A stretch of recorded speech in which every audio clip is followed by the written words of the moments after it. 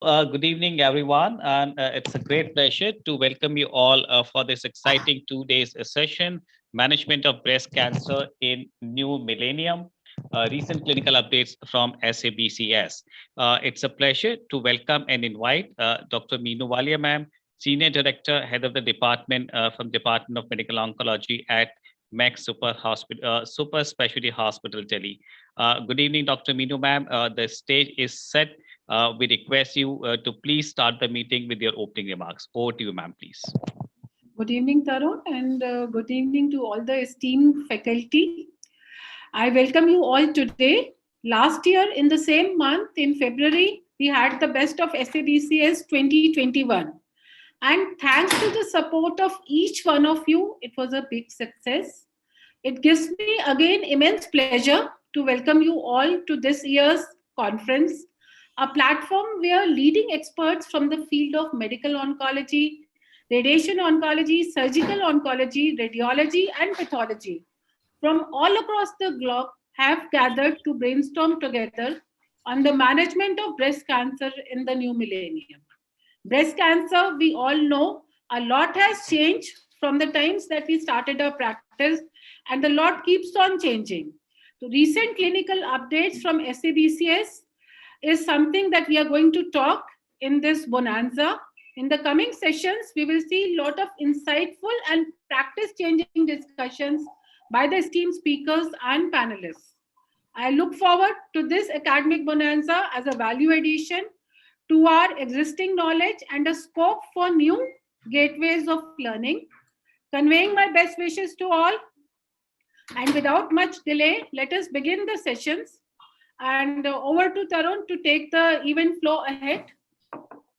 Thank you. Thank you so much, ma'am. And the session one is for the early breast cancer, and it's a pleasure to welcome the chairpersons. Unfortunately, I think Dr. Rajit will join in a minute, so it's a pleasure to introduce Dr. Deepak Mulachkar, Consultant, Department of Oncology at Army Hospital, Research and Referral at New Delhi. Hello, sir. Good evening. Dr. Deepak, sir, good evening to you. Good evening. Yeah, thank you for the invitation. Yeah, thank you so much for joining. And to set the ball rolling, it's a pleasure to, invite Colonel Suresh. Colonel P. Suresh is a senior advisor, medicine and medical oncologist at Army Hospital, Research and Referral at Delhi. Hello, Dr. Suresh. Good evening to you. It's a pleasure to welcome you for your talk. Over to you for your presentation, please. So, Colonel Suresh, over to you, sir, please.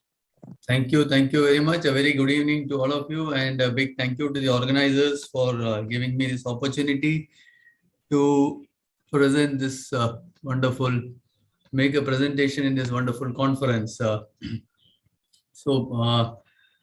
will be discussing today a trial which was presented on early breast cancer, the role of metformin versus placebo on the recurrence and survival in early stage breast cancer.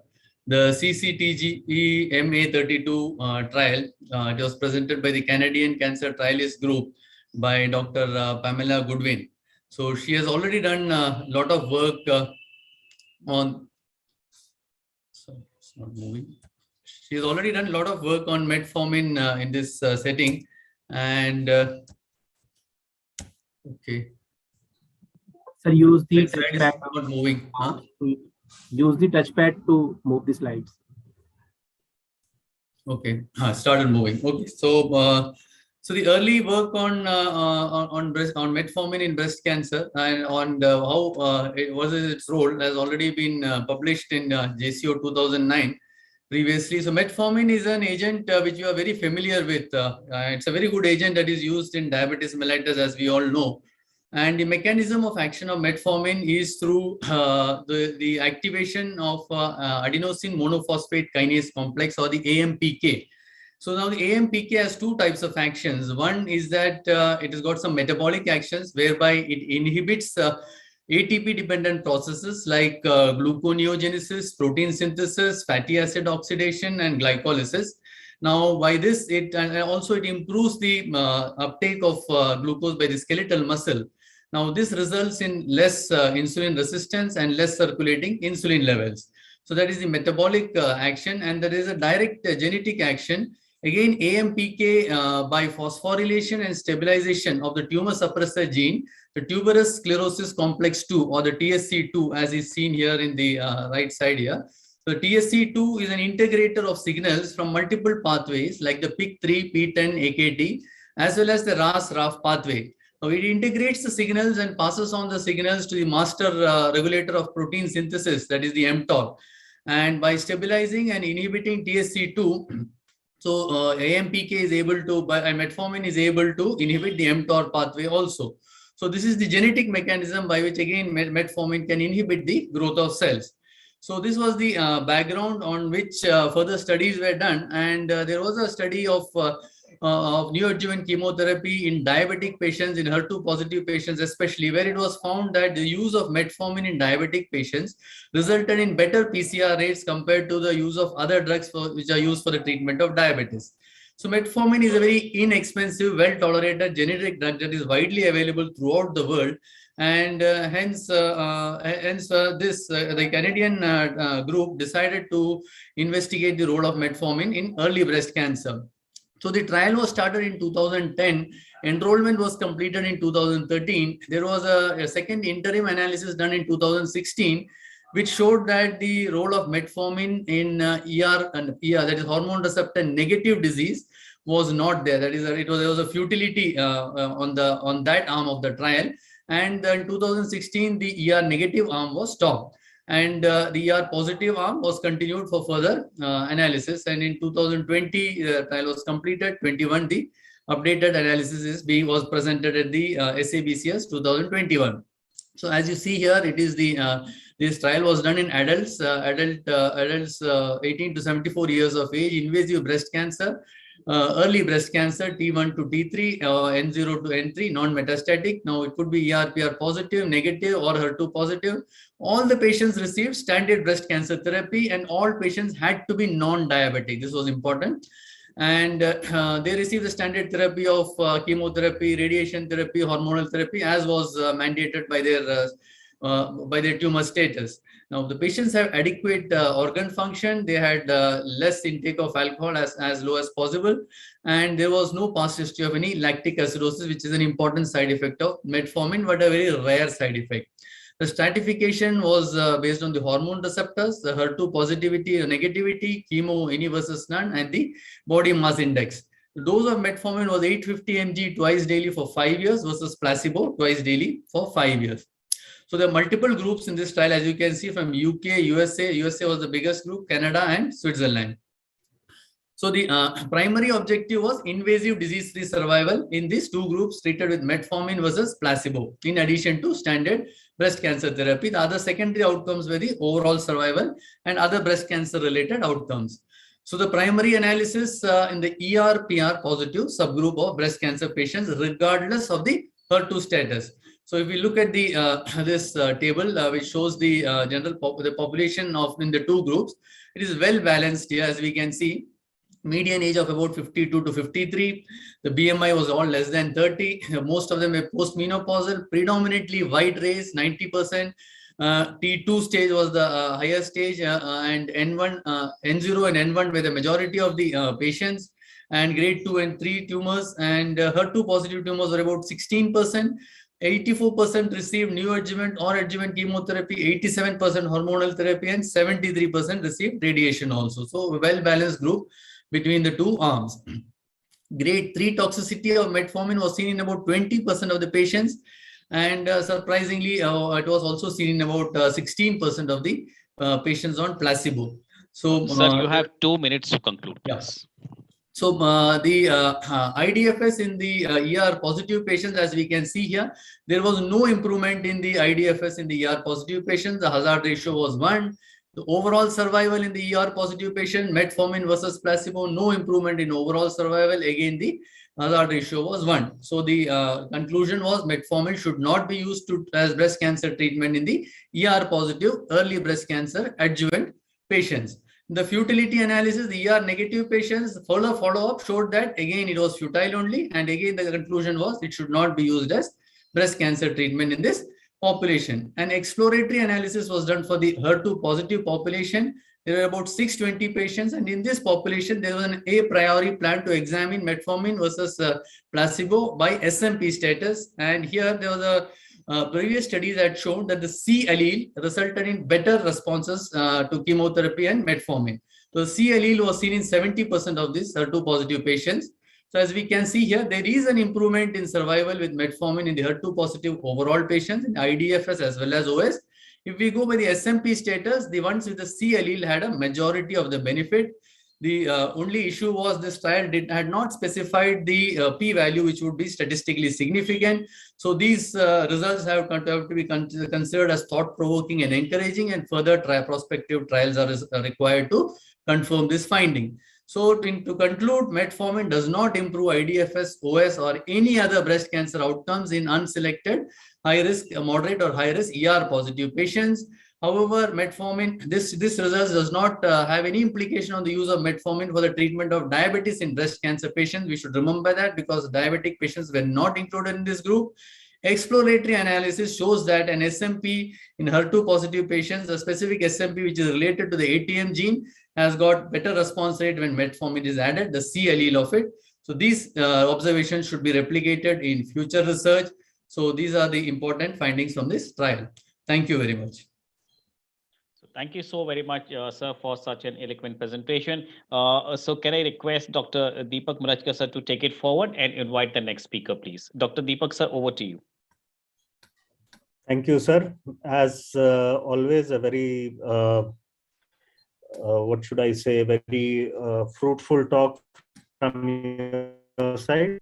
And I must thank complete panel for giving me the opportunity to thank my HOD here on public forum. Now, after having done that, I would like to invite Dr. Mahato, consultant medical oncologist at HCG Cancer Center, Vadodara. We always have had an issue of what is good. Is it aromatase inhibitors versus tamoxifen? And in premenopausal women, again, we have this issue that is there. So a patient level meta-analysis of 7,030 patients on 4 randomized groups. So I invite Dr. Mahato to kindly take the presentation forward. Thank you.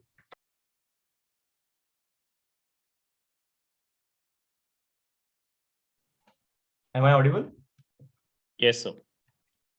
Yes, sir. Please go ahead. Changing? Yeah, my slides are changing. Very much, sir. Please go ahead, sir. I can't change my slides actually.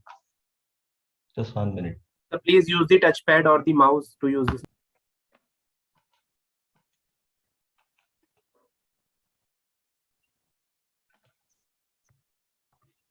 Okay.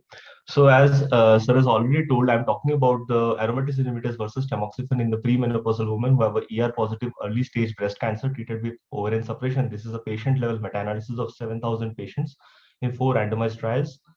So this was by Bradley and Dr. Braybrook et al. So we know that tamoxifen reduces the 15-year breast cancer mortality by 1/3, and aromatase inhibitors are even more effective than tamoxifen in the post-menopausal setup. So it is possible that they might benefit the premenopausal women treated with ovarian suppression in the premenopausal setup, and we have seen in the soft and the text trials that this is true. So here the meta-analysis of individual patient data for 4 trials of premenopausal women with early stage breast cancer was randomized to AI or tamoxifen. The primary outcomes here were the recurrence and the cause-specific mortality analyzed by the standard EBC-TCG methods. So initially the soft and the text, basically they compared exemestane versus tamoxifen with ovarian suppression. To add to this, we had 2 more trials, that is the HOBO trial, which used letrozole versus tamoxifen plus ovarian suppression, and the Austrian breast cancer study group 12 that basically used anastrozole versus tamoxifen plus ovarian suppression. The median follow-up here was around 8 years. So chemotherapy obviously has an impact on the recurrence, and all these 4 trials differed by the usage of chemotherapy. It was different. So in the Austrian study, only neoadjuvant chemotherapy was allowed. Only in 5% of patients received it. In the TEXT trial, around 60% of patients are received, and they did receive it with the ovarian suppression. In the soft trial, it was before the randomization, but patient had to remain premenopausal after the chemotherapy. So 54% patients received it, and in the HOBO trial, around 63% patients did receive it before the randomization. If you look at the primary outcome, that is the recurrence, the 10-year difference was around 2.8%, which was in favor of the aromatase inhibitors as compared to the tamoxifen. So definitely there was a gain in the less recurrence in the aromatase inhibitor group. If you look at the forest plot of the 4 trials, then we can see that except the Austrian study, all the other groups showed that there was a benefit in reduction in the local recurrence with the aromatase inhibitor group. The hazard ratio was around 0.79, that is a 21% benefit reduction in the recurrence. And if you look at the follow-up period, then the benefit seems to be more in the first 4 years, but then it then tapers down. So the first 4 years, definitely the recurrence is lesser with the aromatase inhibitor group. If you look at the distant recurrence, the 10-year gain is only 1.9%. So not much difference in the distant recurrence. And if you look at the breast cancer specific mortality between the two groups, again, the difference is not significant. It is only 0.4%. So definitely, though the local recurrence was reduced, but the distant recurrence and the breast cancer specific mortality was not really impacted in a very, very meaningful way. If you look at the mortality by means of the follow period, again, you can see that the confidence interval is not significant and it doesn't seem to be different between the two groups. And if you look at the subgroup analysis, whether any subgroup did benefit by the more by the aromatase, so it is not like that. The proportional reduction did not vary by the age, the tumor size, the tumor grade, histological subtype, or the presence or absence of chemotherapy. If you look at the nodal status, definitely yes, a nodal status 1 to 3 was significantly associated better in the aromatase inhibitor group as compared to tamoxifen. And here also you can see that the 10-year gain is about 4.8% if you have 1 to 3 nodes positive. So this definitely is encouraging. And if you look at the incidence of bone fractures, it was more in the aromatase inhibitor group. It was only 1.2% more in the 5 years. And the non-breast cancer death was not different between the two groups. So the conclusion here was using aromatase inhibitor rather than tamoxifen in the premenopausal women receiving OFS reduces the risk of breast cancer by around 21%. There is a reduction in the distant recurrence, which is 17%, but there is no difference in the breast cancer mortality or the overall survival. So a longer follow-up might be needed. That is what the investigators concluded. There is no increase in the non-breast cancer deaths, and there are more fractures in the women who receive the AI. So again, I think this merits further discussion with the patients, and we have to decide on a case-to-case basis whether to go for this approach or not. Thank you.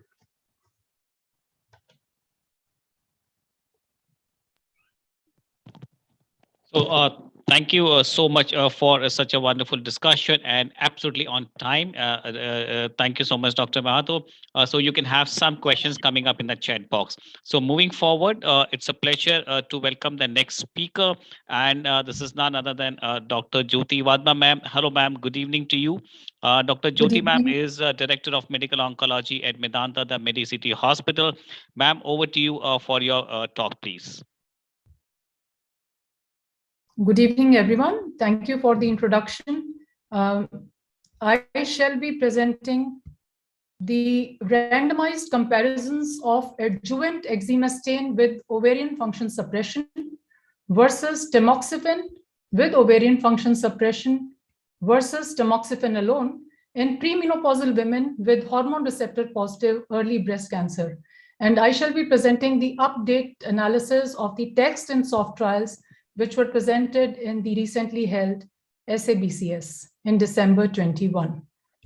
So in 2003, these 3 trials were launched to basically answer these 3 questions which are listed here, basically trying to find the answer to the question whether ovarian function suppression is beneficial.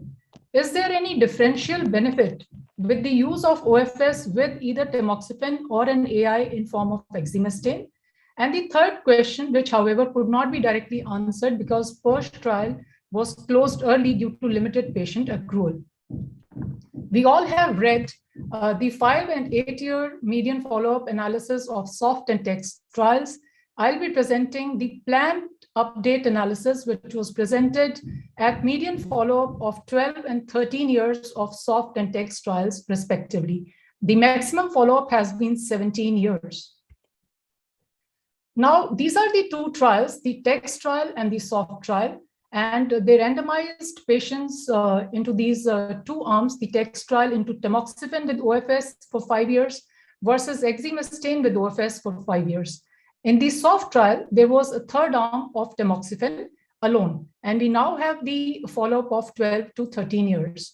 If we take out these 2 arms, which were similar in these 2, so we see that more than 4,600 patients could be studied for the differential benefit of OFS with either tamoxifen or exemestane. Further, there was a subset of patients in both the trials who received chemotherapy. And if you notice here, the patients who were younger, less than 35 years of age, who had node-positive disease, who had bigger tumors, more than 2 centimeters, who had grade 3 breast cancer, and those who were HER positive were obviously more likely to have received prior chemotherapy. Now, look at the SOFT trial, the overall population, and look at the distant recurrence-free interval and the OS. We notice here that the absolute reduction in the distant recurrence was 1.4% at 12 years with tamoxifen with OFS versus tamoxifen alone, and it was 2.3% reduction in the risk of death at 12 years with tamoxifen with OFS. In the arm of exemestane with OFS, in comparison to tamoxifen alone, these figures were 3% and 2.6% respectively. Now, if you combine both soft and text, again, you notice that the absolute reduction in the distant recurrence was 1.8%, and in the risk of death was 1% at 12 years in the favor of exemestane with ovarian function suppression. What about the cohort which did not get chemotherapy? So both in the soft and also in the combined analysis of soft and text, we notice that more than 95% of the women were surviving at 12 years. Now, what about the cohort in which prior chemotherapy was used? In the soft trial, you notice that the absolute reduction in the distant recurrence was 2.6%, and the risk reduction of death was 4.7% at 12 years in the favor of tamoxifen with ovarian function suppression. And these absolute reductions were 4.5% and 4% respectively in the exemestane with ovarian function suppression. So this is these values are a bit more in the cohort of patients who received prior chemotherapy. And similar figures were reported in the combined analysis of soft and text trial. Predominantly, the patients were HER2 negative cancers in both these trials. And if you look at the overall survival by HER2 status, we notice that the absolute improvement in overall survival was 3.3% at 12 years in favor of exemestane with ovarian function suppression. Now, this is an interesting subgroup analysis in the HER2 negative patients. And if you focus on the left upper side of this slide, you would notice that the maximum benefit is derived, in fact, by those patients who received the neoadjuvant chemotherapy and those who were younger than 35 years of age. Therein, you notice that the difference in the three groups is maximum in the soft trial. And obviously, in the combined analysis, the patients who were less than 35 years of age, they seem to benefit the most. So to summarize, the 12 and 13 years median follow-up planned update analysis of soft and text trials confirms that there is a benefit with the addition of ovarian function suppression. And we have been able to see at this long-term follow-up, and further follow-up of another 5 years is in fact planned for these trials. However, it is to be noticed that we need to select our patients very judiciously for addition of ovarian function suppression. Now, my perspective based on this analysis is that we have seen the benefit of ovarian function suppression for premenopausal women who have hormone receptor positive early breast cancer. We have seen the benefit persisting for long term at 12 and 13 years also. The meaningful reductions in both distant recurrence and death have been documented, and they have been found to last at this longer follow-up. And these absolute reductions in the risk of both distant recurrence and death are more substantial for those who are at high risk of recurrence. So it is important that we choose this subset very, very carefully. Now, the subgroup analysis, as I showed you, did show that the patients who were younger than 35 and those who received neoadjuvant chemotherapy did benefit more. And this group of patients, in fact, when they were given tamoxifen with OFS, they had 10% absolute improvement in the 12-year OS. And when they were given exemestane with OFS, this absolute difference increased to 15%. However, we must remember the effects of endocrine therapy and ovarian function suppression, the effect of these two on the quality of life should also be carefully considered alongside the expected improvements in the disease outcomes. So I would stop here and thank you, organizers. So thank you so very much, ma'am, for such a elaborate discussion on the paper. Now can I request the chairperson, Dr. Deepak, can you invite the next speaker, please? Dr. Deepak, sir, you are there? So much, ma'am. Wonderful talk. And yeah, I'm there. Am I audible? Am I audible? Yes, sir. Yes, sir. You can invite the next speaker, please. Yeah, okay. So I would like to first thank ma'am for such a wonderful talk. And then I'll take you to Dr. Arun Chandrasekharan, who is a senior consultant medical oncologist from Aster Malabar Institute of Medical Sciences.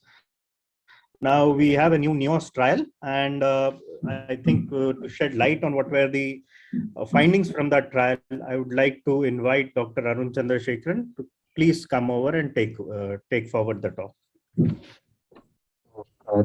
Thank you, Dr. Deepak, and it's been long since we've met. Yes, thank you for the introduction and thank the organizers. So we'll quickly move into the abstract that I have to present. Now, this is the NEOS trial, which was a phase 3 study which looked at the addition of neoadjuvant hormonal therapy and wanted to evaluate whether you could omit chemotherapy after the use of neoadjuvant hormonal therapy. So this was a trial conducted in Japan, and the background starts off in 2011 with the authors postulating that neoadjuvant endocrine therapy can be used in postmenopausal patients who are hormone receptor positive, especially in early breast cancer, because the response rates to chemotherapy or the path-CR rates to chemotherapy in hormone positive breast cancer is quite poor. So this was the concept. It's been tested in a few phase 2 trials, and they found out the health-related quality of life and the psychological distress which you have with chemotherapy is lesser with the use of hormonal therapy. So this phase 3 trial, which started almost 8-9 years back, basically looked at the use of neoadjuvant hormonal therapy, and it randomized patients to with or without chemotherapy and wanted to evaluate whether you could omit chemotherapy based on the response to neoadjuvant hormonal therapy. So this was the study design where they took patients who were post-menopausal with hormone positive, very early stage disease, that's T1C, more than 1 centimeter up to 5 centimeter, who were clinically node negative and less than 76 years of age. All these patients received neoadjuvant hormonal therapy, which was letrozole, for around 6 months, and then they were reassessed for surgery. If the patients had progressive disease, or if during surgery they had more than 4 lymph nodes, they were excluded from the trial and given systemic therapy as per the investigators' criteria. If they had complete response, partial response, or stable disease to hormonal therapy, they were then randomized to letrozole for 5 years without chemotherapy, or letrozole for 5 years after chemotherapy. So the primary endpoint was a comparison of the disease-free survival with or without chemotherapy, and there were other secondary endpoints as well.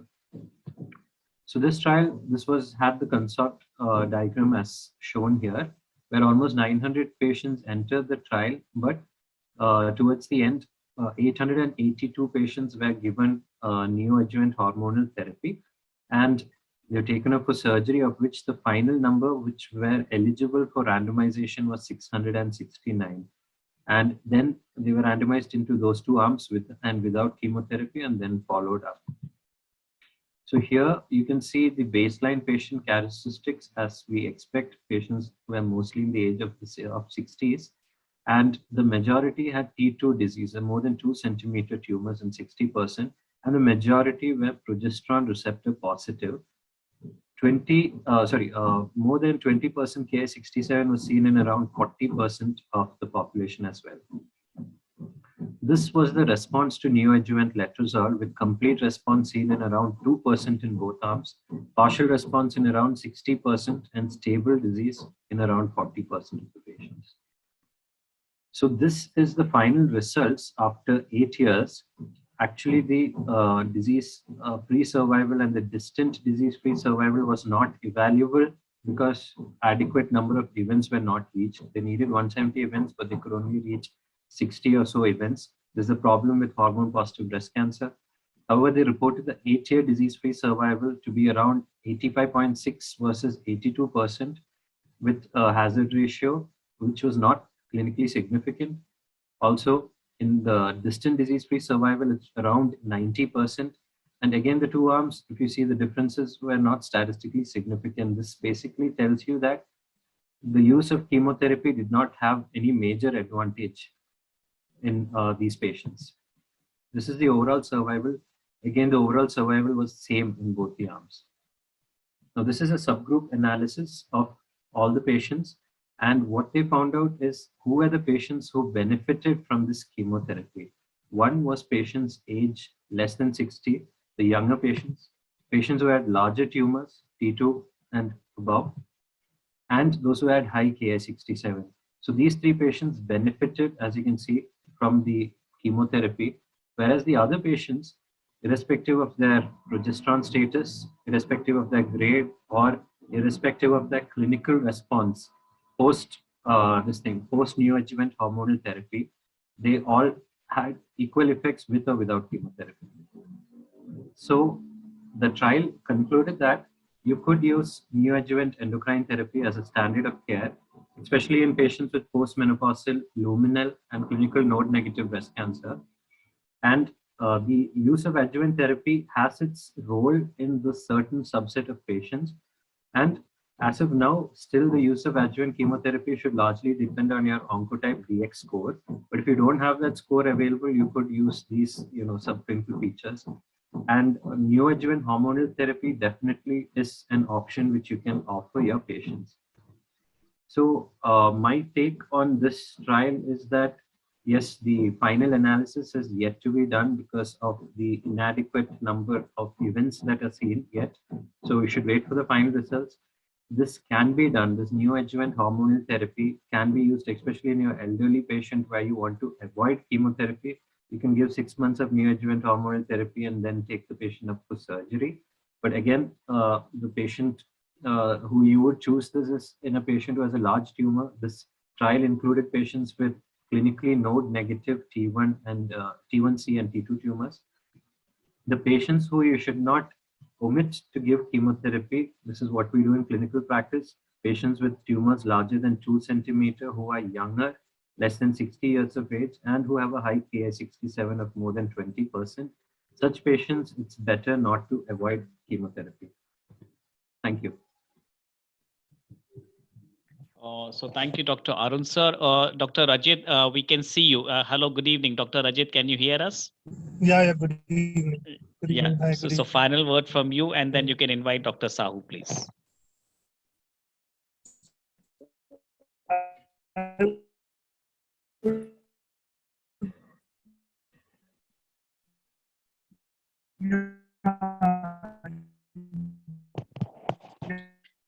Dr. Rajit, we can't hear you. Dr. Rajit sir, we can't hear you. You have a very poor. So by Dr. Arun, but I don't think that this paper is really practice changing because we are confused regarding adjuvant chemo, and now we are talking about new adjuvant therapy in hormone positive early breast cancer. So nonetheless, we have to wait for the final results of the study before we can take this in practice. I was saying that wonderful presentation by convincing.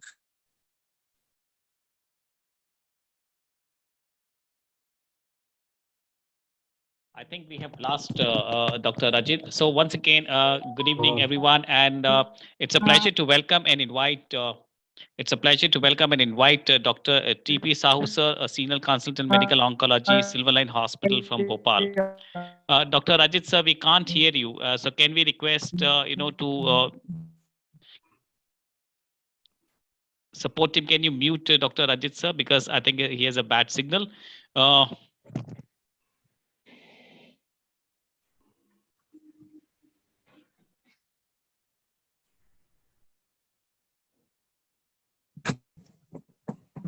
Sure, Sahu the panelist. So everyone is in the panel, sir, and Dr. Niranjan Naik will join soon. Everyone in the panel, over to you, sir. Dr. Sahu, sir, if you can Yeah, hear us. yeah. Thank you. Thank you. My slides are visible and I'm audible. Yes, sir. Make it on a slideshow. Everything is done, sir. Great. Nowadays, this has become a new problem. Sir, आप दोबारा से share कर लें, please. Yeah, yeah. Done? Yes, sir. Over to you, sir. Yeah. Thank you. Thank you, organizers. And I think we have 30 minutes for the panel, and we'll be discussing 4 abstracts which has been just spoken. I think 2 of these abstracts will be discussed in more of detail. That is the ovarian suppression abstracts, the presentations. So that is what would be the practice changing, and probably that's where the most of the discussion is happening. And I think that's where the panel will discuss more. I'm sorry, there would not be a lot of questions for Dr. Aditi as such. I think she's a radiation oncologist, if I'm not wrong. Can someone guide me for that? Yes, sir. Yeah. So let's see what we can do. But we have all the 4 medical oncologists and Dr. Jitin, who is a surgical oncologist. Okay. So now moving forward. So let's go to the case. And we have a 35-year-old female who was operated for the left side breast cancer.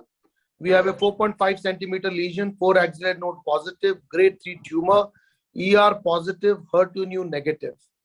And let's say we have given on the patient adjuvant chemotherapy EC4 cycles, followed by 4 taxanes. So with this, Dr. Seema, if I can come to you first. What would be your optimal endocrine therapy, and what would be it among all the choices, or would you select some other regimen? Thank you, Dr. Sahu. And I would select tamoxifen with LHRH agonist for 5 years. So you would go for tamoxifen with LHRH agonist for 5 years. Fine. Let's take it and discuss, and then we'll come back to you. Dr. Biswajit, your choice? I would choose AI with LHRH agonist for 5 years. Okay. So any specific reason? Because why would you do that? Because there is the data for both of it, but your option has been AI. Biswajit, any reasons specifically for that? Yeah. So the patient is a node positive. I think it was an N2 disease. I'm not sure it was N1 or N2. How many nodes are positive? Grade 3 and 4.5 centimeters. Yeah. Okay. So basically, she is a node positive. She is a young patient, 35 years old. And there the data is that JNRH analog needs to be given. Now the question is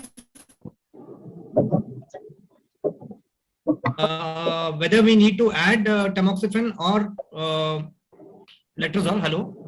Yeah, please. Hello, am I audible or? Yeah, you are. Yeah. So 35 years old and N2 disease, and this is the reason why you choose AI, because the benefit with the JNRH plus AI is maximum in patients who have this high-risk disease with T4 disease or an N2 disease and younger patients. Fair enough. I'll come down to the discussion now. Bharat, we have definitely, all of us agree, LHRH agonist has to be given. I have 2 questions for you. It is AI or time for you. Now, question number 1, and is it a 3 years in your practice, or have you changed and you are doing 5 years for all your patients? Dr. Sahu, I hope I'm audible. Yeah, you are.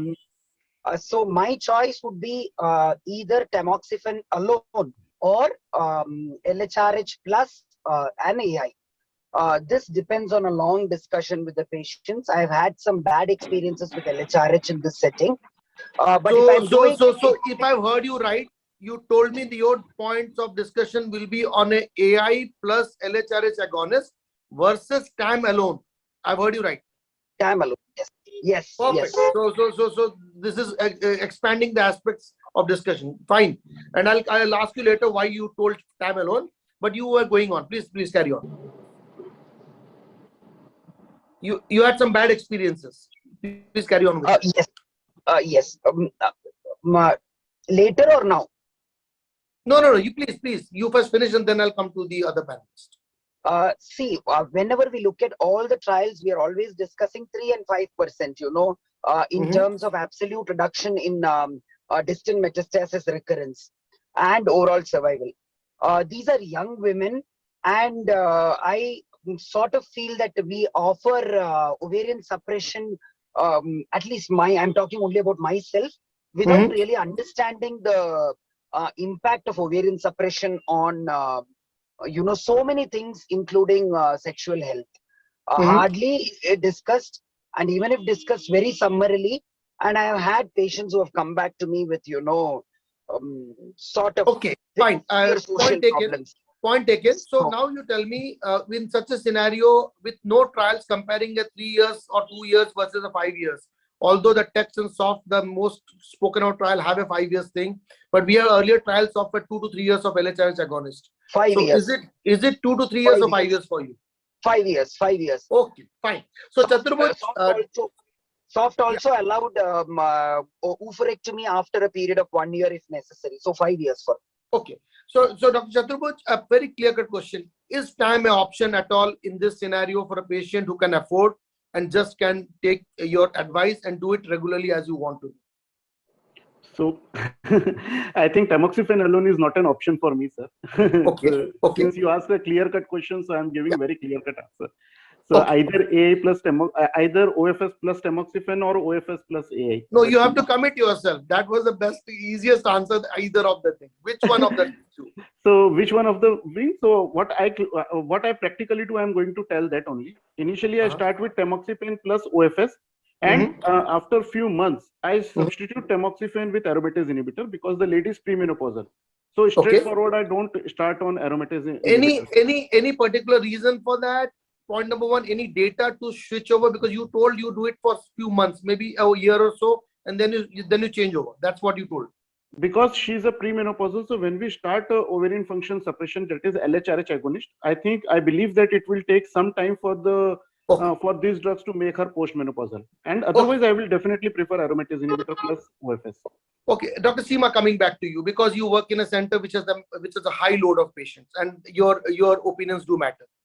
So my point is, why did you choose a drug, the tamoxifen with LHRH agonist?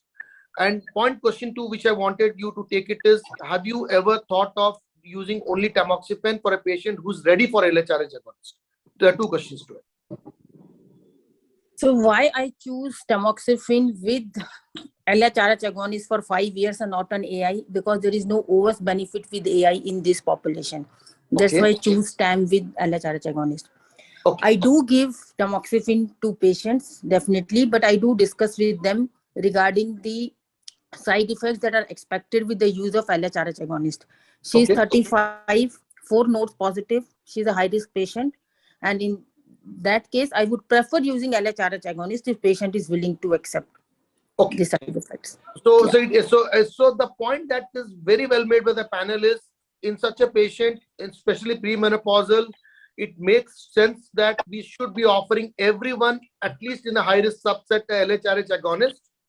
Can I ask the panel, before I move on with the point and then I take a look at the slides, Dr. Biswajit, any patient in the premenopausal where you would definitely go for LHRH agonist as a hormonal therapy, or do you have a select population where you would go for, and okay, node positive I'll do, otherwise node negative I would not do LHRH agonist, something like that? Dr. Biswajit? Dr. Bharat, can you take that? Definitely, I would prefer to do ovarian suppression more for higher risk women with node positive rather than node negative. So let's say we have a T3N0. Does it make it high risk for you? T3N0 is defined as high risk by the study, by the trials. So yes, but yeah, node negative women, I am a little reluctant to do OFS for all women. I know I heard the other panelists, but I am still a little reluctant to do OFS for node negative women. Dr. Seema, what is your practice? It's beyond a particular size, and node negative is okay, or all node positive only? What is your practice like? Yeah, I agree with Dr. Bharat's opinion that for node negative, I would not use LHRH agonist, and for node positive, I would definitely counsel the patient, and I would be in favor of using LHRH agonist for node positive. But does the meta-analysis not show us that the benefit is still there in this subset of patients? Yeah, benefit. I mean, as per the meta-analysis, the benefit was seen in both node negative as well as 1, 2, 3 node positive. Yeah. But counterintuitively, no, and 4 and more node, benefit was not seen. Yeah, that's the exact thing which I wanted to make. Yeah. Okay, so just because the point that is this something which Chaturved, what is your thoughts on it? Because there is a very big dilemma. We feel that's a high risk, but if you look at the meta-analysis, a larger number of nodes, normally you would not get the benefit because the disease itself so bad. So what is your take on the addition of LHRH agonist for everyone who is eligible, or you do it for node positives only? So I think, sir, 1 year back, we have divided our patients like node positive, we have to add OFS. If node negative, then we just offer tamoxifen alone. Even in fact, in those premenopausal ladies, we have not even given AI anytime. So we just offer them tamoxifen. But now, since past few months, I am offering ovarian function suppression to all the premenopausal female, whether they are node positive or node negative, because benefit is there. So we are bound to offer. Okay. Dr. Biswajit, you are back? Sorry. One comment on this is that in practice, what I do is if it's a node negative and low risk patient, I would just put them on tamoxifen. Even the current meta-analysis shows that there is no data to say that breast cancer survival is improved between the two groups. It's only the breast cancer recurrent. Even the distant metastases are also not much difference between the two. And as Bharat also said that actually doing ovarian suppression in young patient is difficult. So in patient who is low risk, I would just do tamoxifen. Who is high risk, I would consider offering. So the point I'm getting in this part is very, very clear that most of the oncologists still, medical oncologists at least, still believe that they would categorize and still preserve the LHRH agonist for the so-called high-risk group, although the data is still there that you could go ahead and give a benefit. There is no difference in OS, so the OS benefit is very, very marginal. That's the point that was made out. And I feel there is a point to it, but I feel that data is now evolving towards offering at least or discussing at least with all the patients. But we have our thought process, and Dr. Seema rightly pointed out, more than 4 nodes, actually the benefit was gone. So, but we cannot make much about it, but to tell you that LHRH agonist into the premenopausal in the adjuvant setup is now catching up, and we should at least discuss this with the patient. Point number 2 that is taken is 5 years is the standard, but most of the females, because the young have problems. Bharat pointed out the sexual part of it, the dryness and the other issues that come with the LHRH agonist. So before I move, I would just like to ask Biswajit, in your patient profile, how many of a patient just tell doctor, stop this drug because I am not comfortable with my personal life? Basically, the number of patients who go on to JNRH analog in my hospital is very, very less. So I have very, very less experience on that. Probably 3%, 4% of these patients. Those whom we have discussed, they generally take it on. But also we must remember one more thing is the monthly injection. We cannot give the 3 monthly injection. So monthly injections have to be given. So that also we must remember that the 3 monthly is a we'll come to that. We'll come to that. The monthly versus 3 monthly data. Dr. Seema, quickly, what percentage of patients are not able to complete the scheduled 5 years? So around 10 to 15% of the patient are not able to complete the scheduled 5 year of treatment. This is what I have. This could be because of the dryness in vagina and other things what we normally see, or any specific reason?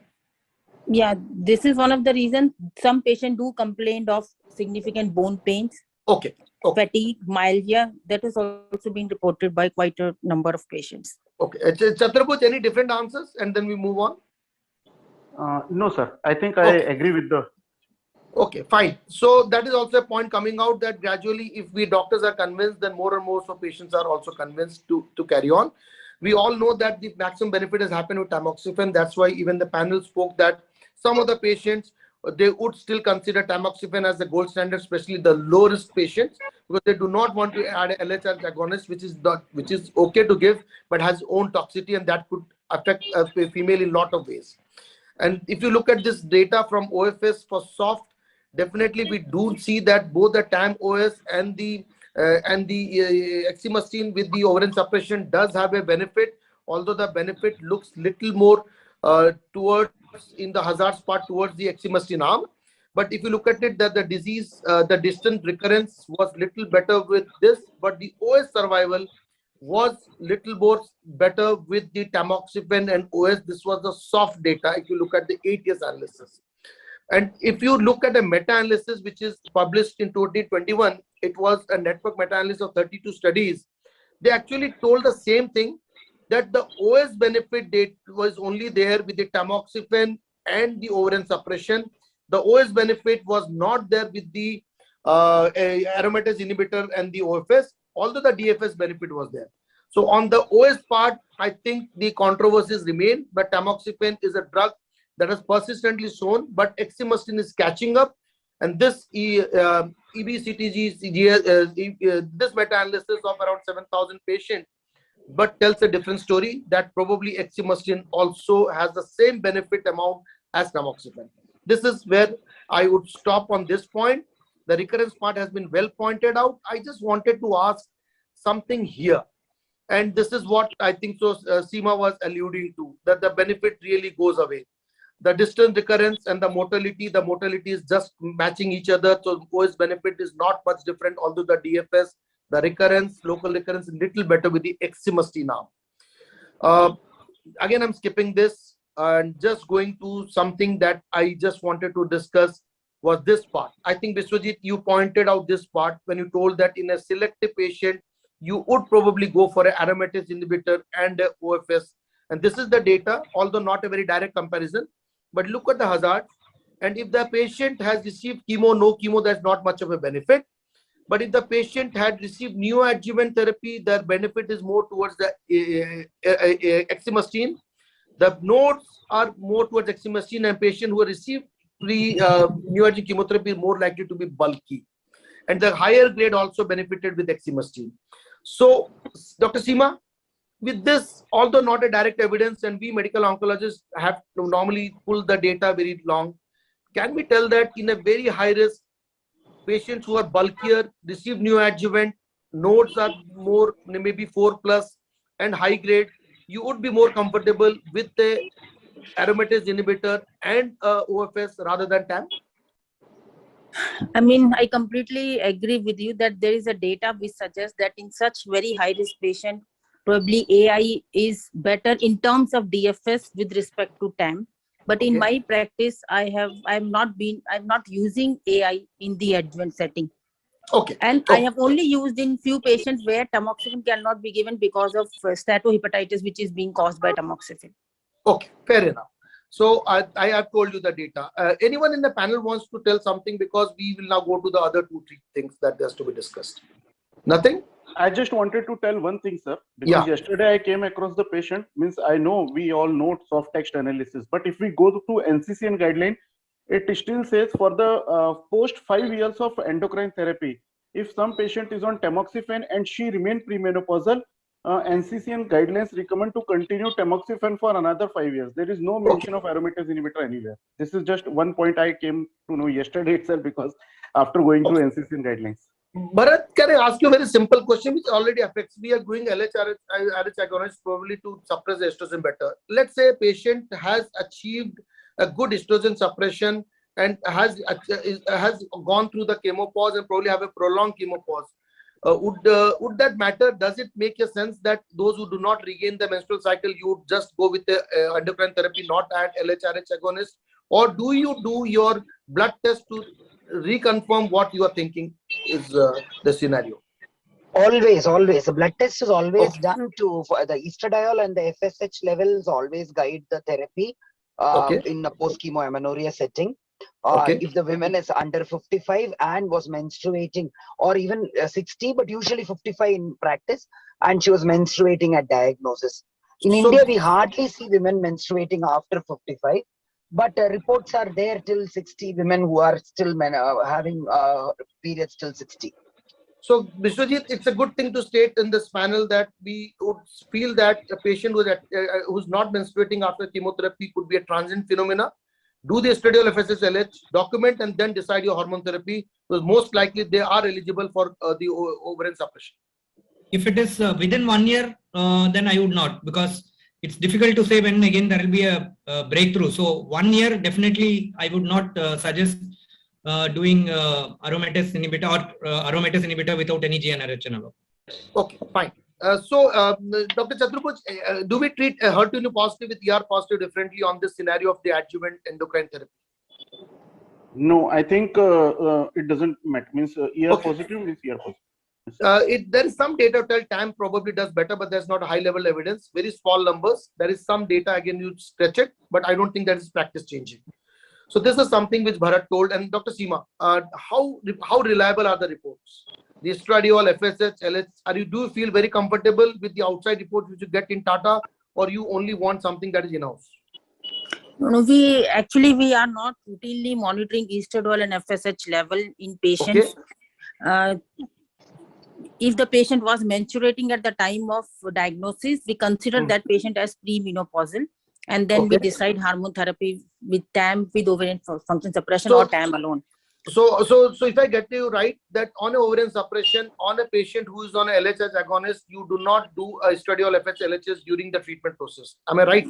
Yeah, but only if I am thinking of adding an AI, shifting TAM to AI, then only I would be doing. But this is in a very, very less fraction of patients. So routinely we are not monitoring. And do you do the monthly dose of the LHRH, which Vishwajit pointed out, or it's once in 3 months? I mean, I would prefer monthly. I do start monthly, but after some time, patient do want to shift over to 3 monthly. Dr. Vishwajit, the data which are telling, there is some early data tell that probably in the last month, the levels rise up and the benefit is lost. So is it that if it is there and if it can be done monthly is the way to go ahead and not the once in 3 months? Or can we do something that we push the second dose to 2.5 months? Means we do it once in 2.5 months. Or what do you think about it? So basically, I have had a bad experience with a metastatic disease, where actually the patient was getting every 3 months, and then the patient failed. And then when we looked at the levels were not within the range. So that was the reason why actually if you have to give, I still strongly believe that you should give monthly, and there is PK data available saying very clearly, as you pointed, that you actually lose things. So I would. Bharat, quickly, monthly versus 3 monthly. What is your usual practice? Monthly. Monthly. And is it very convenient for the patient to come in every month to have a prick? It is not, but then I don't ask them to come monthly. I prescribe them for 3 to 6 months usually. Okay. And they can take it in the local place. Okay. Yes, exactly. Because it's Dr. Chaturbuj, IM or subcutaneous. Monthly or 3 monthly? I personally prefer monthly, sir, but most of the time most of our patients go to 3 monthly. Yes, that's fine. Okay. So the data which is there is monthly is better. There's no data for comparing both the things, but the issue of losing the endocrine response is there, and that's why monthly is probably the standard and how we should be doing it. And most of the things is that you should be checking this estradiol FSH LHS once in 3 months or 4 months. That's usually the way, but most of us do not do it. That's also a fact. Vishwajit, quickly, and then we move on. This is one of the reasons why I think tamoxifen is a good combination rather than letrozole with ovarian suppression. Okay, that's what was told. I'll just skip this bone health. Because there is something else which I wanted to discuss. And we, Dr. Jitin, sorry, because it was it was more of a medical oncology questions. Now we come on. We have a patient who's 57 years old, perimenopausal. Let's say put it that she's still having some menstrual cycle once in 2 to 3 months. 6 centimeters breast mass, palpable axillary nodes, a very small 1 to 2 centimeters. ER strongly positive, HER2 negative approach. Would you do a true-cut biopsy if FNS is still there? You look at the ERPR positive, that's done. That true-cut biopsy has been done. Would you refer it to your medical oncologist for a neoadjuvant treatment approach, or would you like to operate this patient? I would like to discuss with medical oncologist, sir. What is your thinking? What would you be convinced with? Sir, it is actually palpable nodes, mass is very big, and is ER strongly positive. So I would definitely discuss with my medical oncologist for neoadjuvant therapy, because in our practice we try to do breast conservation as much as possible. Okay, if the breast size is large and the 6 centimeter removal also doesn't cause any deformity and the bilaterality is maintained in the size, in a hormone positive, your usual approach, let's say it's a 4 centimeter tumor, your usual approach is still to go for a neoadjuvant in the ER/PR positive and HER2 negative group? If sir ratio is it is that you can conserve the size. Let's make the 6 centimeter, let's say 3.5 centimeter with axillary palpable nodes, which is positive on FNS. Still, we will go for the neoadjuvant therapy in case of positive axillary nodes. That is very heartening to listen. That's very heartening to listen. If something and can be sent to a medical oncologist opinion, very good. Dr. Niranjan is there anyway? No? Okay. Dr. Seema. Yes, Dr. What is your approach? Let's say 4 centimeters. And Niranjan, you're there, please. Yes, yes. What is your thought process? You do operate this patient? T3 N1 or maybe N2 disease. So let's make it easier. T2 N1. N1, if it is that, then definitely as a present day practice, we will take an opinion with medical oncologist. So even in a ER positive and HER2 negative? As in the ground reality, if it is ER positive, we go ahead with surgery. Yeah. Yeah, so that's the only thing I wanted. That's fine. Fair enough. Even I sometimes send my patient to surgery for the hormone positive. Dr. Seema, what's the practice? Let's say change the 6 centimeter to 3.5 centimeter. It makes the things easier. In TMH, or what do you think should be the case? Because it's strongly ER positive. So if it is a neoadjuvant, you think it's a neoadjuvant, what is the approach? It's a chemotherapy or neoadjuvant hormone therapy? So 57-year-old perimenopausal 3.5 centimeter N1, I would give neoadjuvant chemotherapy. But in our center, most of the patients, they will undergo surgery upfront. If it is 6 centimeter N1, NACT first. Anyone for neoadjuvant hormone therapy? Anyone in the panel? Vishwajit is shaking his head, I know that. Bharat, I'm not able to see you. Yes or no? No.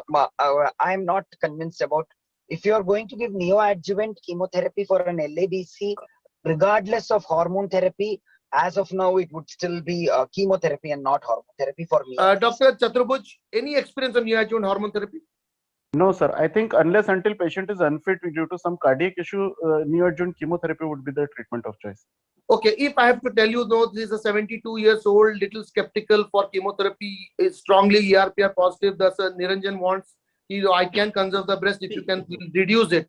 So what hormone therapy and for how long? Dr. Sahu sir, last 2 minutes to conclude. Yeah, I will. My last slide. I am sorry, Dr. Aditi, radiation. I don't know. The 4 things did not have any radiation questions, and this is, I don't know. I'm sorry for that. I'll come aromatase inhibitors. Aromatase inhibitors for as a part of neoadjuvant hormonal therapy for at least 6 months, and then reevaluation. Okay. So at least the data is still evolving. If you have to do a Ki-67, that's what it is, pre and post. And the decrease is something that is more important, that is more prognostic. The 4 to 6 months is something that has been told in literature. I don't think there is any written guidelines on that.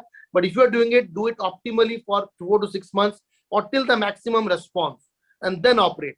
That's something on the literature which you would find. So with this, because I just have one more question to you for the last one.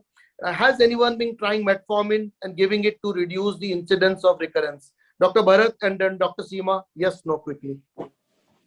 No. Dr. Aditi, you are there? Okay, as my apologies to her. No. Dr. Chaturabhuj, yes, no? No, sir, definitely no. Okay, so that data was something that is exploratory on the HER2 positive subgroup. I think that's where it stops. So anyone in the panel wants to tell something, because we have a minute left and then I'll conclude. Dr. Chaturabhuj, you want to say something? So I just wanted to ask a very basic question, sir, because we always give leuprolide 11.25 mg every 3 monthly, but I found some people still preferring 22.5 mg every 3 monthly, even for ovarian suppression, not prostate. So I just wanted to ask you, what is your practice? If you want Dr. to Seema, what is your 11.25. Dr. Bharat? The pharmacology is different. Leupride and Eligard are from 2 different companies, and each of them have a different dosing recommendation. So if it is Leupride? Leupride is 11.251, I think. Okay, and anyway, Bharat gives only monthly, so he doesn't have this confusion. So the pharmacology is different. Dr. Sahu, sir, you need to conclude, please. Yeah, I'm concluding. Sincere My apologies. surgeon. I'm on the last slide actually. My both surgeons. Any last point? I'm sorry, I could not come to you more frequently. Nothing. Okay. Basically, so, it depends on whether you are aiming for preservation, like breast conservation or not. Like in previous case, if it is breast conservation, definitely we always prefer to go for the neoadjuvant. Okay, I understand that. So I really I want to conclude. Both TAM and AIs are valid option. We discussed that. Preferences are there. You have to choose the patient.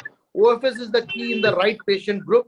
That's something very, very clear. Our panel felt that the high risk and low risk they used to segregate. But there is literature, and Chaturbuj has told that CV is changing his practice.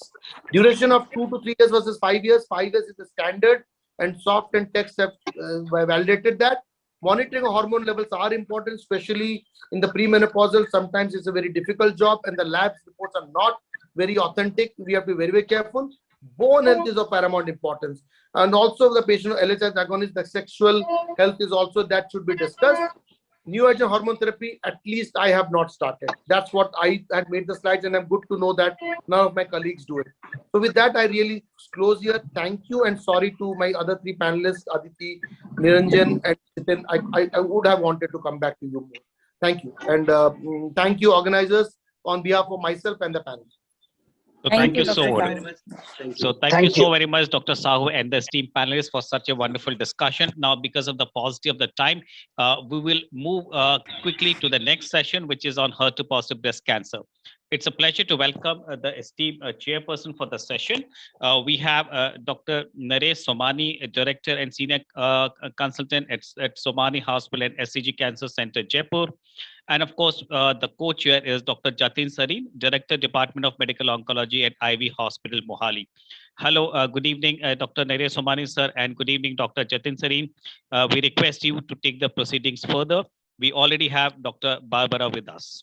Over to you, sir. Yeah, thanks, Mr. Tarun. And on behalf of me and my co-chairperson, Dr. Jatin Sareen, I thank to organizers, and I welcome on behalf of all of you our guest faculty, Dr. Barbara Pistelis. She is medical oncologist and the head of the breast cancer unit at the Gustave Roussy Cancer Center, France. She will be delivering the talk on the newer antibody drug conjugates in this field, especially HER related. And we are listening a lot about the deruxtecan, so she will be highlighting further and a few more ADCs. Welcome you, and over to you, Dr. Barbara. Thank you very much. Can you hear me? Yes, please. Yes, you are audible and visible. Thank you. So I'm sharing my slide. Just 1 second for this. Okay. I think that there is another procedure. Yeah, we can, ma'am, we can see your slides. You can start your presentation, please. Okay, thank you. So these are my disclosure, and this is my outline today. I would like to discuss with you a general introduction on the ADCC and the rapidly evolving landscape, of course, in many malignancy disease, but more specifically in breast cancer. I would like to move then to the main clinical trials that we have in HER2-positive and HER2-negative metastatic breast cancer, and to end up with some consideration, maybe sometimes even personal consideration on the future about the treatment of patients with antibody drug conjugates and a possible combination in multiple strategies. So starting from the rapidly evolving landscape of the ADCC, you can see in this slide a very impressive results. That is, in almost 1 year, the number of ADCC that have been approved by the FDA has doubled. And you can see that we have passed very rapidly from the first generation to the second and third generation of ADCC. What does it mean? It means that we have now some mainstream therapy in many solid and hematologic disease that are based on the optimization of the linker technologies, on the improvement of the antibody engineering, and on a better selection of the target of this type of drugs.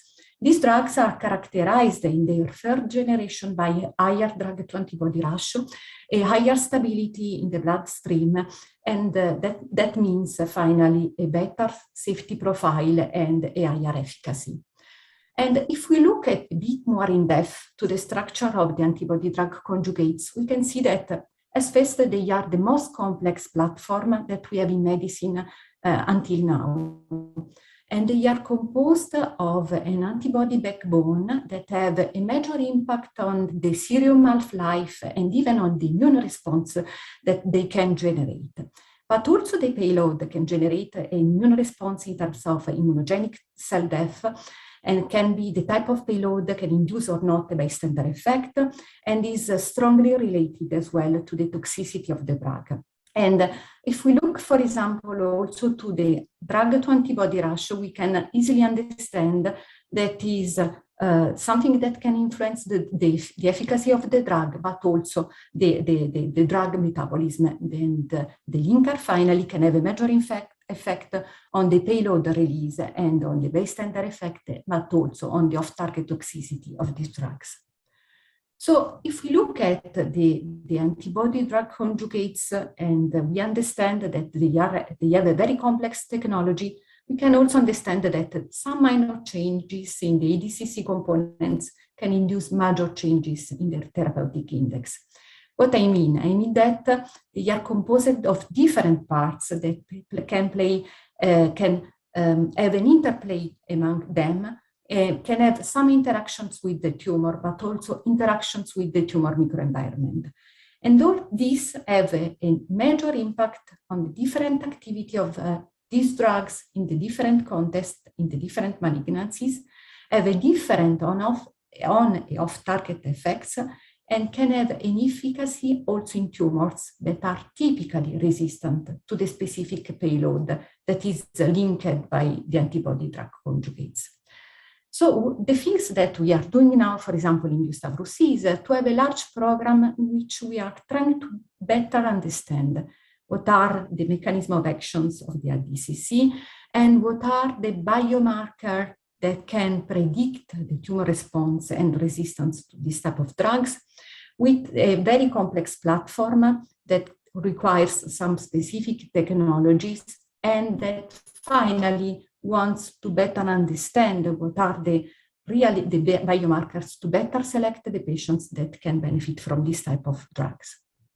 So with all this in mind, I would like to move now to the main clinical trials that we have seen over the past couple of years, I would say, in patients with HER2 positive and HER2 negative metastatic breast cancer. I don't want to say too much about the trastuzumab deruxtecan and specifically the clinical trials that have been performed, because I know that after my presentation there will be the presentation from Dr. Bartoir and Dr. Ran that will be focused on Destiny Breast 03 and AC trial. Just in a very simple message. Trastuzumab deruxtecan is a third-generation DCC that has a structure that is completely different as compared to T-DM1. In terms of payload, topoisomerase 1 inhibitor, in terms of drug-to-antibody ratio that is much higher, and in terms of payload that is completely different and is the kind of payload that can induce the bystander effect. And what we have seen is that these drugs has demonstrated a higher efficacy in this phase 2 two-part trials that was Destiny Breast 01 that included heavily pretreated patients with HER2 positive metastatic breast cancer that have already received prior treatment with the taxane, trastuzumab, and T-DM1. And what we saw was that the median progression-free survival was around 19 months and overall survival was around 26 months. And Destiny Breast 03 was a major changes, a major paradigm shift, because in this trial we have seen patients with prior metastatic HER2-positive breast cancer prior treatment with trastuzumab and taxane. We are randomized to trastuzumab deruxtecan and T-DM1. The results are really impressive, and we have seen that the 12 months progression-free survival was more than doubled. And what we have seen, and this is, in my opinion, one very interesting point, is that the complete response to the treatment was very higher, was 16%. So now the question started to be is there some patients that we can consider as definitively cured by this kind of treatments? And if you look very rapidly to the toxicity, we can see that, of course, we have to learn as oncologists to manage with some toxicities, that some of them that we know very well, such as neutropenia, leukopenia, nausea. Just as a reminder, some of these side effects, and especially the gastrointestinal side effects, are more important and requires a prophylaxis with the antiemetics over the first 3-4 cycles of treatment. But we saw in our patients included in our clinical trials and now treated in clinical practice that the requirements of antiemetics tend to reduce over the treatment duration.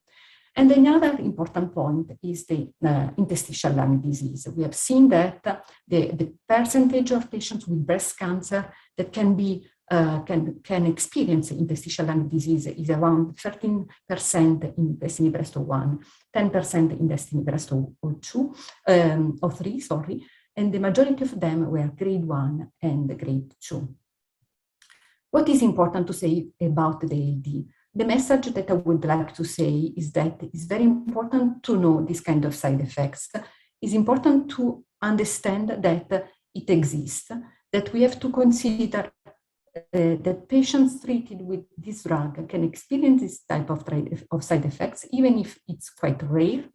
And we have to rapidly stop the treatment, because when we can prompt identify this patient, we can prompt treat them, we can maintain them on a grade 1 ILD, and then we can restart later the treatment.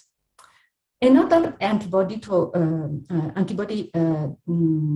conjugates that have been developed and have been presented last year in ESMO was trastuzumab docarmazine, the target HER2. What are the differences between trastuzumab docarmazine and trastuzumab deruxtecan? Of course, they have the same antibody. The same is different, but always a peptide cleavable linker, but they have a completely different payload. That in the case of trastuzumab docarmazine is an alkylating agent that kills dividing and non-dividing cells, and both of them have a bystander effect. What are the results that we have with trastuzumab docarmazine? This drug demonstrated a very substantial activity in preclinical models with HER2 positive breast cancer cells that were resistant to T-DM1. And the phase 1 human study demonstrated an interesting overall response rate of 30% in patients with HER2 positive metastatic breast cancer. Reason why the drug was granted with the FDA Fast Track designation. And in ESMO, they were presented last year by Christina Sauer, the results of the first phase 3 trials that randomized patients with HER2 positive metastatic breast cancer resistant to taxane and trastuzumab to receive trastuzumab docarmazine or physician choice treatment. The trial was positive in terms of progression-free survival.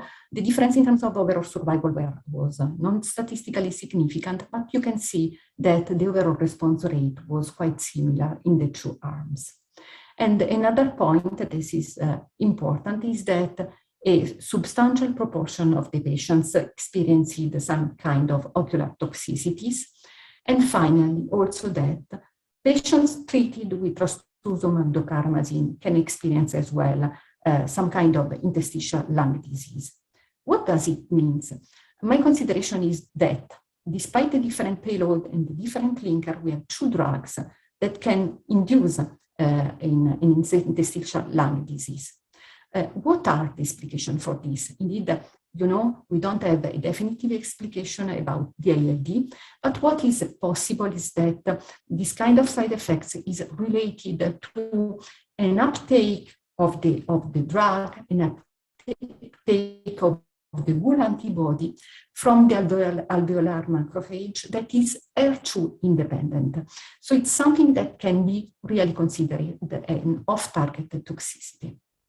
And finally, just to mention, trastuzumab deruxtecan has been also explored in patients that have HER2 low or HER2 negative breast cancer, as well, and in this case, the results of the DAISY phase 2 study was presented this year in San Antonio, and Dr. Rain is going to provide more details on this. And there are other trials that are currently ongoing or that have finished the recruitment in patients with HER2-low metastatic breast cancer, and we are eagerly waiting for the results. Finally, what we can say about HER2-negative metastatic breast cancer, here as well, the scenario is very rich with sagituzumab govitecan, that is an antibody-drug conjugate with a hydrolyzable linker that have a payload that is a sort of a derivative of the irinotecan, but much higher potent. And this drug, this antibody target TROP2. The results of the ASCENT trial were really impressive. This trial included patients with triple-negative metastatic breast cancer that were heavily pretreated with prior multiple lines of chemotherapy, and we have seen that the progression-free survival was more than tripled, and these results translated completely in the improvement of the overall survival. And more interestingly, I think that this year in San Antonio, we have seen the results of another antibody-drug conjugates that target TROP2, and it is that of odumoduimab deruxtecan. The results of the TROPION-PanTumor01 concerning the triple-negative breast cancer cohort were presented by Jan Kropp, and have clearly showed that in these patients previously treated with multiple lines of chemotherapy, and in a very interesting way, I would say, that have in some cases also received the prior treatment with the topoisomerase inhibitor-based ADCC, have an important overall response rate around 34%. And you can see with the stars that there are some patients, the patients that have received prior treatment with the topoisomerase 1 inhibitor-based ADCC, that as well had a stable disease or a partial response to the treatment. And finally, I would like to mention another ADCC that is going to be developed right now, also in a clinical trials that is promoted by Gustave Roussy in partnership with Daiichi Sankyo, that is patritumab deruxtecan, a very interesting ADCC that target HER3, and HER3, just as a reminder, is overexpressed on average in 50% of patients with metastatic breast cancer. And the results of this trial are expected for next year. So I would like to conclude my presentation with a very pragmatic consideration. We have impressive results with the antibody-drug conjugates, and maybe over the next 10 years, we are going to work very hard in terms to combine the ADC with the other treatments to improve the ADC delivery in the tumor tissue, to enhance the immune effect that is produced, that is generated by the ADCC, to improve the internalization of the ADCC in the tumor cell, and to increase the payload activity. To do this, there are already a lot of clinical trials that are working in this direction. For example, some trials that are combining ADCC with immunotherapy, just to mention Begonia trials, ICIO, or Destiny Breast 07.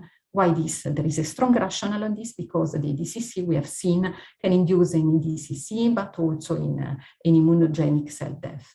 There are other trials that are exploring the combination of the ADCC with target therapy or with chemotherapy. In my opinion, a very interesting combination is the one of PARP inhibitor with topoisomerase inhibitor-based ADCC.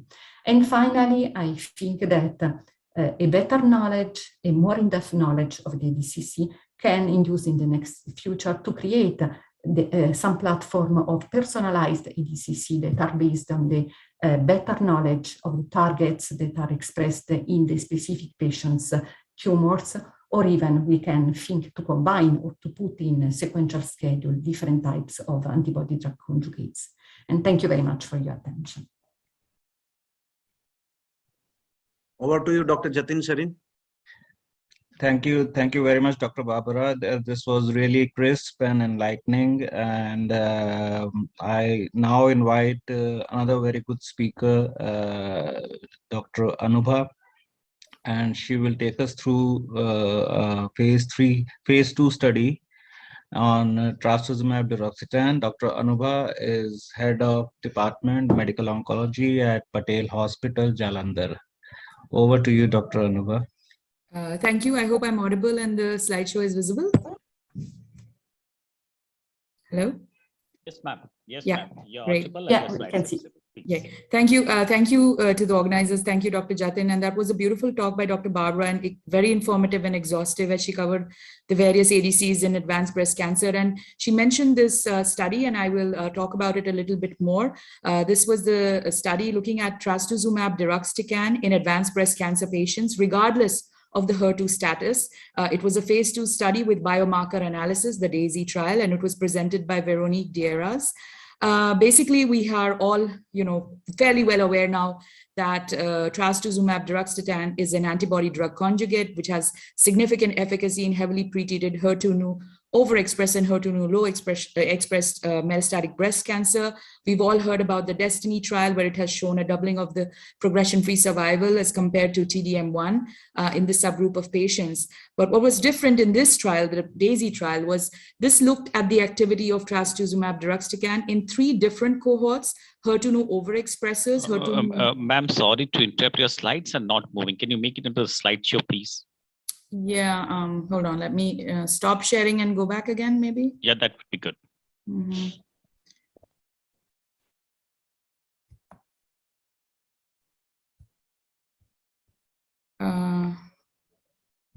Is the slideshow visible now?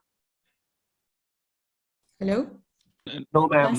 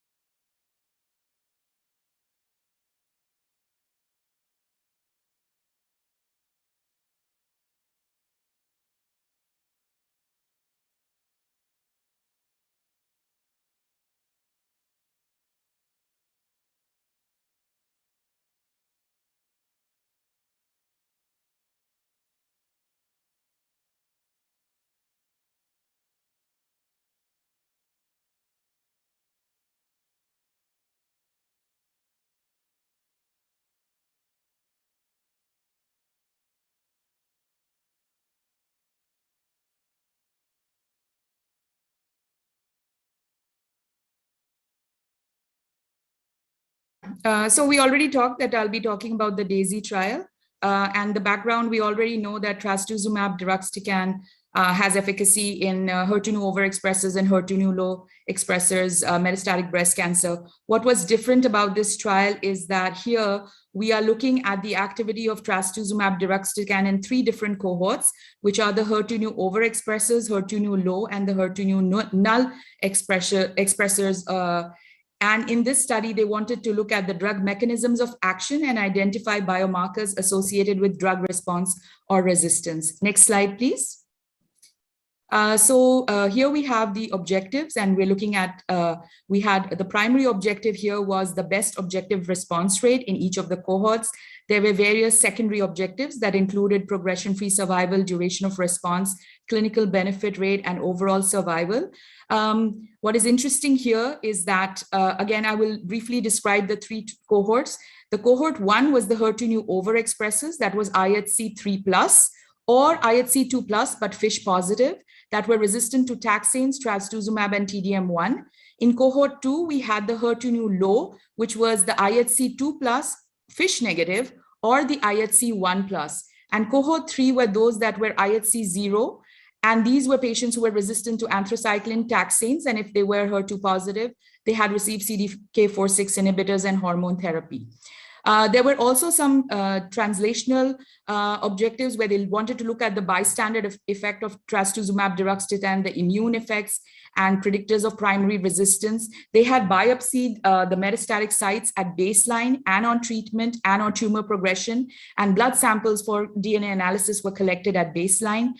They looked at the complete or partial response every 6 weeks. And next slide, please. The results, I'll briefly go over them. There were 186 patients included, 1 man, and the rest were all women. The median age was 55. They had all received at least 1 prior line of chemotherapy, and 12 patients had triple negative breast cancer that were included in the cohort 3. At the cutoff date, which was October 19th, the median treatment duration in cohort 1 was 7.16 months. In 2, it was 4.83. And in cohort 3, it was 3.48 months. Next slide, please. Patient characteristics. What is very interesting is this was a heavily pretreated group of patients. More than 80% had received more than 2 lines of chemotherapy. And if you look at the tumor status as regards HR, you will see that almost 70% of the patients in all the cohorts were HR positive. Next slide. The toxicities, Dr. Barbara already discussed. They are fairly well known now: neutropenia, fatigue, vomiting, nausea, anemia, cytopenias, diarrhea. A total of 173 patients had at least 1 treatment-related adverse event, but there were no drug-related deaths. The ILD incidence was about 2.8%, and all cases were grade 1 or 2. 13 patients had to discontinue treatment due to the treatment-related adverse events. Next slide, please. So this shows the activity in the 3 different cohorts. And as expected, cohort 1, the objective response was seen in 70% of patients, and the median PFS was about 11.1 months. In cohort 2, the response rate was 37.5. Again, median PFS was 6.7 months. In cohort 3, they had a pre-specified response rate of 32.5% as the cutoff for treatment success, but this group narrowly missed this as the response rate here was 29.7%, which was not statistically significant for a treatment success. But interesting here is the median progression-free survival, which is 4 months. And we all know that single agent chemotherapy response rate in HER2 negative, triple negative patients is of about 3 to 5 months. Again, receptor status analysis showed a response rate of 42% in patients who had triple negative disease versus 23% in patients with HER positive tumors. Next slide, please. Here is the waterfall plot according to the cohorts, and this is subdivided in HR negative and HR positive. Going on to the next slide, which shows the progression-free survival according to the OS. Can we move to the next slide, please? So the progression-free survival according to the HR status. Again, here we can see that in HR positive primary tumors, which were the bigger group of patients, cohort 1, the median PFS was 11 months, cohort 2, 6.9 months, and cohort 3 was 4.5 months. The HR negative tumors, cohort 1, again, because they were strongly HER2 positive, the median PFS was 12.2 months, but you can see that it falls significantly in cohort 2 and cohort 3 at 3.5 and 2.1 months. Next slide, please. The overall survival according to the HR status in the different cohorts, for the HR positive tumors, cohort 1 and cohort 2, the median overall survival was not reached. And in cohort 3, it was 11.6 months.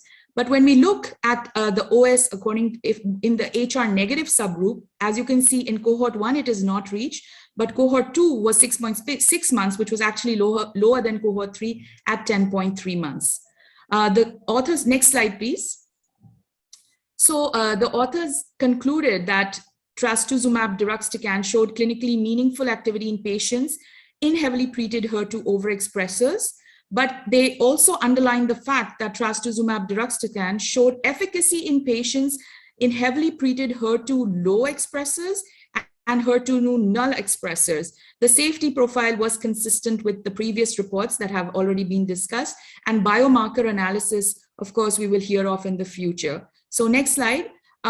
This was a very interesting study. I think it answered a lot of questions or reinforced a lot of points, but it left us with a lot more questions. So of course, it reinforced the activity of trastuzumab in HER2 high overexpressors and HER2 low expressors. But it begs us to question, how are we seeing the response in the HER2 null category? Are we seeing this activity, or is the HER2 activity totally absent, or are we unable to get the expression of HER2, are we unable to detect low level of HER2 expression in the tests that we use currently? Because remember, an IHC 0 is less than 10% HER2 positive expression of the cells. Furthermore, the response in the HER2 null group included several patients with TNBC. And given what we know of the outcomes in this disease and the results with single agent chemotherapy, is this an area that requires further evaluation and further work? Dr. Barbara elucidated to us there are other active ADCs for triple negative tumors, but so do we still need to target HER2 new and look at the bystander effect in these HER2 negative breast cancers, or should we be looking at other effects? Those are things perhaps the further biomarker analysis will tell us in the future, and I look forward to getting some of the answers to these questions. And I thank you for your patient listening, and I apologize for the problem with the screen sharing. Thank you. Thanks, Dr. Anuba, for the wonderful discussion. And your questions, I think, are quite valid. So let's move, as there are no questions in the chat box. So let's move to the next speaker regarding the subgroup analysis in the same field. And because this drug is now being talked a lot about in this field.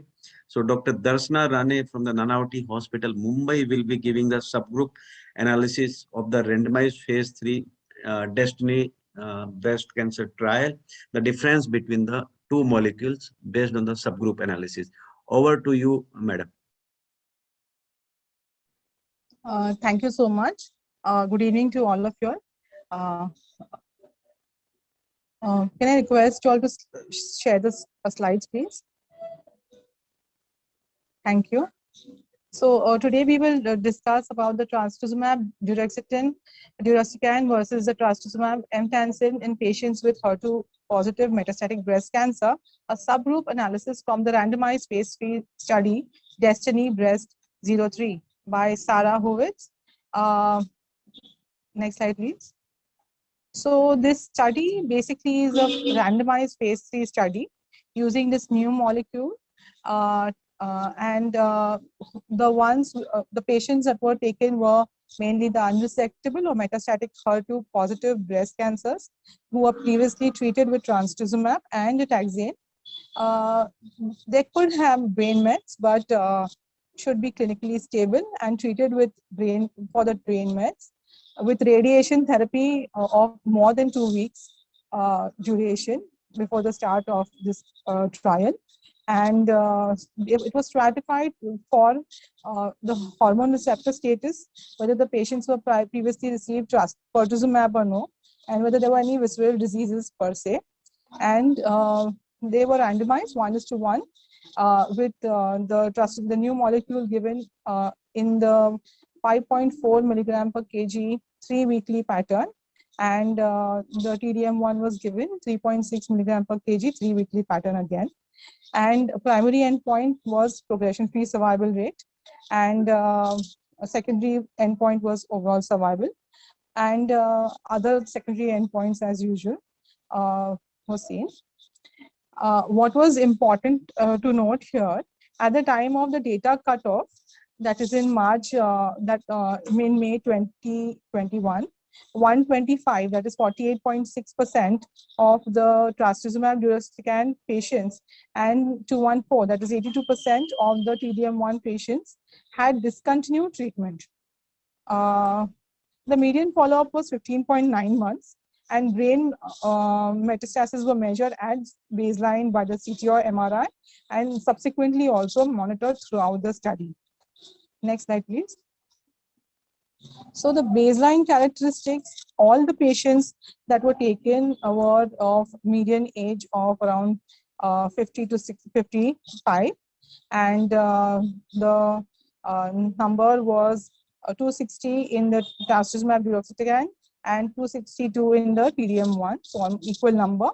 And they were addressed in majority of the regions like the Europe, Asia, North America, and the rest of the world, with HER2 status positive, as well as less positive, and ECOG performance status 0 to 1. Hormone receptor positive or negative, both were considered. And what is more important was that those with brain mets at baseline or history of brain mets were also included, which is normally not included in many of the trials. And even visceral disease was included. And whether the patient was treated with prior lines of therapy was also included. So it was used in those patients who had received trastuzumab, pertuzumab, and taxanes, and other lines. Next slide, please. So a primary endpoint, which was the progression-free survival. The median progression-free survival has not been reached for trastuzumab deruxtecan, but for TDM1, it is noted to be 6.8 months. And 12 months PFS was 75%, and in the trastuzumab deruxtecan, with TDM1 being 34.1, which means almost double the efficacy. Next slide, please. So these are the key subgroups which were analyzed. The ones with the hormone receptor positive status also was seen. Those with who were treated with previously pertuzumab were also evaluated. Those with visceral disease also was taken into concern. Those who had received prior lines of therapy also was taken, and those with already brain mets were also taken. So all the high-risk factors were, and all the other important factors were taken into account. Next slide, please. So again, the PFS as well as overall response rate was seen across all the patient subgroups. That was very, very important. Next slide. What is also important was those patients with already existing intracranial, already existing brain metastasis showed good intracranial responses using the RECIST criteria, some showing CR and PR as well, with trastuzumab deruxtecan significant numbers. Next slide, please. Ma'am, you have a minute to conclude, please. Yes, yes. So, so overall, the safety concerns were there were discontinuation due to the treatment emergent adverse events of the trastuzumab deruxtecan. However, it was almost similar to that with TDM1, where it with respect to the EAIRs. And with that, next slide, please. The TAEs in more than 20% of patients were mainly due to the hematological, gastrointestinal, and fatigue, headache, and raised transpinases, decreased appetite, alopecia. Next slide, please. So overall, interstitial lung disease or pneumonitis was very less seen in patients treated with trastuzumab deruxtecan. Next slide, please.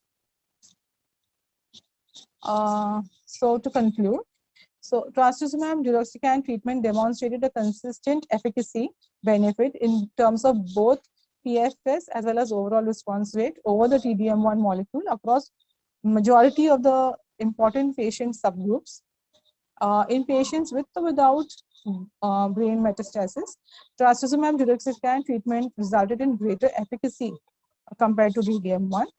Trastuzumab deruxtecan treatment is associated with substantial intracranial responses and reduction in CNS disease. Trastuzumab deruxtecan demonstrated a manageable and tolerable safety profile with less grade 3-4 side effects. So the new drug, trastuzumab deruxtecan, is very, very potent. The chemotherapeutic molecule associated with it is much more potent in penetrating the those cells which express HER2 receptors on their surface, with a much better efficacy considered to the compared to the TDM1 molecule, and hence is becoming the standard of care as in second line HER2 positive metastatic brain cancers. With this, I thank you for your patient listening. Thank you, Dr. Darshana, for taking us through this subgroup analysis, showing in most of the subgroup TDXD or deruxtecan scoring over TDM1, especially in the intracranial disease. And now it's time to switch gears and move on to HR positive disease. And the title of this discussion, I hope there are no questions from the faculty. Yeah. So thank you, Dr. Jatin Sarin sir, for chairing this session. Thank you so very much. And we now move to the next session and the academic partners. It's a pleasure to welcome and invite Dr. P.S. Dattatray, Senior Consultant Medical Oncology from Soumya Hospital, Hyderabad. Hello, good evening, Dr. Dattatray. Can you hear us, please? Hello, Dr. Dattatray, you are there, sir? Yes, I'm there. Okay, good evening to you, sir. And so over to you for your clinical presentations. So can we have the slides, please? Can we have the slides, please?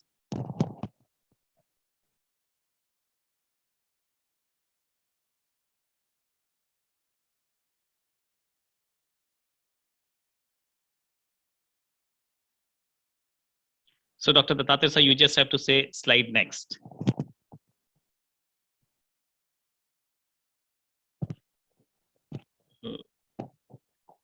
Please go to slide, next slide. Aru, can you go to the next slide?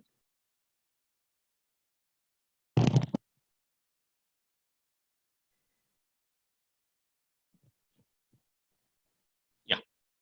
So Dr. Dattatray, sir, can you hear us? Over to you now. Dr. Dattatray, sir, can you check your bandwidth, please?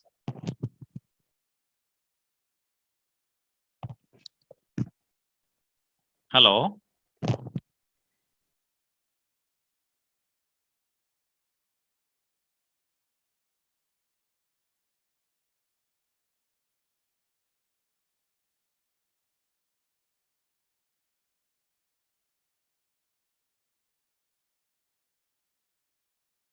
Please. So, Vamshi Krishna from Hyderabad. I believe Vamshi is there. Vamshi, are you there? Sir, I'm there. Yeah. And Kaushal from Surat. Yes, Dr. Kaushal is also there. Okay, and I believe Krishna Prasad also is a part of the meeting.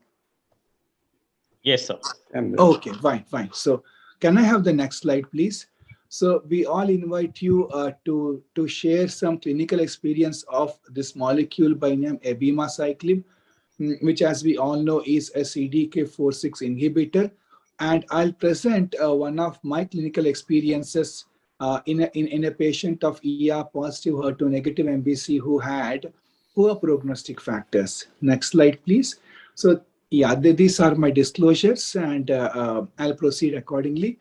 51 years old female. She was perimenopausal in 2014 when she got diagnosed as severe right breast. The post-op histopath report showed IDC grade 2, 3 nodes positive, ER and PR positive. HER2 was IHC2+, but the FISH came negative. She got 8 cycles of adjuvant chemotherapy, 4AC and 4T, and then got adjuvant RT. The last fraction of RT was in November 2014. And then she was put on tamoxifen, which was then changed over to letrozole because she had thickness of the endometrium.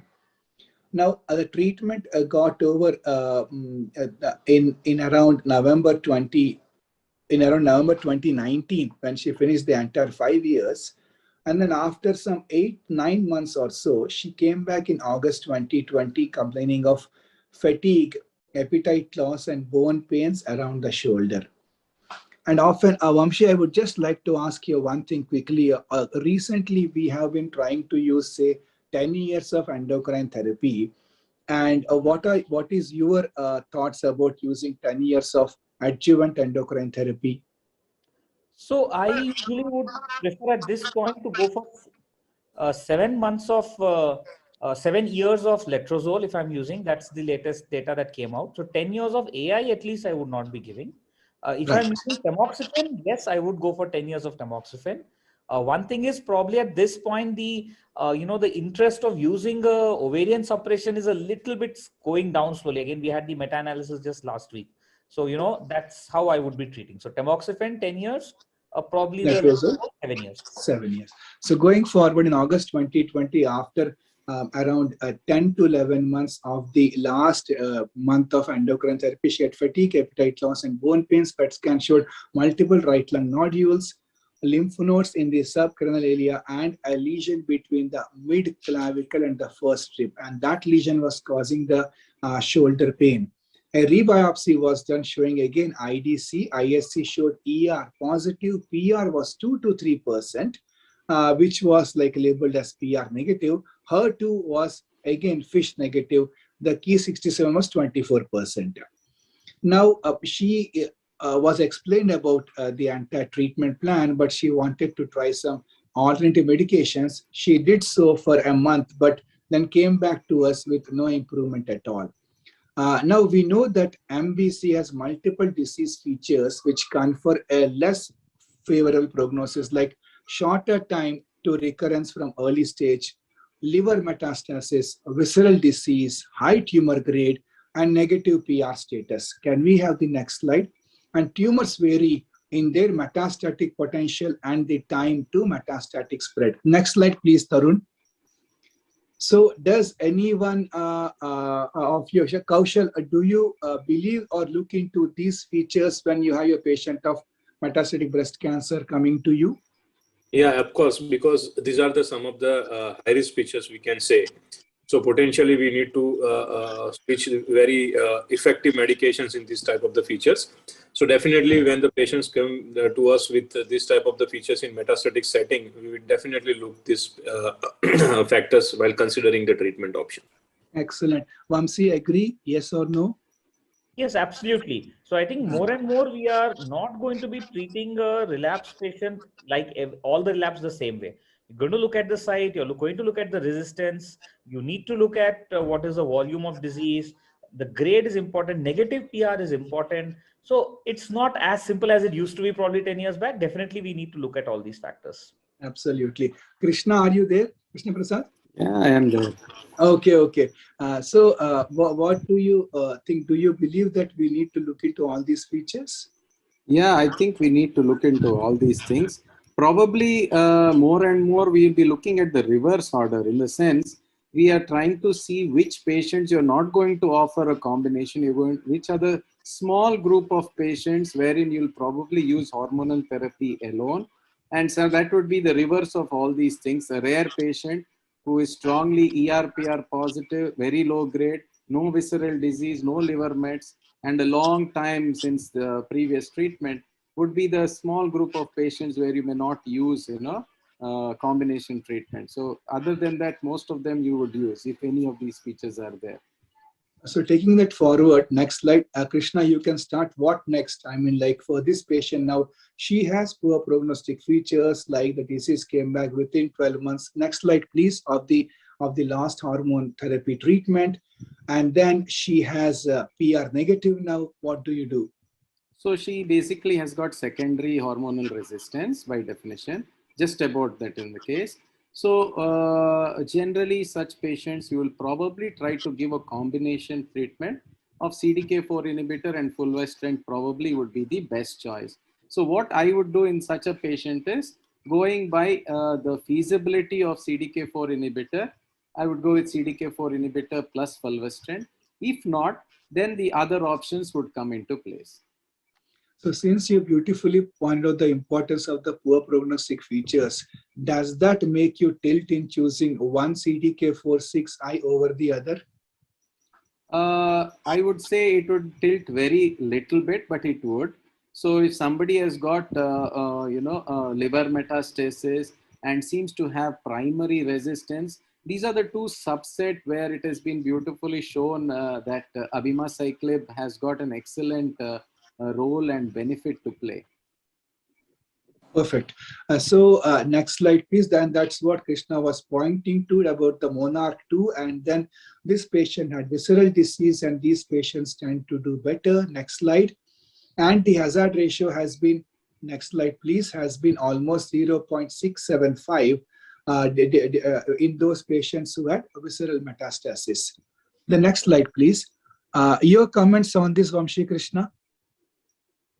So I think one point, I would like to add, I think what we used to talk of, say, 5-6 years back of chemotherapy as an option, I think we should just remove that option.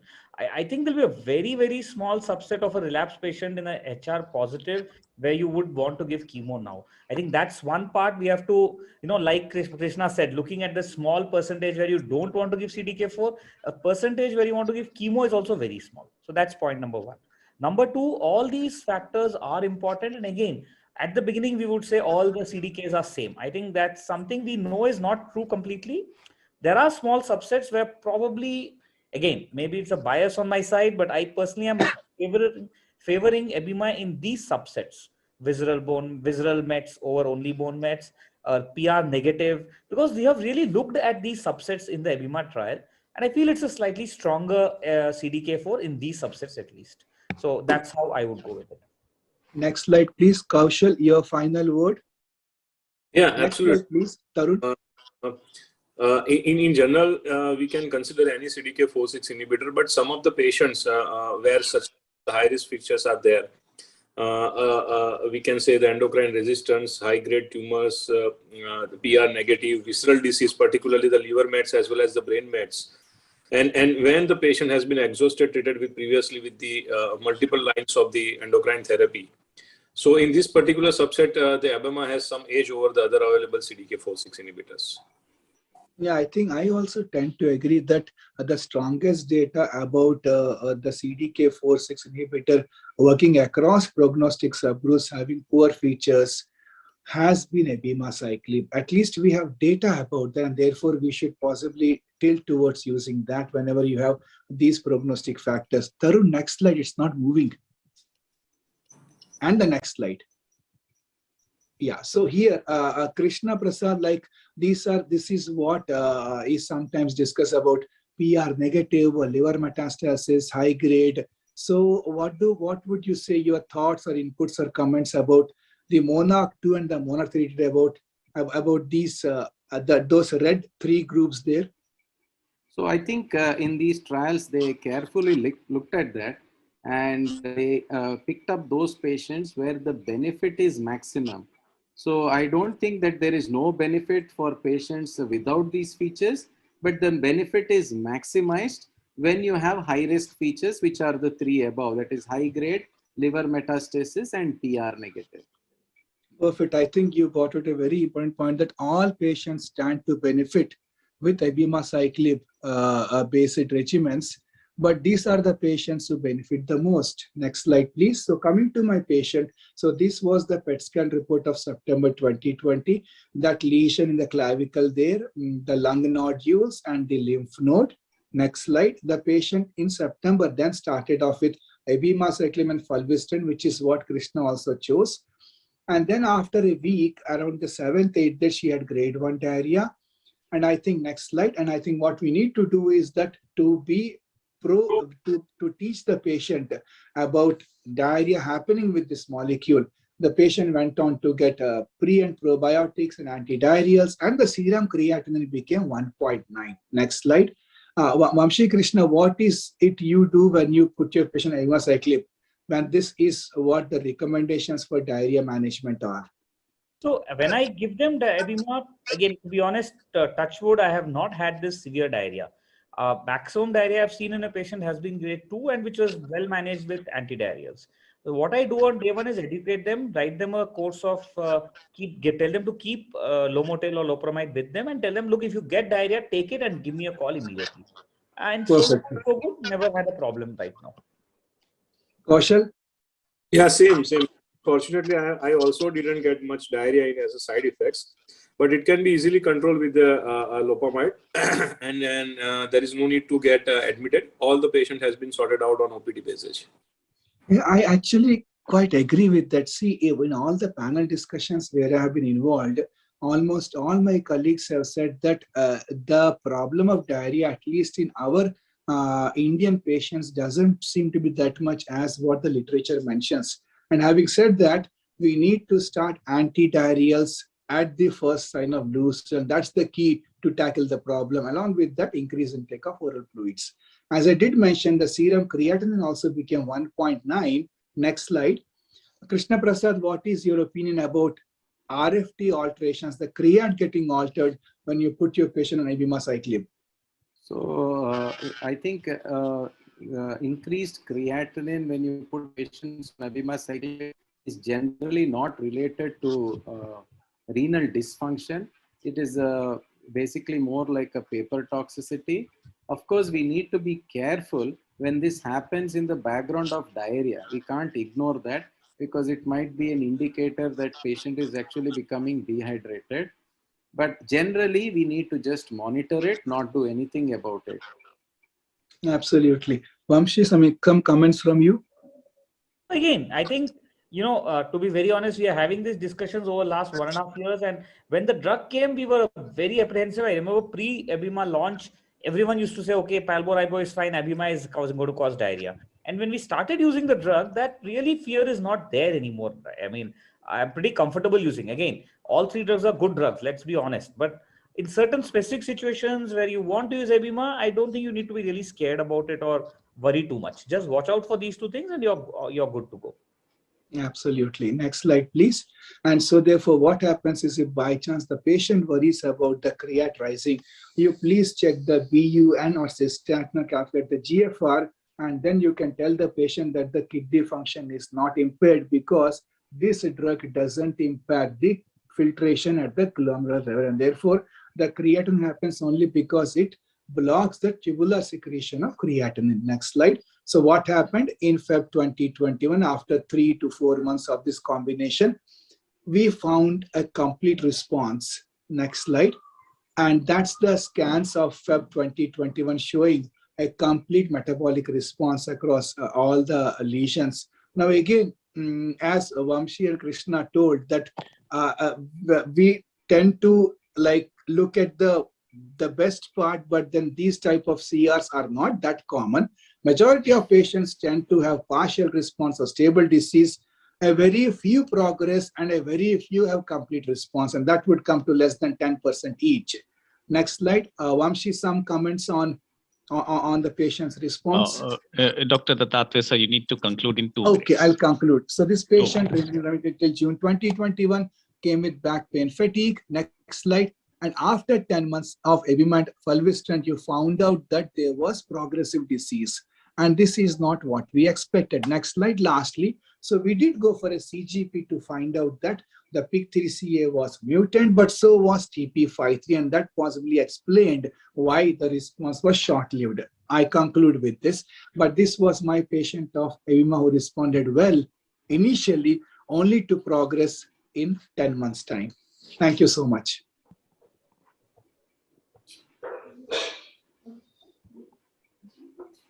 So I think I already had the question answers throughout the course of my presentation. So the next PPT can start. Good evening, everyone, and thanks to the organizers and to Lily for giving this chance. These are my disclosures. Next slide. So again, okay, these are disclosures for Dr. Krishna Prasad and Dr. Kaushal as well. So I have just done them for you guys. Right. My experience with the Abema, I have a handful of patients. Again, we don't have a trial level of patients, but it's something that has been pretty good so far. Next slide. So I will just present one of these patients. Now, this patient was a bit of a learning curve for all of us. A 61-year-old lady who came with right breast IDC. Preoperatively, because the tumor was pretty small, we just went ahead and did an ultrasound and a chest X-ray, which were normal. She was 61, ER/PR strong positive, HER2/neu negative. So as per routine, underwent with a BCS with axillary dissection, T2N1A, single node positive. Now 2.9, 1.8 centimeter, lymphovascular emboli. Only odd point was this key 67, which was around 35%. So, there was really nothing else, no symptoms, but based on this key key index, rather than just starting TC, in fact, today, if this patient comes, I would talk of oncotype. But anyways, just because of this key 67, we decided to go ahead with a PET CT scan. And to our real surprise, this showed 3 lesions in C7, D10, D11. And we were actually not even believing this. We thought it's something else. Got a biopsy done and proved that it was actually a metastasis. So a big shock for us. But then we had already operated the patient. Thought let's go ahead and treat with radical intent. Whatever the benefits and merits of the oligometastatic data may be there, we thought, since you've done the mastectomy, let's go ahead. Gave AC4 followed by paclitaxel 4 followed by radiation to the breast. At that time, we also radiated both the areas of the bone mets. So December 2019 was when she was put on letrozole. Next slide. Did okay. This is the report of the surgery. Next slide. And these are the baseline metastatic PET CT, the imaging. As you can see here, they were the lesions. Next slide. Right. Next slide. Now, in August 2020, which is just 8 months on letrozole, within 8 months, she presented with back pain. And now when we did a PET scan, it showed multiple bone metastasis in ileum, ischium, L3, L4, L5. We did not do a repeat biopsy, mainly because it's kind of the way it was behaving. We only got a PIK3 done, this time on a liquid biopsy, which came negative. So this point, I would just like to ask, these are the reports of that PET scan. Next slide. So Dr. Dattatreya, how often do you see this kind of a aggressive tumor? And would you consider this as a poor prognostic factor? Which of these factors would probably push you to consider it more as a poor prognosis? Yes, I completely agree, because I would, though in a way the patient has received 6 months of letrozole, right?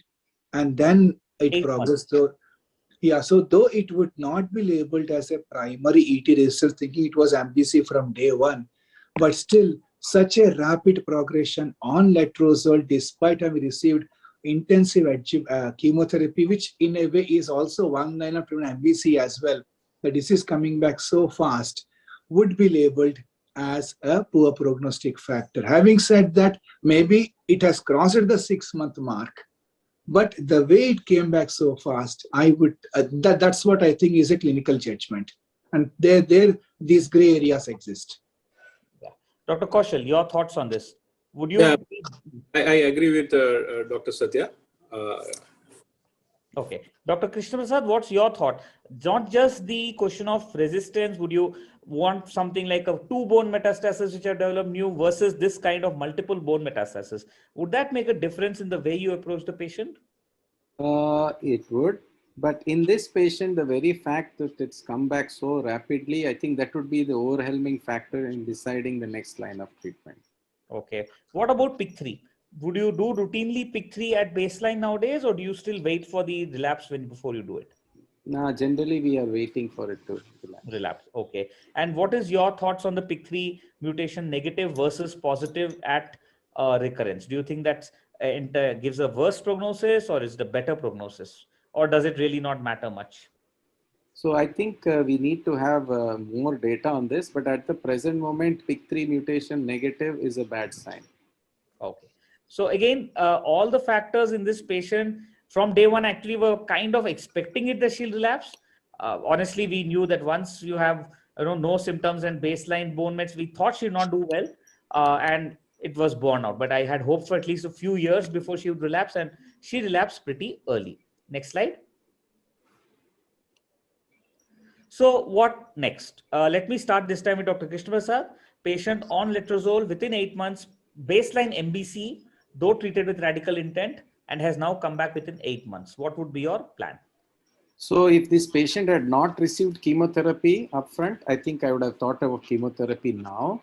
Now that this patient also has received chemotherapy, I think I would go with fulvestrant plus CDK4 inhibitor. And like how Satya had put up in that previous slide, patients with primary resistance have been clearly shown to be having a lot of benefit with Abima. So that would be my choice. Also Abima, because I think it's pretty easier to give compared to Palbo and Ribo. Like all of you have mentioned, diarrhea does not seem to be occurring so much in our patients. And also Palbo and Ribo, we are seeing more toxicity in terms of neutropenia, checking their counts. Abemaciclib, you check once in 15 days for 2 cycles and then 2 more cycles. Then even as per the recommendation, you didn't do any blood investigations too. So it's easier for the patient. Also the confusion on when to stop and when to start is also not there. So overall, Abemaciclib would be my choice. Also, I think this patient has got a high risk for developing brain metastasis.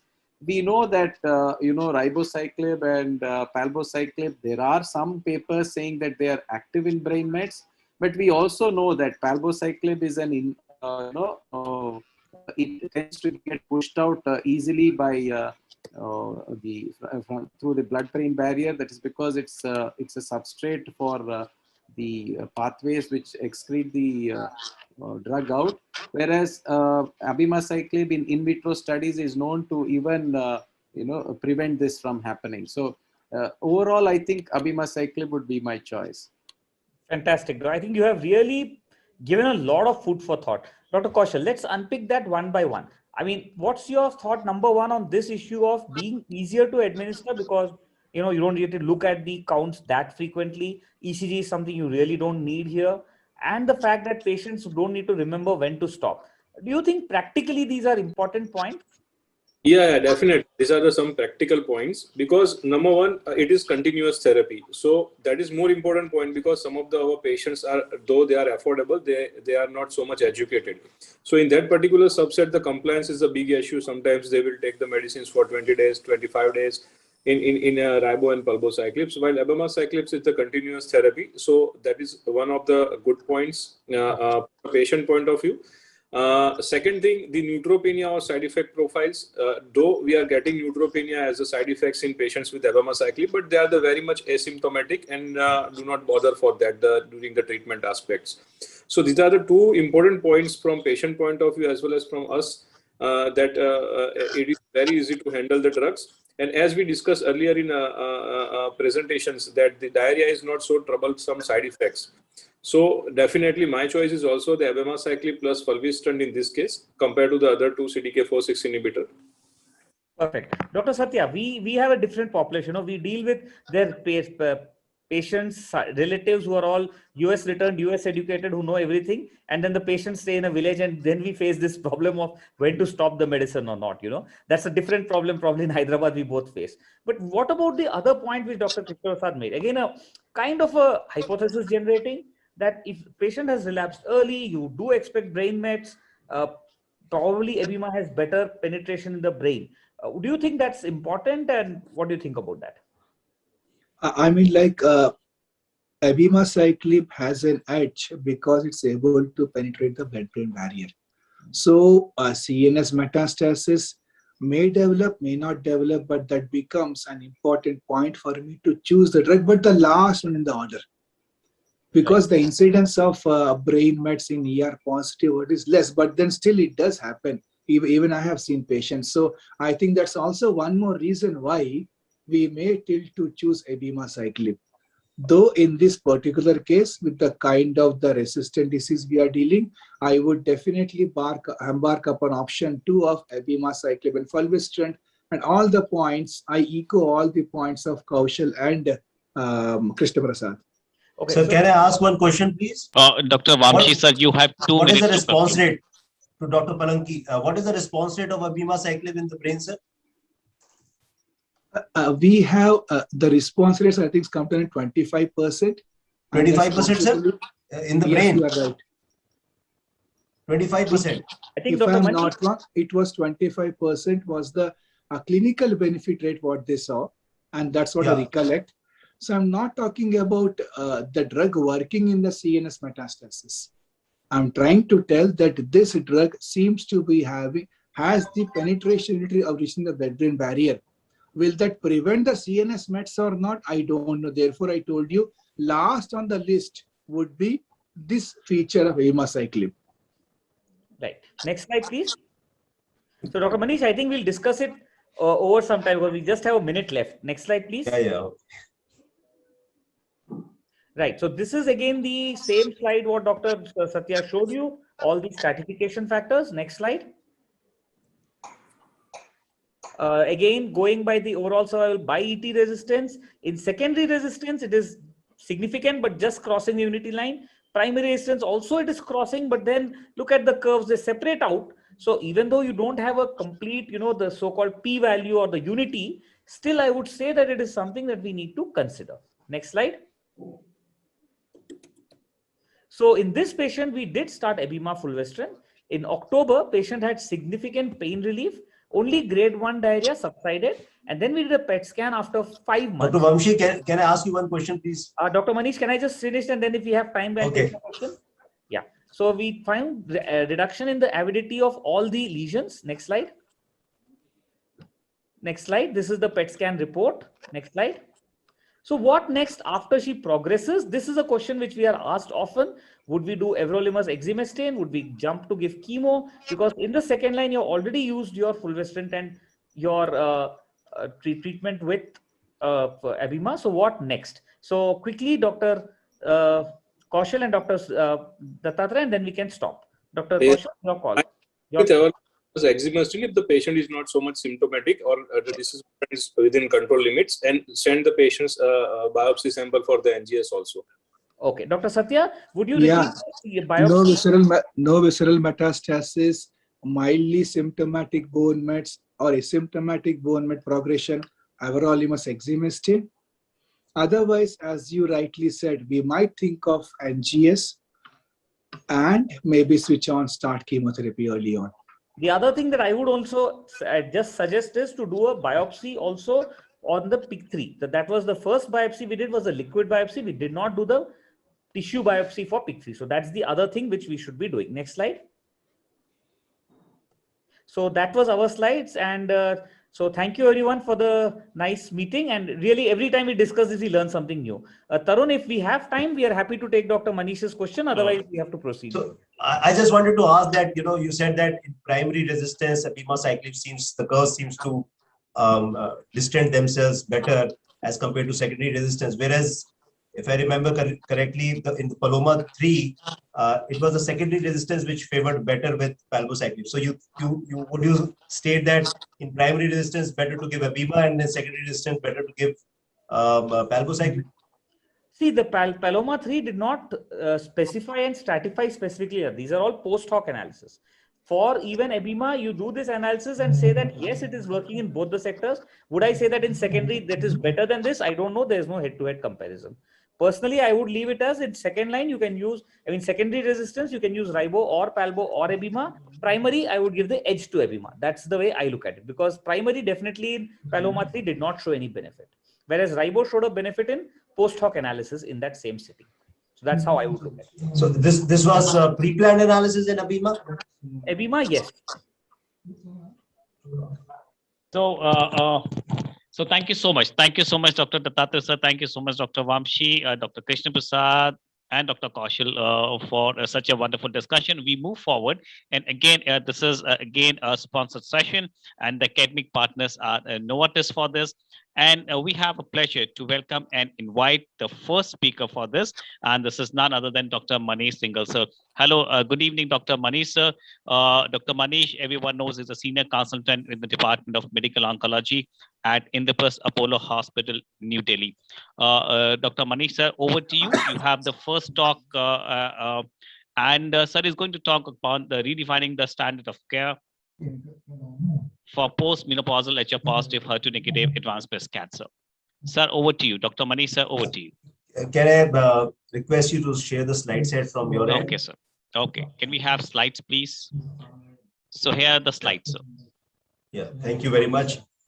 So in next 10 minutes or so, I'll just discuss about the redefining of the standard of care for postmenopausal HR positive, HER2 negative breast cancer.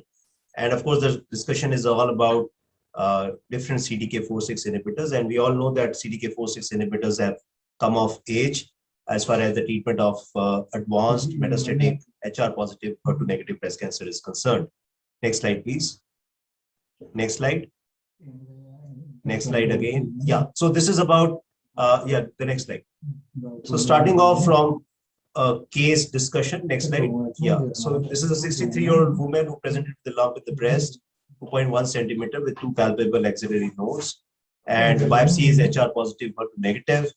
And the CT scan shows there are 2 liver lesions, brain MRI is negative, and she is de novo patient. Next slide.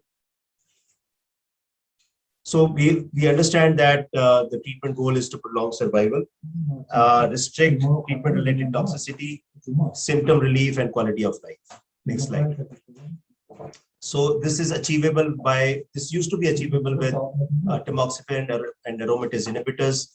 It is also achievable with aromatase inhibitors and CDK4/6 inhibitors, which is definitely better off. And of course, fulvestrant and CDK4/6 inhibitors, we have data around that one can use a fulvestrant upfront. So there is a lot of upcoming data about the ESR1 mutations and changing over if the ESR1 mutation picks up on your circulating tumor DNA and then switching to CDK4/6 fulvestrant partner as a CDK4/6 inhibitors. Of course, second line therapies and thereafter, which we have already discussed. Next slide. So the international guidelines revolve around taking hormone receptor for hormone receptor positive. They should be preferably treated with hormone therapy is the mainstay of the treatment. Next slide. So CDK4/6 inhibitors, they play CDK4 plays a very key important role in tumorigenesis, and the levels of CDK4 are upregulated almost 8 times more than the CDK6 in the cancer cell lines, and the inhibition of CDK4 has been shown to block the ability of breast cancer cells to form tumors. And as such, available drug penetrates the tumor cells and binds to and inhibits CDK4s. Next slide. So this is a chart which I think we all understand quite well. It is at the G1 to S phase that the CDK4 is upregulated, and all these CDK4/6 inhibitors, palbociclib, ribociclib, and abemaciclib, they tend to inhibit the CDK4 and 6, more the CDK4 than the CDK6, and therefore results into inhibition of cell cycle progression. Next slide. So while we choose a CDK4/6 inhibitor, I think we need to understand the stage of whether to choose a CDK4/6, the stage of the disease, the treatment history, what is the relapse rate of that particular disease, and what are the toxicities, and of course, sometimes even health insurances. Next slide. So once we investigate into a CDK4/6 inhibitor in combination with endocrine, we need to look into the data as far as the progression-free survival, overall response rate, clinical benefit rate, and also overall survival. Next slide. So there is a colossal amount of data which has appeared on CDK4/6 inhibitors in various lines. And this is the data which is in keeping with the first line, and few of these studies have included second line patients as well, especially looking into the MONALEESA-3 trial. And this basically is in partnership with letrozole, and some of these studies are in partnership with fulvestrant. And if you look at the hazard ratios, they're quite akin between all the various trials which have looked at CDK4/6 inhibitors. And the progression-free survival is also looking quite similar between the studies. Of course, the treatment population are different in different studies, but more or less the hazard ratio is quite bang on similar. So is the overall response rates too. Next slide. Next slide. Now coming to the overall survival question. Next slide. So I would not say that others have not achieved an overall survival benefit, but yes, ribociclib is the first CDK4/6 inhibitor, especially in the first line, and the MONALEESA-3, which includes first line and second line, which have successfully achieved an overall survival gain, which is significant, and which has also appeared for MONARCH-2, whereas for PALOMA-2 and MONARCH-3, they are still pending. PALOMA-3 did not achieve an overall survival, which was mainly including second line patients. Next slide. So MONALEESA-2 is the largest first-line study which in postmenopausal women, phase 3 MONALEESA-2 trial, which investigated ribociclib in combination with letrozole. and there is statistically significant progression-free survival from 16 months to 25 months, and a median overall survival which was improved in excess of 5 years. Next slide. So the pivotal MORALISA-2 trial was a 1:1 randomization of patients to ribociclib plus letrozole versus letrozole alone and with placebo. And the primary endpoint was progression-free survival, and the key secondary endpoint was overall survival. Next slide. And these are the overall survival Kaplan-Meier curves, which shows almost 12.5 months improvement in overall survival, and pushing the overall survival beyond the 5 years mark, that is 5.3 years, that is 63.9 months. Next slide. Not only this, the overall survival benefit with ribociclib also increased over time. So if you look at 72 months, the delta is 12.2%, whereas at 48 months, it was 7.7%. So the delta is ever increasing at 6 years, and so this benefit is improving over time. Next slide.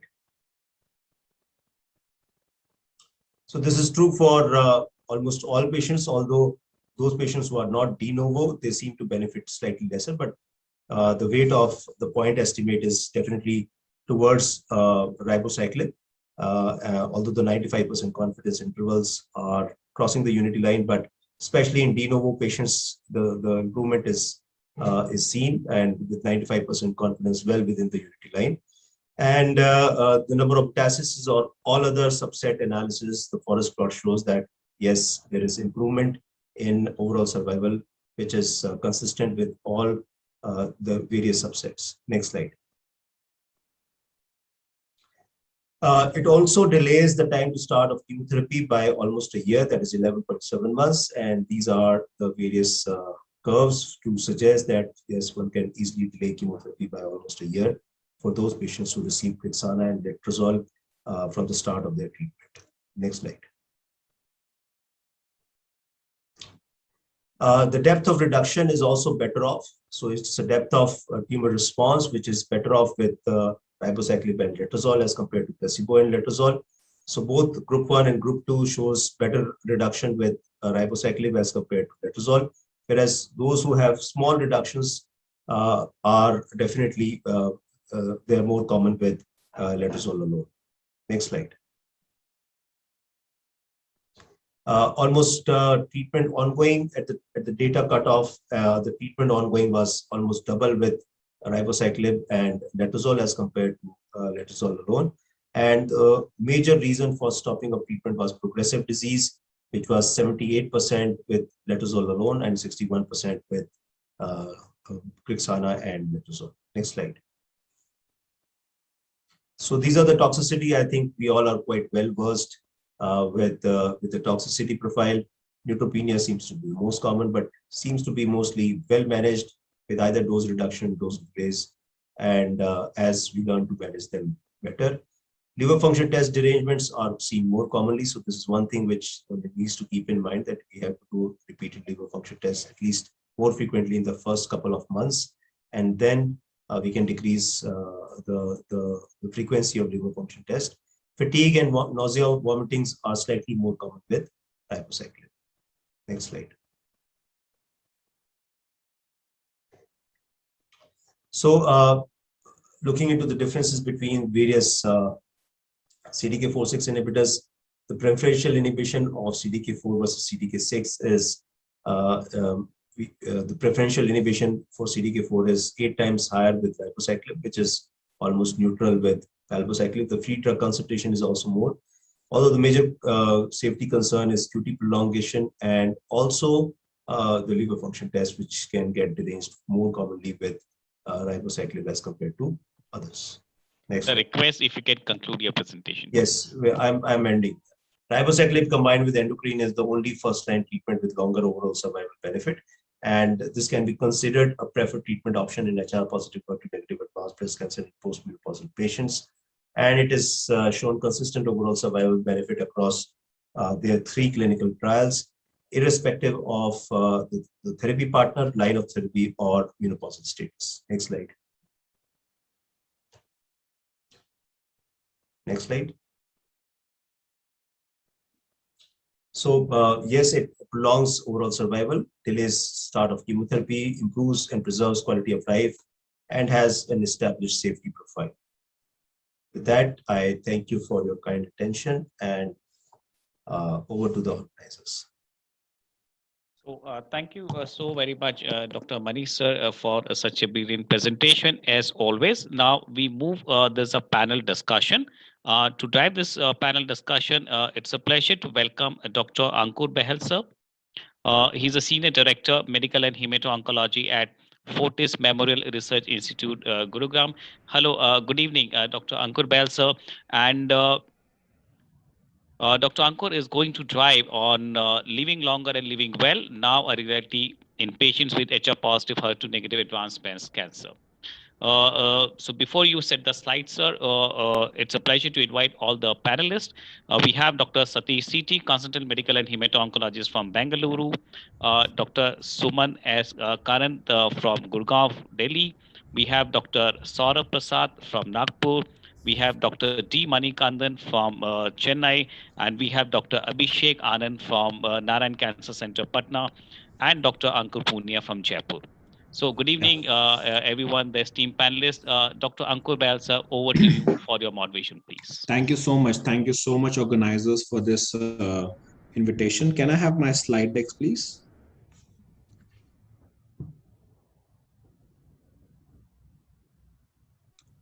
Organizers, can you help me with the slide deck, please? Yes, sure, sir. Yeah, sure. Yeah. I hope my slides are visible. And thank you so much, Dr. Satish, Dr. Saurabh Prasad from Nagpur, Dr. Satish from Bangalore, Dr. Manikandan from Chennai, Abhishek, my dear friend from Patna, Ankur from Jaipur, and Dr. Suman Karant, my colleague from Fortis Memorial, Gurgaon. So this, as we've been listening, Dr. Manish and Vamshi and Krishna Prasad for last 1 hour. So it's about the choice of CDK4 inhibitors with our hormonal agents. And so these agents, the combination have proven without any doubt that these patients are living longer, which means that overall survival, and living well, which means the quality of life. So we have overall survival and good quality of life, which is a reality in our patients with hormonal positive, HER2 negative advanced breast cancer. So this panel discussion in next 25 minutes, I'll be just discussing these issues with my panelists. So next slide. So next slide, please.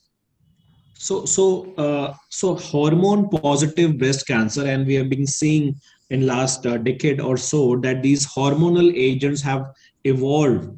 We have seen the tamoxifen, the AI eras, and the fulvestrant eras, the Bolero eras, and now we have Monarch, Paloma, and Molanisa. So I just want Dr. Satish, if you can just tell me what is the paradigm shift in last 10 years or so, which has changed your hormonal agents, which have changed the lack of credibility on that chemotherapy issue and the huge evolvement of these hormonal agents. We have relied on these hormonal agents. They have proven very well. So Dr. Satish, if you can tell me the journey, if possible, of last 7, 10 or 15 years, how these agents have evolved over time. Yeah, thank you for asking this question. See, like 10 years ago, like we used to practice like medically fit, whether it's like premenopausal, menopausal, everybody, all including me, we used to practice first chemotherapy. Unless medically unfit, we'll try to use a single agent hormone therapy. If it's a premenopausal, like medically not fit, or like postmenopausal, we used to have a aromatase inhibitor. This was a practice, used to be 10, 15 years ago. We used to do like a first chemotherapy, then later we used to switch on that hormone therapy as a maintenance. This Please was proceed, Dr. Satish. Yeah. Yeah, we can hear you well. We can hear you well. Yeah. this is the thing like we used to do it. Then later when the thing like patient was doing well with the first line hormone therapy for a couple of months, if the patient we used to do if the progressing in a short span, we may go for second line chemotherapy, or patient is done very well with a single agent hormone therapy. Longer period we used to change the hormone therapy with a second line, either from tamoxifen to aromatase inhibitor. And later the role of LHRH analog SCAM later we used to do as a front line only. Then patient is still premenopausal, we used to give option of tamoxifen to aromatase inhibitor. Then later fulvestrant. This was a sequence we used to do. If the patient is doing very well, lengthy with the duration of control with the this hormone therapy. If they're progressing early, rapid progressive, we used to go for switch on to second line chemotherapy and followed by a second line hormone therapy. This was a practice. Everybody, most of things I think, including me and many, they might have been done in a similar way. Some maybe there are difference in their institutional practice that may be there before the 10-15 years. Definitely the CDK inhibitor has come as in fast 7 to 8-9 years. First molecule was come as a palbociclib. That's what because many people was not confident to use this drug. Initially we used to use including me we used to have a second line, third line, fourth line. When you're using some hormone therapy, maybe I use a tamoxifen, aromatase inhibitor, fulvestrant. I may use an exemestane, maybe palbociclib, some different maybe third line, fourth line. Sometimes that was a people used to start in the beginning. When they got used to have a confidence with the drug, they started using in the second line and first line. This was the journey was started from the palbociclib, and the next ribociclib has come. When it's come initially, everybody has learned the monitoring about that hematological toxicity, liver and ECG. This, everybody I think all medical oncologists they have learned how to do, because everybody they know how to manage the chemotherapy during the practice. That's what everybody does. Then later last the molecular abemaciclib has come later. Then after the CDK failure, that we are learning the biology of the disease, like ESR1 mutation, and we are PIK3 mutation. These are things we are like now that we are having a PIK3 inhibitor also is there. This is a journey has evolved in a couple of from 10-15. This is my message.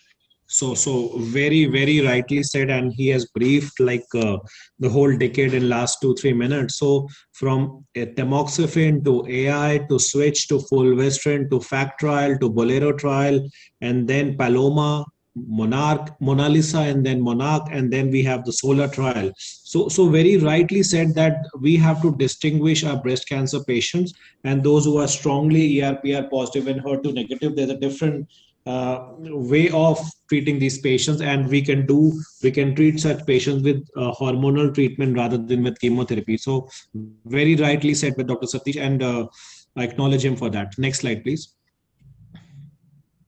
So these are the therapeutic options. So we have to rely on this. So in this era, CDK4 inhibitors with an endocrine therapy, with or without ovarian suppression, depending upon the pre and post menopausal agent. So these agents have proved that beyond doubt that they give a good response rate with or without visceral crisis, a good PFS. And now we are talking about the overall survival benefit with such agents. And Dr. Manish and Vamshi have clearly emphasized that oral survival is the choice, is the target, and is the talk of the town. Next slide. So CDK4/6 inhibitor in combination with endocrine therapy are driving better for our patient outcomes. Next slide. So Dr. Ankur from Jaipur. So do you these are talking about these guidelines of NCCN, ABC4, and in pre and post menopausal patients. So Dr. Ankur, how do you manage your premenopausal patient who have metastatic breast cancer, ERPR positive, and then after Dr. Abhishek Anand, how you manage your postmenopausal? So how do you differentiate between pre and postmenopausal agents with respect to hormone positive, HER2 negative, and what are your choices of the agents, and how do you manage ovarian suppression? Dr. Ankur, followed by Dr. Abhishek Anand from Paras Patna. Yeah, for premenopausal patients, now my preferred in case of advanced metastatic breast cancer is to do an ovarian ablation plus hormone therapy with the CDK4/6 inhibitor as evident by the Mona Lisa 7 trial. For ovarian ablation, I prefer if his patient goes for oophorectomy.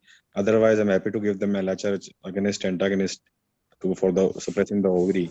And that along with that, I'll give the AI therapy with a CDK4/6 inhibitor. Though we have the evidence with ribociclib only, but maybe we can use other. But I prefer to use ribociclib because we have the most evidence with it. So that would be my first choice with patient in a premenopausal patient.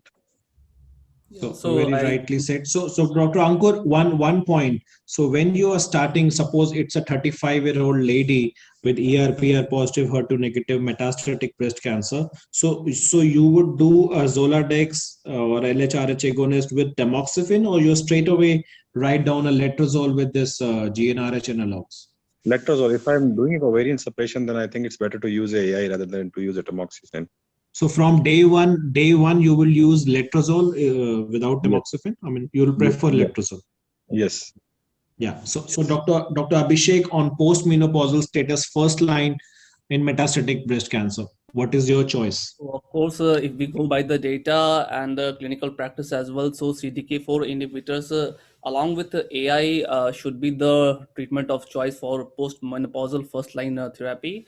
And if you see the data, very robust data with ribociclib, and there are a few other factors as well, like safety profile and dose reduction with ribociclib is quite easier as compared to the other drugs. So I personally prefer ribociclib as compared to the other two CDK4 inhibitors. Yeah. So rightly said, since it's a Novartis symposium, so we are biased towards ribociclib. But Dr. Abhishek, are there any subset of patient in which, in a metastatic setting, in which you would hesitate to use a CDK4/6 inhibitor, and you will be very happy to use letrozole or anastrozole or ovarian suppression in case of premenopausal? Any subset of patient where you would not like to use CDK4/6 inhibitor in this era? So of course, side effect profile is one thing where we have to distinguish which CDK4 inhibitor we have to use. And another important thing is that neutropenia, that is very frequent with CDK4 inhibitors. So that side effect profile should also be taken into the consideration before starting with the CDK4 inhibitors. Yeah, thank you, Dr. Abhishek. So next slide, please. So I think our panelists are quite convinced whether it is premenopausal or postmenopausal, and irrespective of the situation, whether it is an oligometastatic or a frank metastatic. So the panelists want to use a CDK4/6 inhibitor, and as Abhishek rightly said, that ribo along with anastrozole or ribo along with ovarian suppression or AI will be the choice of inhibitors when it comes to premenopausal or postmenopausal.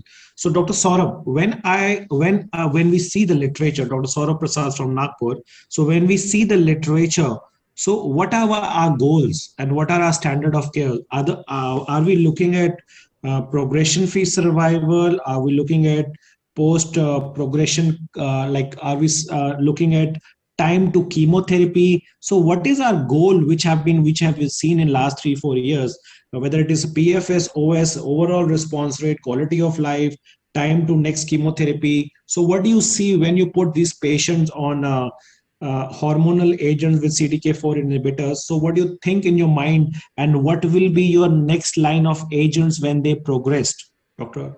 Saurabh Prasad. Yes.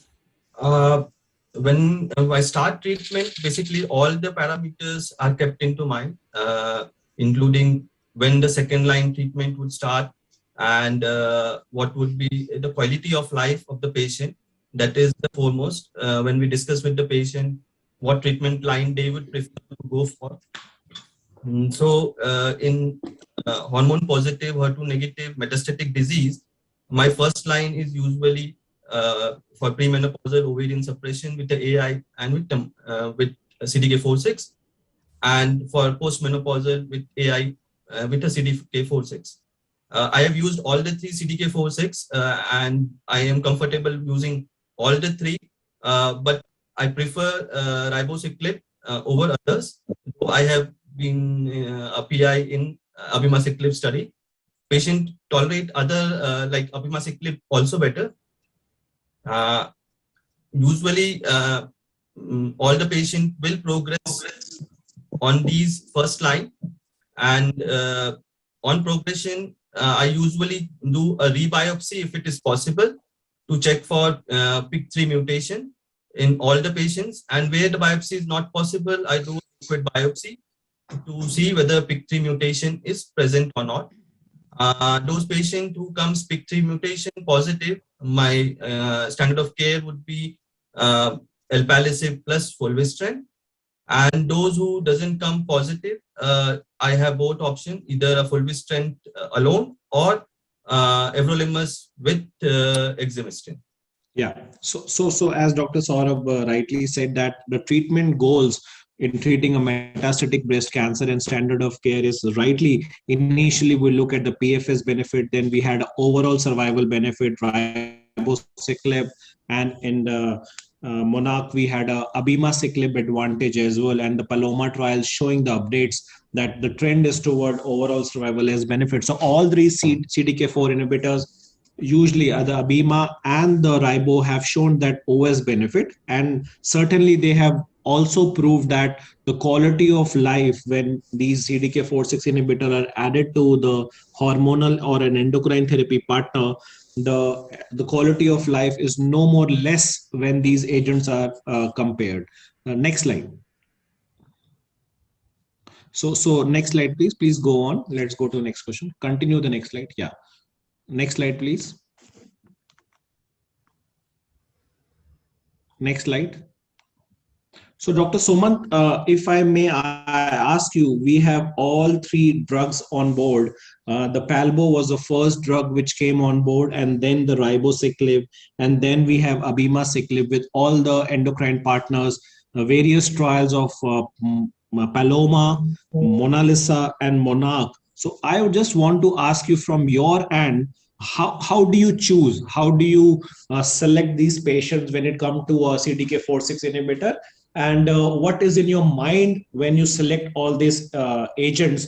And be very candid to talk about the cost, the efficacy, the survival benefit, and your ease when it comes to a CDK4/6 inhibitor. Dr. Somant, please. So I think when we're talking about this, I can talk about premenopausal and postmenopausal, or should I be? So as Dr. Satish started our dialogue, so I just want you to continue for next 2-3 minutes. Both premenopausal, postmenopausal, the survival benefit, the toxicity benefit, and what do you feel the efficacy of these drugs when it comes to when you have to pick and choose from A, B, C? What do you keep in your mind? So I think we'll start with efficacy. This is a Novartis panel. So yes, I am a little biased towards Novartis. It's simply because of the fact that they've had 3 trials which have shown an OS benefit, as opposed to, I mean, we've also had an abemaciclib showing an OS benefit, but we don't have that data in palbociclib. So efficacy-wise, and even Dr. Manish has shown us at the preclinical level itself, the binding specificity to CDK4 is much higher in ribociclib, making it much stronger, and the inhibition to the RB gene preclinically is much stronger as compared to the other 2 drugs. So efficacy-wise, I think this is a more efficacious drug. Side effect profile, I think palbociclib has the highest number of neutropenic incidents. Second is ribociclib, and it's the least with abema. So side effect profile will make me choose a drug. So if a patient has GI symptoms, has an IBS, I would not choose abemaciclib.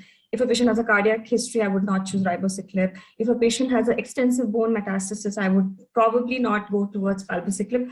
Overall, if I had to choose with 3 drugs, I would like to go for ribociclib because it has a gentler side effect profile, least number of discontinuation rates as per all the trial data. As per the cost, I think ribociclib is a clear winner because we all know that it is the cheapest of all the 3 drugs. Also, I think mid-cycle changing the drug and the dosage is much easier. So the patient doesn't have to buy a new bottle, which is an issue with palbociclib. So I think it's a clear winner there. And I think ribociclib has shown consistently 5-year survival in all the 3 trials. So I think hands down, I would choose ribociclib as the choice. But certain profiles of disease, like say, for example, if there were brain metastasis, I would prefer to choose abemaciclib. So these are the factors in which I would choose different medications. So I think so all these points are very well enumerated by Dr. Suman Karanth regarding the choice of therapy, the first line, the side effect profile, and very rightly said about the dosages. So Ribo come in 200 TDS, the Abema comes in 150 BD, and the Palbo. So when we have to change the drug, either we have to change the whole the milligram thing, which we have to buy a new drug, or we have to stop. So Dr. Sumant, any concern about that 3 weeks on, 1 week off?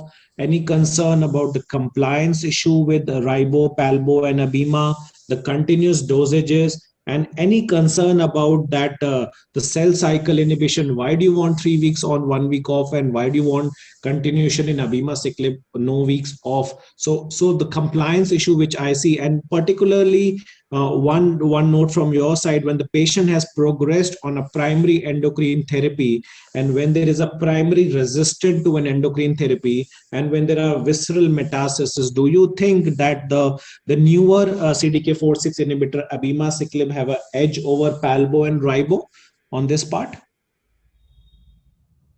First question was. The third question was when the patient has progressed over the primary endocrine therapy, and there is a primary resistance. So patients who have primary resistance to endocrine therapy, so do you feel that one CDK4 is better than another CDK4?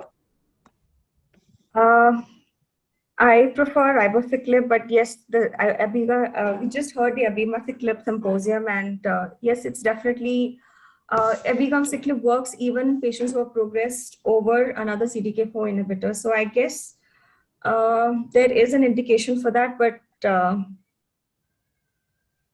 probably I think. Yeah, so you're right, and in this era, we are certainly like confused at which CDK4/6 is benefited, like, or which CDK4/6 is have a greater efficacy in primary resistance. But that the Monarch trial clearly said that in subset analysis, those patients who have a primary failure to either letrozole or tamoxifen, so these patients may benefit. So those with visceral metastasis and those with may benefit. Yes, but yes, at this point of time, ribociclib has proven that both in premenopausal, postmenopausal, with visceral metastasis, and at all subset, the ribociclib is better and given an overall survival benefit. So Dr. Satish, if may I ask you, when a patient of a metastatic breast cancer comes to you upfront, so what is your, apart from ER/PR HER2, do you get PIK3 mutation testing and upfront? And so will it change your management if the patient is a naive patient who not on any therapy, lung, liver, bone metastasis, ER/PR positive, HER2 negative? So PIK3 will be done from your side upfront or later on when you have challenged these patients on CDK4/6 inhibitors? Dr. Ankur sir, apologies to interrupt, but you have 3 minutes to conclude, sir. Sure. So this is the last question to Dr. Satish.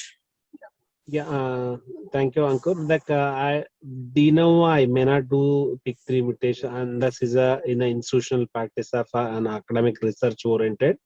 Routine practice I won't do, but as a first line failure to the hormone therapy, I'll do if it's a possible liquid. Otherwise, I'll definitely biopsiable lesions. I'll try to prefer the tissue diagnosis from that block. We'll try to do PIK3 mutation. So the message is very clear that PIK3, people don't like to do it upfront. They would like to challenge with CDK4/6 and endocrine therapy. So, but once progressed on endocrine therapy and CDK4/6 inhibitor, so Dr. Ankur Punia from Jaipur, do you like to do a reflex testing from a blood followed by a biopsy, or you want to do a straight biopsy test, Dr. Ankur Punia? Yeah, I prefer to do a biopsy. Biopsy is not there. We can do with blood because they both have shown almost similar sensitivity and specificity.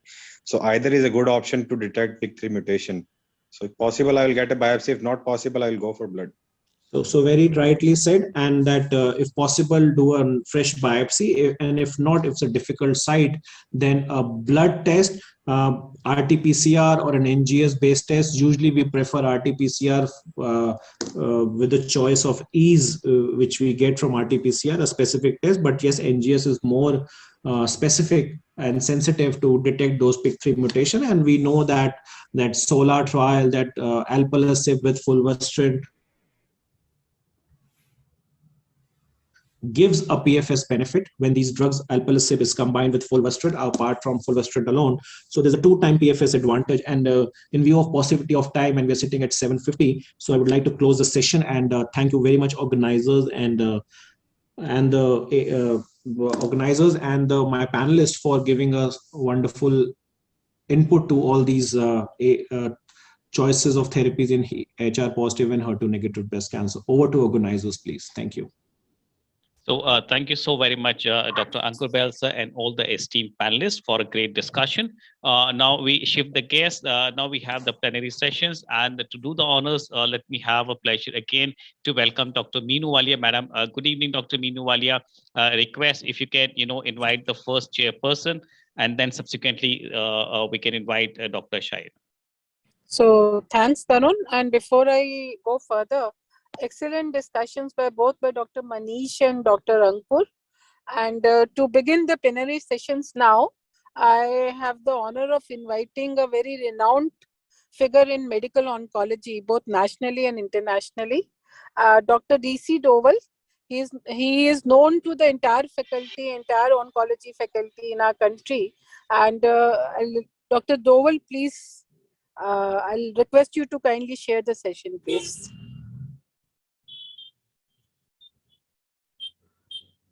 Hello, Dr. Doval, sir, can you hear us, please?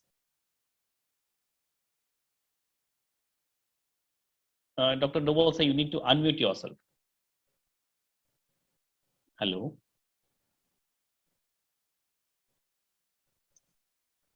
Hello. Hey. Yes, sir, we can hear you, sir. Over to you, sir. Okay.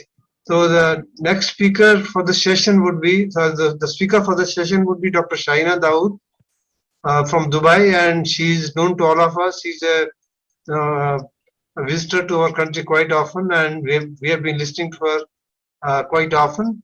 Today she'll be talking to us about advances in anti-HER2 therapy in metastatic breast cancer. Dr. Shaina, please. Thank you for the lovely introduction, and thank you for the invitation to this symposium. I'm just going to share my slides. Can you see my slides? I'm hoping you can see my slides. All right. So as the chair of the session has said, my job today is to talk about advances in anti-HER2 therapy in metastatic breast cancer. These are my disclosures. As you know, the prognosis related to HER2 positive disease pre-era of anti-HER2 therapy was actually quite abysmal compared to patients who had HER2 negative disease, both in terms of disease-free survival and overall survival.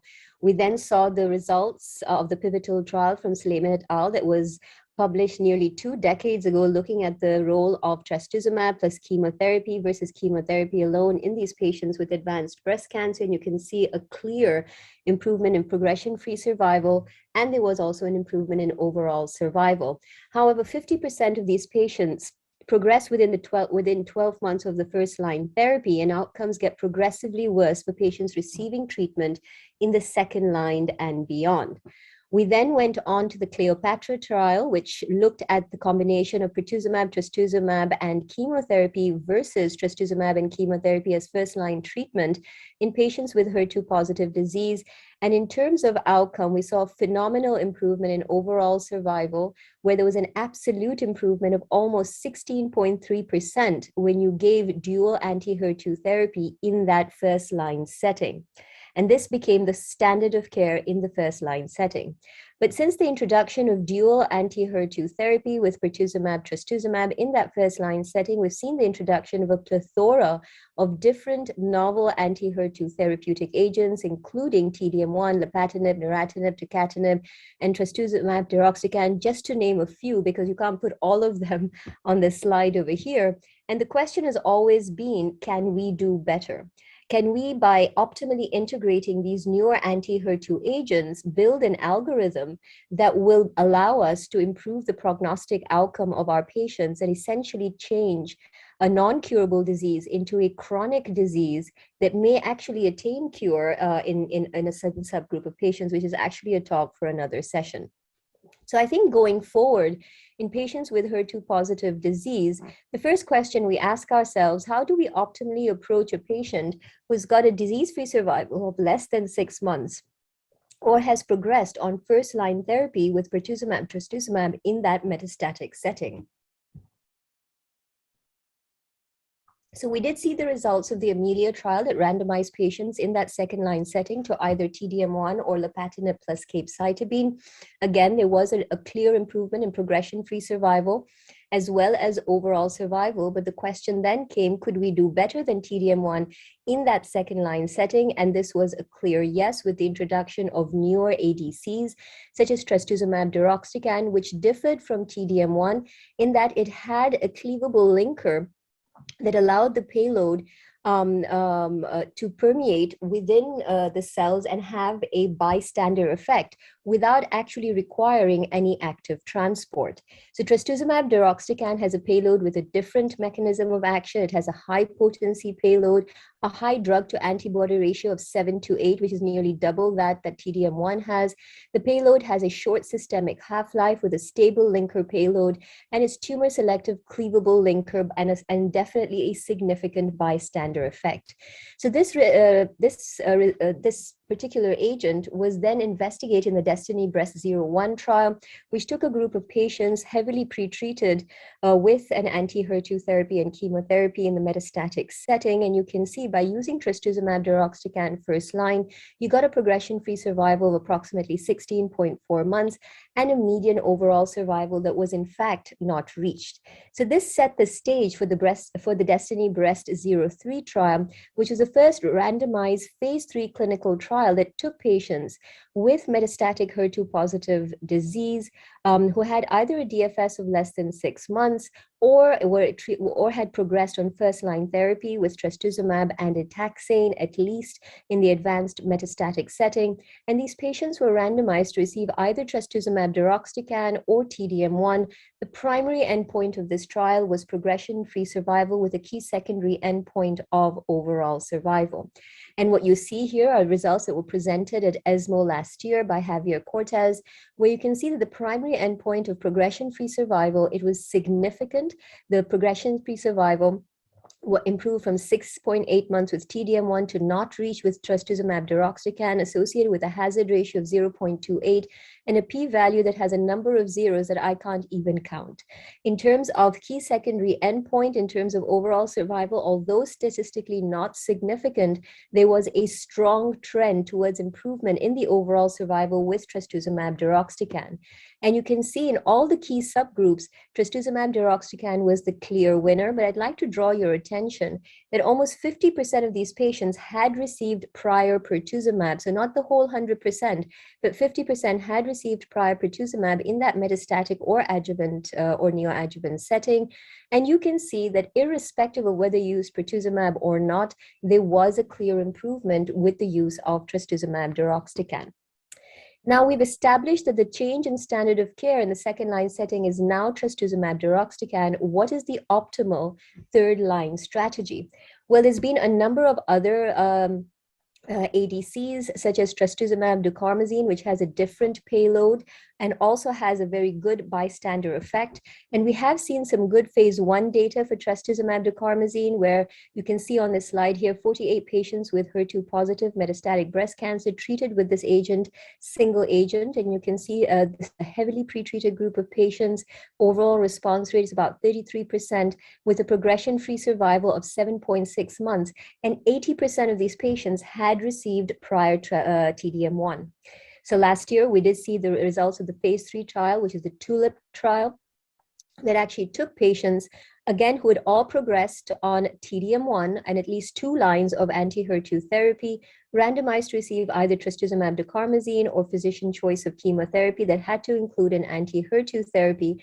And you can see that in terms of progression-free survival, the clear winner is trastuzumab decarmazine, improving the progression-free survival from 4.9 months to 7 months. And again, this is statistically significant. You can see also that in terms of the overall response rate, however, it was very similar. The clinical benefit rate improved from 32% to 38.5%. Now, we've seen also the introduction of a number of novel TKIs within the realm of anti-HER2 therapy.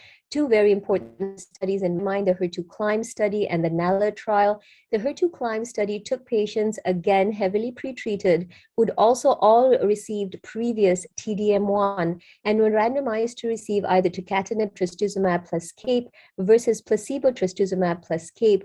And the NALA study was very similarly designed, but these patients were randomized to receive capecitabine plus neratinib versus capecitabine plus lapatinib.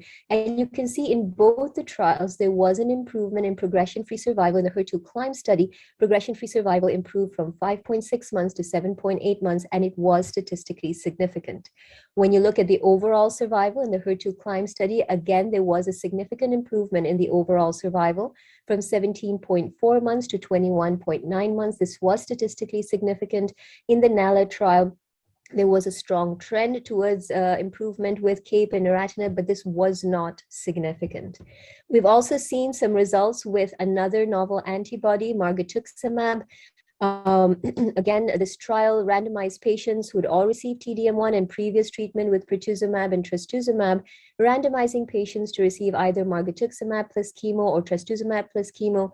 And you can see that in terms of PFS, very, very modest improvement, although statistically significant. I think these results are very modest, improving the PFS from 4.9 months to 5.8 months. And recent presentation at San Antonio showed that there was no difference in the overall survival when you looked at the cohort as a whole.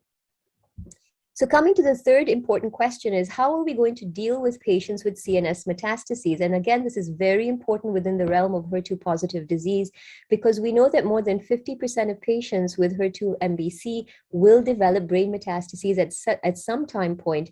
We know that HER2 enriched tumors exhibit CNS tropism, and most clinical trials in the HER2 positive space in MBC have actually actively excluded patients with brain mets.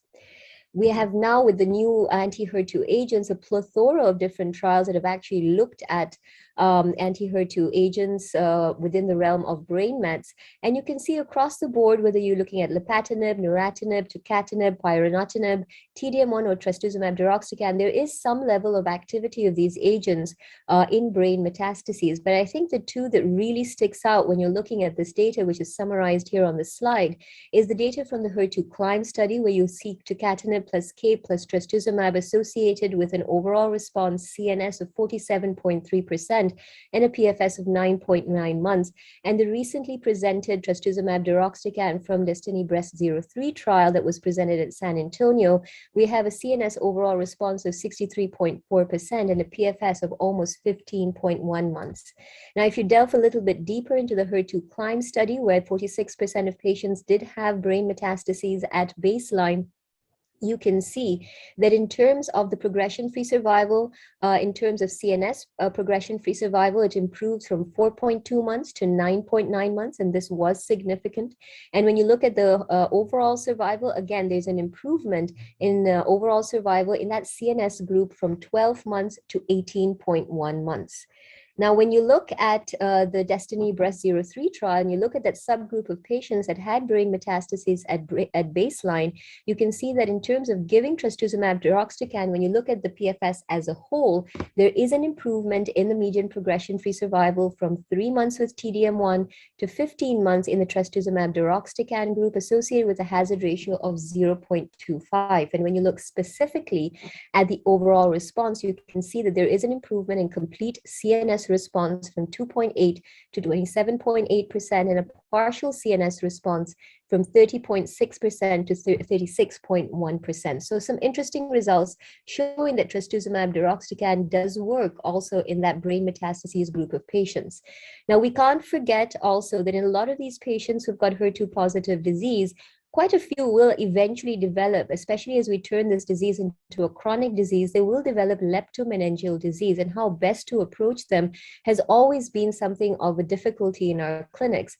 But we do have some nice results that have looked at intrathecal use of trastuzumab in these patients, and you can see that in terms of efficacy endpoints, in terms of partial response, you can get about 19.2%. The median progression-free survival is about 2.4 months, with a median overall survival of 12.1 months with intrathecal trastuzumab. And finally, can we expand the cohort of patients who could benefit from anti-HER2 therapy? So beyond that very distinct group of HER2 3+ or FISH amplified group of patients? And the simple answer is yes. We have patients who have hormone receptor positive, HER2 positive group of patients where perhaps a CDK4/6 inhibitor may work. We have 2 trials that have actually looked at this question. The Patricia trial, which was presented way back in 2017 at the San Antonio Symposium, and then again updated this year at San Antonio. And you can see that the Patricia trial took patients who had a hormone receptor negative HER2 positive, as well as hormone receptor positive HER2 positive patients, giving them a combination of palbociclib plus trastuzumab. And you can see that in the hormone receptor positive group of patients, there was also a cohort that received palbo, trastuzumab, and letrozole. So just focusing on the group of patients who've got hormone receptor positive, you can see the updated efficacy analysis presented at San Antonio shows a progression-free survival of approximately 6 months with palbo, trastuzumab, and letrozole, and approximately overall survival of 34.3 months. And when you tease out those subgroups within the hormone receptor positive group and you run a PAM50 analysis on them, you can see it's really the luminal subgroup that's really benefiting from the combination of palbo plus trastuzumab. You can see that the progression-free survival is about 10.37 months versus 3.53 months in that HER2 enriched group. When you look at the Monarch-HER trial, again, a very interesting trial that looked at the combination of abema, and there were 3 groups in this cohort, in this particular study. Group A looked at abema, trastuzumab plus fulvestrant, Group B, abema plus trastuzumab, and Group C, chemotherapy plus trastuzumab. And the authors actually reported that when you compared Group A, which is abema, trastuzumab, fulvestrant, versus the Group C patients, which was chemotherapy plus trastuzumab, the clear winner was the combination of abema, trastuzumab, and fulvestrant. You can see an improvement in the progression-free survival from 5.7 months to 8.3 months with a hazard ratio of 0.67 that was statistically significant. And of course, looking at those patients with HER2 low, so again, not very clearly HER2 3+ or FISH amplified, we know that about 45 to 55% of patients with breast cancer will have HER2 low. And the proportion of HER2 low is actually higher in our hormone receptor positive group of patients at 65% compared to our triple negative group of patients at 37%. Now, there's been various mechanisms of novel agents and mechanisms of action that are actually been trying to target these patients with HER2 low expressing breast cancer, including using monoclonal antibodies like pertuzumab, margetuximab, and trastuzumab, because there's been some preclinical activity, using anti-drug body conjugates, using bispecific antibodies that allow forced connections between cancer and immune cells, and of course, using vaccines. Now, looking specifically at trastuzumab deruxtecan, this has been investigated in the HER2 low population. This comes from the DAISY trial that was presented as a poster session at San Antonio. It's a phase 2 trial that looked at patients in 3 cohorts. Cohort 1, they were HER2 overexpressing. Cohort 2 were HER2 low expressing, and cohort 3 were the HER2 non-detected cohort. And you can see across and these were heavily pretreated group of patients, and across the group, you can see that in patients with cohort 2, which is low expressing, and cohort 3, you were getting a median progression-free survival of 6.7 months in the HER2 low expressing and about 4.2 months in the HER2 non-detected. Now, interestingly, when you subdivided the group of patients in cohort 2 and cohort 3 that had hormone receptor positive disease, you can see that in patients who had cohort 2 or cohort 3, the progression-free survival of cohort 2, which was HER2 low expression, PFS of 6.9 months, and the HER2 low 4.5 months. But in the triple negative group of patients, you can see that cohort 2 and cohort 3, very low PFS at about 2.1 months. So again, very interesting interesting how trastuzumab deruxtecan seems to be working more in the low expressors and non-expressors in that hormone receptor positive group of patients. And finally, at San Antonio last year, we did see the results of the SUMMIT trial that looked at patients who had an acquired HER2 mutation to see if an anti-HER2 therapy would work in these patients. You know that 8% of patients with hormone receptor positive HER2 negative patients will develop an acquired HER2 mutation. These patients were randomized to receive either neratinib, fulvestrant, trastuzumab, or fulvestrant, trastuzumab, or fulvestrant alone. And you can see the activity was restricted to patients with neratinib, fulvestrant, and trastuzumab. And if you look at the 33 patients who had neratinib, fulvestrant, and trastuzumab, you can see an objective response of about 42.4%, a clinical benefit rate of 51%, and a median progression-free survival of approximately 7 months. And in my final question, what is the ideal algorithm for management of HER2 positive metastatic breast cancer? I don't think any of us actually knows now with all these agents on board what will be the management, but I do think that we need to think about the fact that our patients are receiving pertuzumab, trastuzumab in that neoadjuvant setting with trastuzumab, with TDM1 in the adjuvant setting if they have residual disease. So in just the algorithm that I think might be workable and that I use in my clinic, we have to think about the fact that we have de novo patients as well as relapsed patients. So in patients who have a DFS of more than 6 months with trastuzumab or more than 6 months with pertuzumab, trastuzumab, or stage 4 de novo, we give them pertuzumab, trastuzumab plus a taxane in that first line setting. In the second line setting, we give them trastuzumab deruxtecan. Upon progression, if they have no CNS disease or CNS disease, we classify them like that. And if they have no CNS disease, they can either get tucatinib plus trastuzumab plus CAPE. We don't really know what the role of TDM1 there is, but it might be there in the third line setting. But if they do have CNS disease that's progressed, tucatinib plus trastuzumab plus CAPE would be our ideal combination, followed by TDM1. And then of course, at the end, there are so many different combinations that one could use. If a patient has DFS of less than 6 months or a DFS of less than 6 months with P&T, they go straight to getting trastuzumab deruxtecan. And of course, if they have a DFS of less than 12 months post TDM1 in that adjuvant setting, they also go straight to get trastuzumab deruxtecan.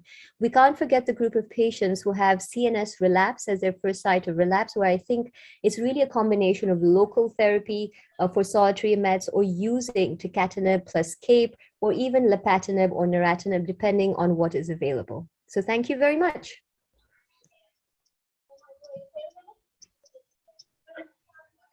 Thank you, Dr. Shaina. And I think coming towards the end of this session, I would only say that HER2 positive breast cancer has a high rate of recurrence and it's a very aggressive disease. But with the advances in HER2 targeted therapies, we have provided lots of treatment options for these patients. In the last maybe 20 years, we have around 10 drugs that are available for treatment of HER2 positive expressing breast cancer. Not only breast cancer, but also other solid tumors. And as was very elaborately told by Dr. Shaina, trastuzumab deruxtecan, the new antibody drug conjugate with a high drug to antibody ratio, stability in the systemic circulation, and payload with a short half-life, and it is found to be very, very effective. So deruxtecan has shown anti-tumor activity and a manageable safety profile in the HER2 positive metastatic breast cancer and other metastatic solid tumors. So currently there are numerous trials which are all ongoing and which is going to answer the question whether how we are going to place this drug in near future for the treatment of metastatic breast cancer. Thank you and wish you all the best. Thank you, sir. Thank you for your expert comments. And after such an enriching session, I'll now take the opportunity to invite a very renowned figure all over our country and abroad too, Dr. Sudeep Gupta. So, Dr. Sudeep, sir, are you there? Yes, sir, is there. So, Dr. Sudeep, I will request you to kindly take over and invite our speaker for the next plenary session. Okay, so thank you very much, Dr. Valia. Can you hear me? Yeah, we can hear you. Okay, thank you very much. So, good evening, everyone, and thank you very much to the organizers and Dr. Walia for their invitation to participate in this excellent meeting. I have the privilege of inviting Dr. William Gradeshar, whom all of us also know very well. He actually doesn't need an introduction, but still my privilege to do the honors. He is the Chief of Division of Hematology and Oncology in the Department of Medicine and the Professor of Breast Oncology at the Northwestern University Feinberg School of Medicine. He has numerous positions to his credit in the past. He has served as a chair of the Urey Cancer Center's Lynn Sage Breast Cancer Symposium, which all of us know is a nationally recognized symposium in breast cancer. He serves on various committees, including the FDA's Oncology Drug Advisory Committee. He's on the editorial board of several prestigious journals. He's the editor-in-chief of the Breast Cancer Research and Treatment. And above all, he's a wonderful speaker. He is well published, and we always look forward to listening to his talks as well as sharing his wisdom.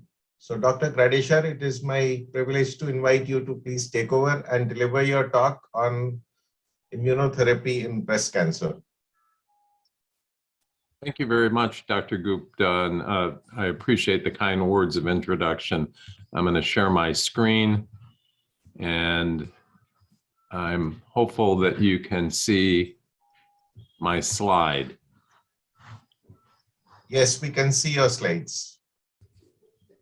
Okay, so what I was asked to do was to discuss the question of adding immunotherapy to HER2-targeted therapy.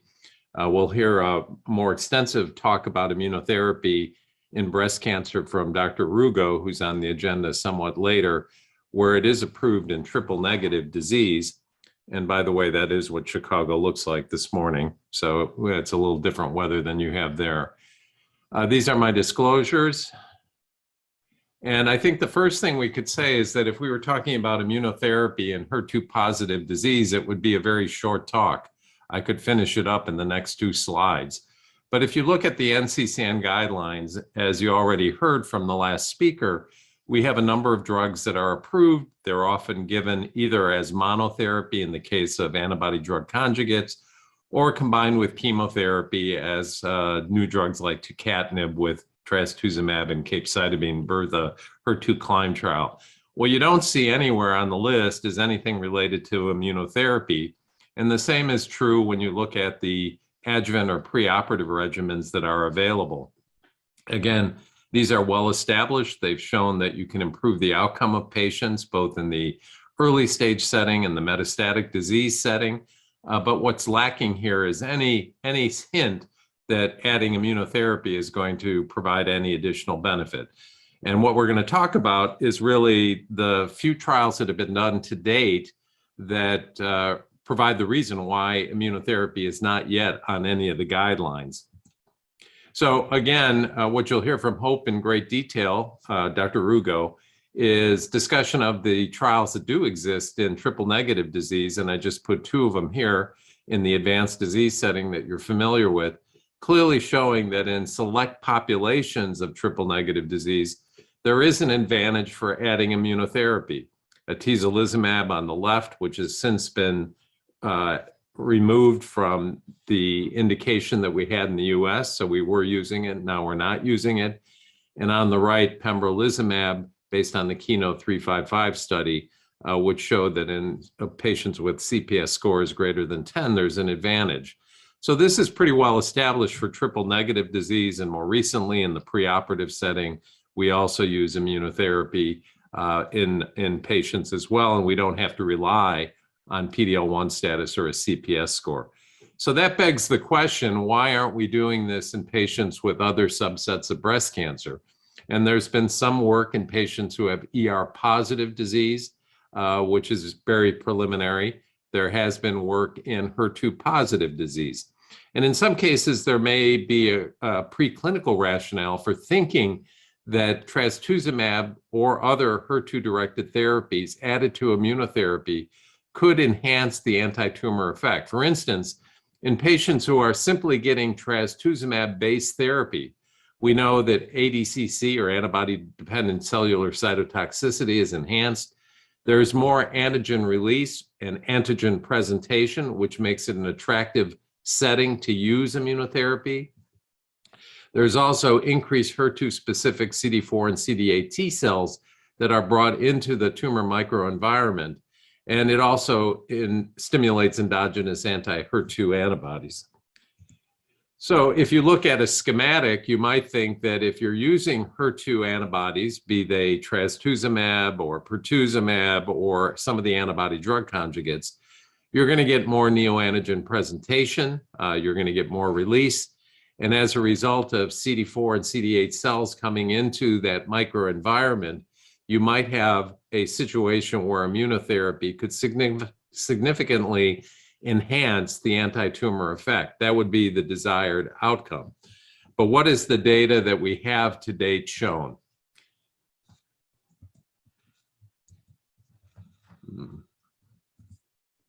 So if you look at the clinical trials that, and I'll go through these in a little bit more detail, but if you look at first the phase 1 trials on the far right, the Javelin trial and the NCT trial, which are very small experiences, these were not well-selected patients. And in one case, it was durvalumab plus trastuzumab or simply giving avelumab.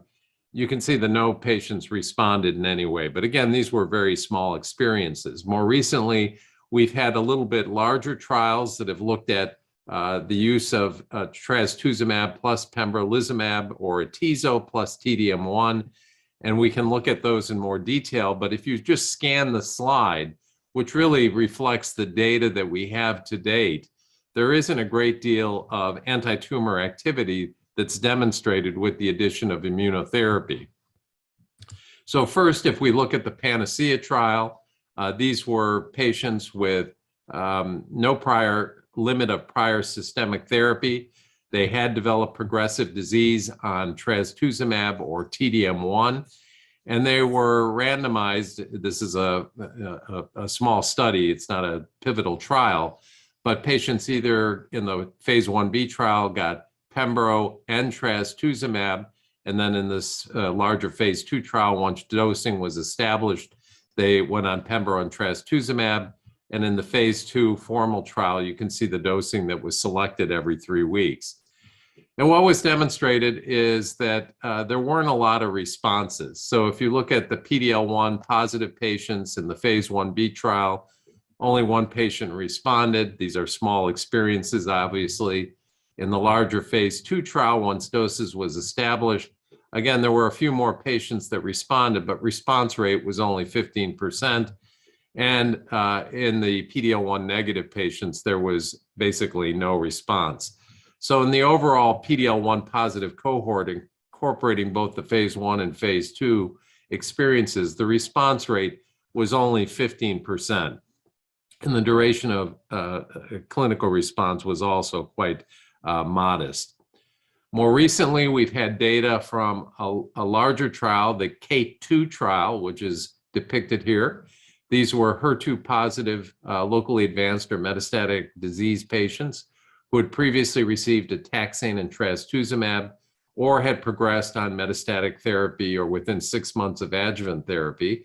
And they were randomized to TDM1 plus atezo or TDM1 alone, which would have been until recently a reasonable choice after disease progression on a trastuzumab-based therapy.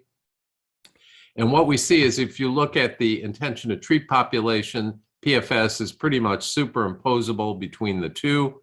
But if you look at the PD-L1 positive subset of those patients, there does appear to be an advantage of about 4 months numerically favoring the addition of atezolizumab. And similarly, on the bottom, if you look at overall survival, not a huge difference between the two. Perhaps in the patients that have PD-L1 positive disease, you see a little bit more of an effect, but it's not dramatic by any means. But it is clear when you sort of hone down and look at some of the translational work that was done in this trial, in patients who had higher levels of PD-L1 positivity, I see 1, 2, or 3 and not 0, you get the clear indication that there's more activity or more expression of the PD-L1 protein. There's more of a level of CD8 gene expression. A T cell signature is enhanced, and there are also more TILs. So there is some suggestion that there is activation of the immune system, but regrettably, based on the data shown here, it hasn't yet translated into anything that is truly significant. So what the authors suggested after they presented these data is there are some signals that there is activity. The number of events in these trials is still quite small.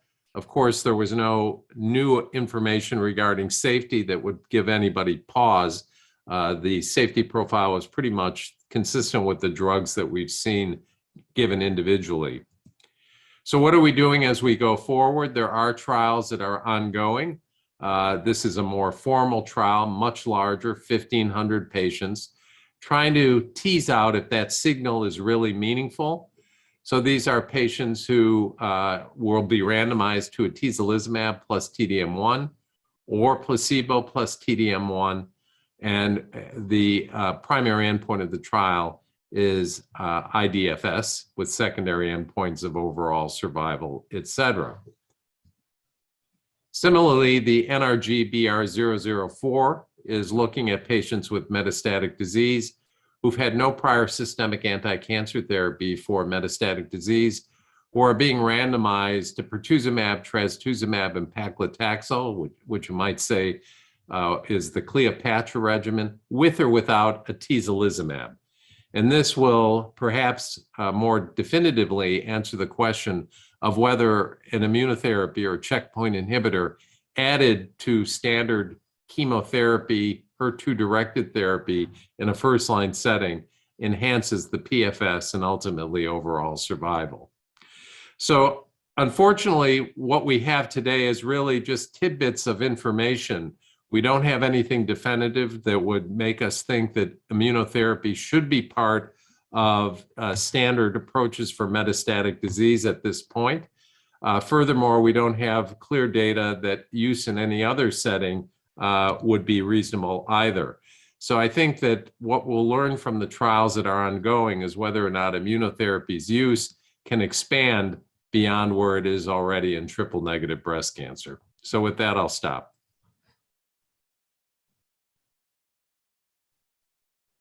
Thank you very much, Dr. Gradisher, for a very nice summary of the current state of play in with respect to immunotherapy in HER2-positive breast cancer. Let me see if there are any questions. There is one question in the chat box, and this has been asked by Dr. Somani. And he says that and this is a question with triple-negative breast cancer, not in HER2-positive. If pathological complete response is not achieved with neoadjuvant chemotherapy and the patient is BRCA positive, how would you treat in the adjuvant setting with PARP inhibitors or capecitabine or both? Well, that's a good question for which there isn't a good answer yet.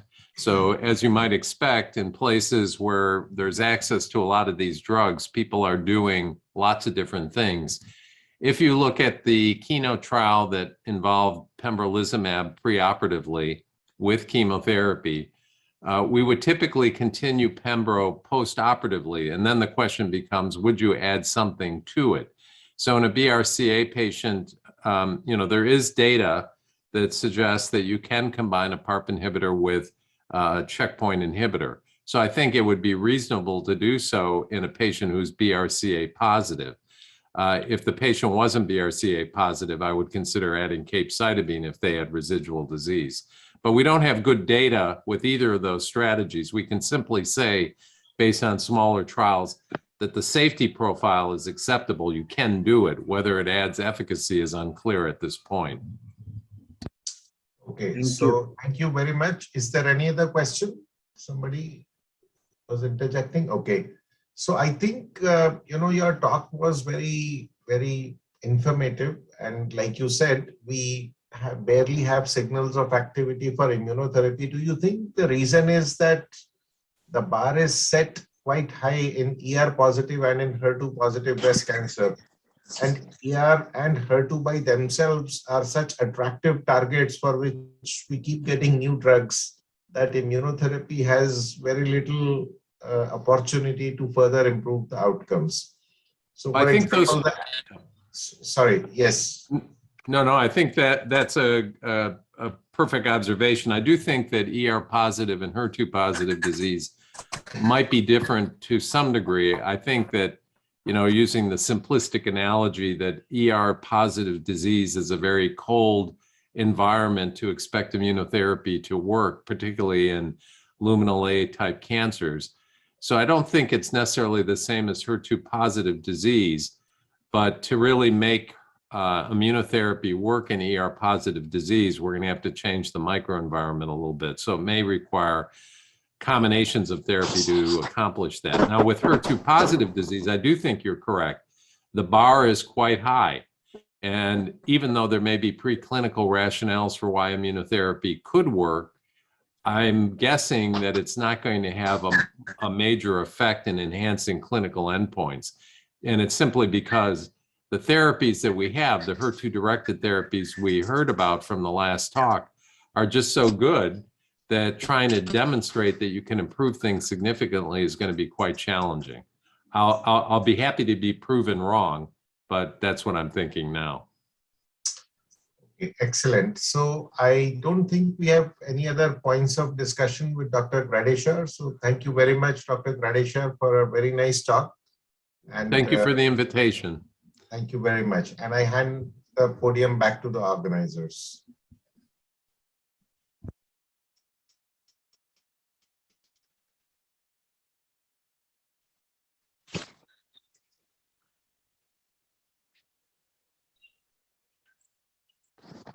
Hello, Dr. Meenu ma'am. Hello. Shruti. And now we move on to our next plenary session. And for this, Ma'am, your bandwidth is poor. We can't hear you. Hello? Yes, ma'am, Hello? it's better now. Please go ahead. Hello. Yes, ma'am, we can hear you now. You carry on, Tarun, you carry on. So, for the next session, it's a pleasure to welcome our chairperson, Dr. Shyam Agarwal, sir. He doesn't need any introduction. Sir is a chairman and director. So we move on to our next plenary session.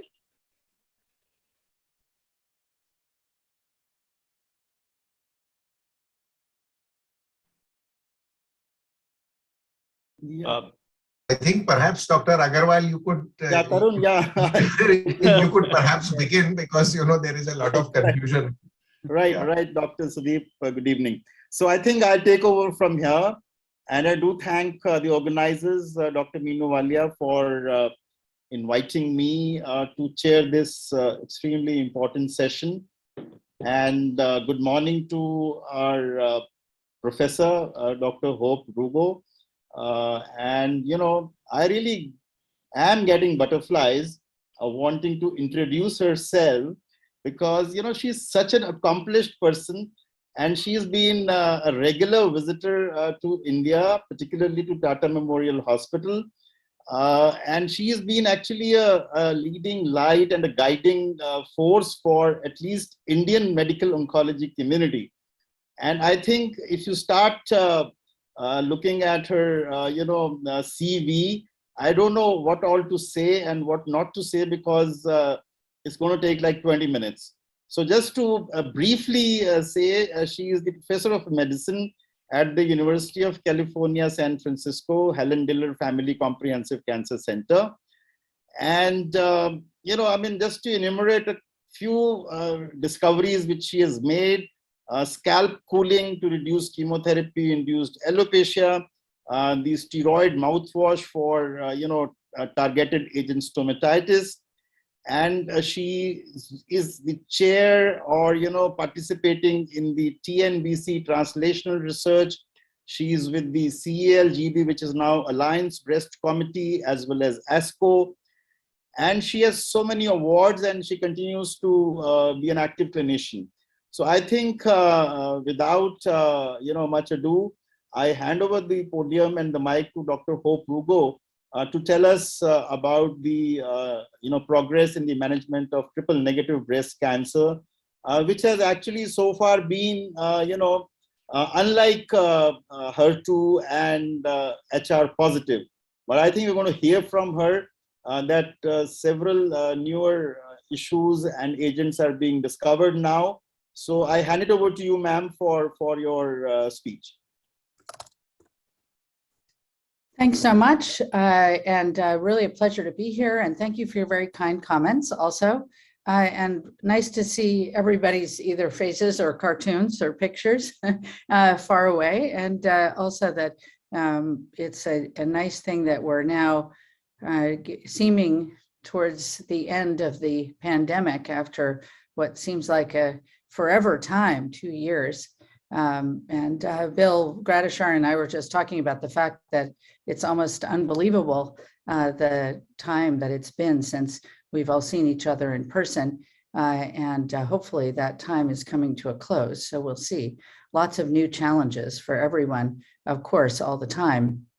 So I was asked to talk about the TNBC, of course, in 15 minutes, which I'm going to try very hard to do. If once I get my slides to go, there we go. All right. So I think, there was really quite a lot of different talks about triple negative breast cancer and areas that we either are going to use in clinical practice or not. And we'll try and talk about some of these. I think some are more familiar than others. And so we'll go through them reasonably quickly, the more familiar ones. So these are my disclosures, mostly research support for clinical trials. So the topics to discuss are immunotherapy, very exciting area. Of course, you just talked about immunotherapy and HER2-positive disease. Updates on Keynote-522, the really remarkable event-free survival data that had been shown at ESMO, and Keynote-355, where I was fortunate to be able to present the overall survival data at ESMO, and Javier Cortez presented subset data, which is very important. And also, there was some interesting data on the role of anthracyclines with immunotherapy in triple-negative breast cancer. There was an interesting trial, CTRAC-TN, and disappointing, but I think tells us about how we should be designing post-neoadjuvant therapy to focus on the patients at greatest risk, CTRAC-TN. And there are a lot of new directions being planned and implemented. There are a number of trials looking at amplifying the immune response and mutation-based treatment. Nimbus really focused on disease that had a high tumor mutational burden, which turns out, interestingly, to be primarily lobular cancer, so hormone receptor positive. So I won't talk about that one so much, but and also Summit, which looked at neratinib in patients who have somatic HER2 mutations and a small number of triple-negative patients, again, mostly in lobular cancer, very interesting and unstable subset of breast cancer, but mostly initially ER positive. And a number of different new studies. The antibody drug conjugates are an expanding area, datopotamab deruxtecan and trastuzumab deruxtecan in the DAISY trial. So we'll talk about some of those areas. So neoadjuvant immunotherapy, there were 2 phase 3 trials. But I think that Keynote-522 is the next direction, and what that next direction is now, our neoadjuvant trials need to be powered not just for pathologic complete response, but also event-free survival, because there is treatment post-surgery that can impact outcome, and we really need to see that event-free survival difference when we're going to be adding in more expensive and potentially toxic therapies. Impassion 31 is more of an old style neoadjuvant trial with 333 patients, whereas Keynote-522 had almost 1,200 patients. The backbones are similar: chemotherapy with or without the checkpoint inhibitor, pembrolizumab or atezolizumab, and then continuing to complete a year. Of course, the big question is, do we need to continue to complete a year? We've done that with trastuzumab and now pertuzumab, but we have no idea that you need what duration is appropriate and what happens if you have a PCR. Of course, as you know, the addition of pembrolizumab or atezolizumab, regardless of the backbone chemotherapy, markedly improved pathologic complete response. This trial was designed to look at it in the first group, in the first analysis, in 602, so about half the population. And of course, this was all the patients in this trial. Now, we'll go on and talk about both of them in terms of what we learned. We learned that the benefit from immunotherapy in early stage disease is independent of PD-L1 status, but that PD-L1 is predictive of response to chemotherapy.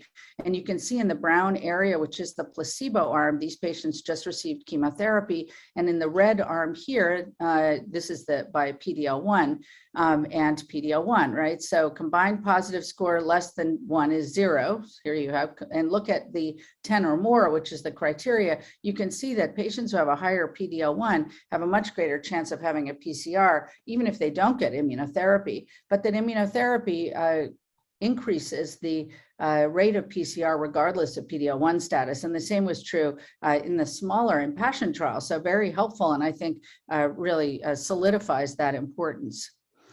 We saw, of course, at the ESMO virtual plenary, this really remarkable data with almost 8% improvement in event-free survival and a 7.5% absolute improvement in distance recurrence-free survival, which is quite impressive. And you can see the hallmark analyses here, which I think are very helpful to us clinically. This is at 3 years, 36 months. You can see 76.8 to 84.5%. And I think this particularly important to me, in any case, a 6.3% improvement in distant recurrence-free survival. So very nice to see with the events, the early events, those patients who truly have resistant disease to everything, the curves are together in that first really year here. And then the curves separate and stay separated. Very nice to see.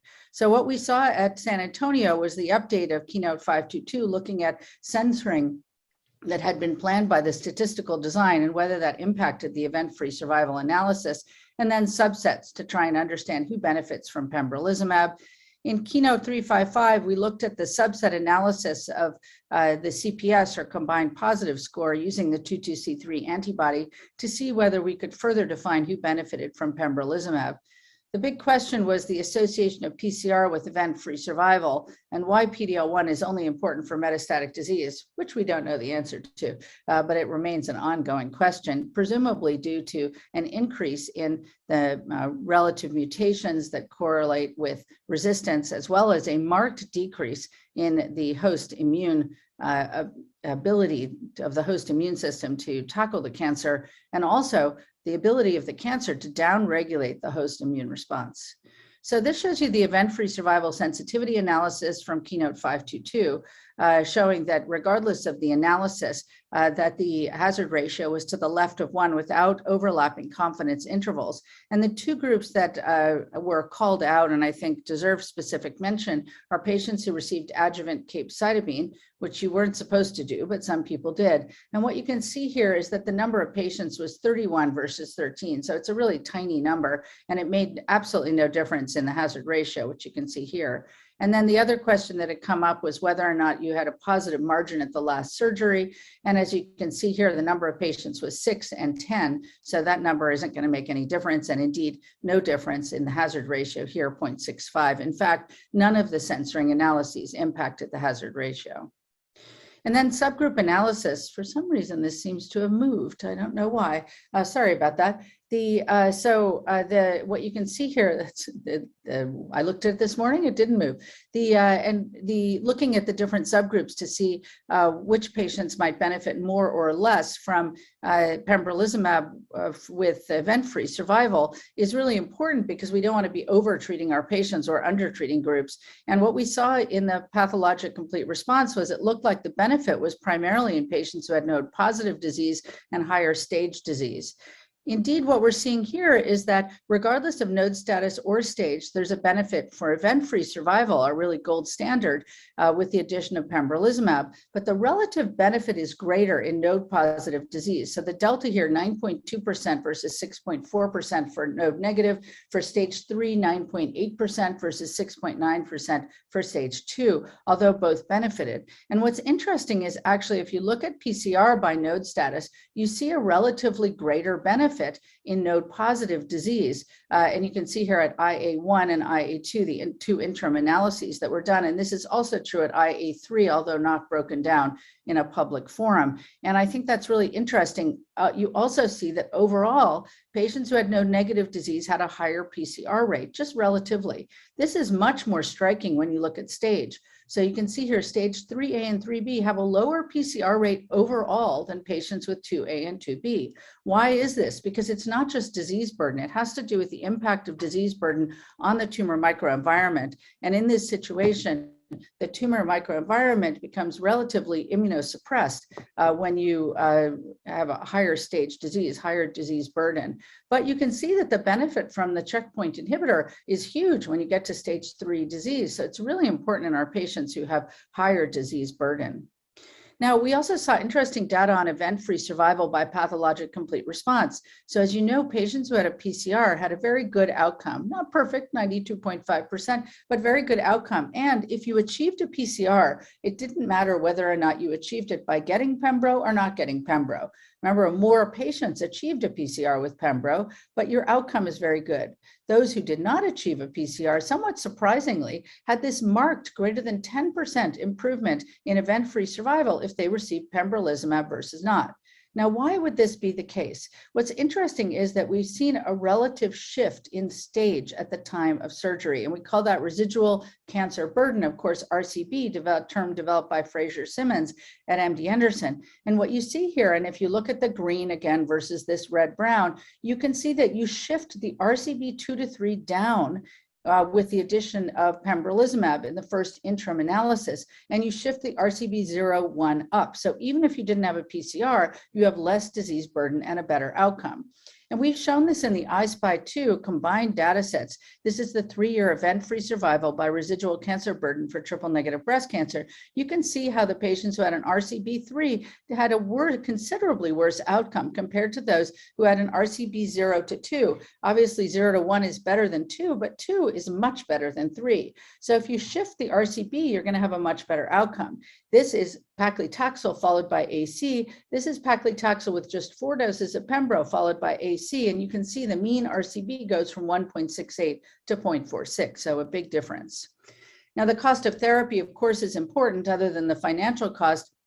We see that the relative immune toxicities are markedly higher in patients when they're getting chemotherapy plus the checkpoint inhibitor versus the checkpoint inhibitor alone. I think this really shows why we're giving the chemo with the checkpoint inhibitor. We're enhancing the host immune response with that combination, and then that enhancement decreases after surgery. You've also, of course, weeded out the people who are going to get an immune toxicity, similar to what we see with trastuzumab and cardiac toxicity.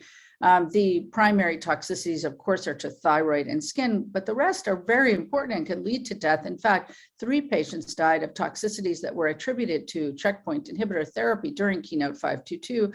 3 out of 1,200 is a small number, but I think with early identification and treatment, even when you're not sure what's going on with immunosuppression and steroids, you can avoid any mortality from checkpoint inhibitors. And this shows you one of the non-life-threatening toxicities, relative loss of pigmentation, not just in the skin with vitiligo, but also in the hair. And this can last for a long time. This is 2 different patients who received neoadjuvant checkpoint inhibitor on I-SPY. So where are we with checkpoint inhibitors for early triple-negative breast cancer? So here you can see the different studies that have been done. I showed you the results from Keynote-522 and Impassion31. NEO-TRIP is the one trial that didn't use anthracyclines. And there was interesting data from the NEO-TRIP trial from Bianchini's group looking at the role of anthracyclines in modulating the immune microenvironment, showing that you really have a marked enhancement in the host immune response when you give anthracyclines, whether after or with the checkpoint inhibitor. And so I think that that played a role in the lack of PCR difference that was seen in NEO-TRIP. There was a numeric improvement in Jepar Nuevo, very small trial, less than 200 patients, a third of them stage 1, so less relative benefit in PCR, but a big benefit in terms of event-free survival, distant disease-free survival, and overall survival, suggesting that potentially patients could just receive the checkpoint inhibitor preoperatively and spare the rest of the year of drug. We also saw an improved PCR in the small I-SPY 2 cohort, of course. Now, where are the unanswered questions? So the big question is, who needs checkpoint inhibitors, balancing risk and cost? Can we identify patients who don't need checkpoint inhibitors? Right now, those are patients who have node-negative disease and stage 1 disease primarily. The optimal chemotherapy backbone, we saw in an update at ESMO from the Brightness trial that there was a relative improvement in event-free survival, disease-free survival in patients who received platinum versus those who did not. And so this suggests that platinum therapy is the appropriate backbone, but that if patients develop thrombocytopenia or toxicity, we should preserve the paclitaxel anthracycline and decrease or drop the platinum. Anthracyclines may have an important role. This shows you the differential benefit from patients who received anthracycline versus those that did not. This is a historical cohort from this data from Bianchini's group presented at San Antonio. You can see this marked enhancement in their immune signature with the use of anthracyclines versus the patients who received treatment on neotrip who did not receive anthracyclines. We don't really know how long to treat patients with the checkpoint inhibitor. That remains to be defined. I'll show you a planned trial. And we don't know what to do with patients who don't achieve a PCR. So one plan is to randomize patients who do have a PCR with neoadjuvant therapy to receive pembrolizumab or not. And this trial will be run through the Alliance for Clinical Trials in Oncology. I think a really important question for our patients, both for cost and toxicity.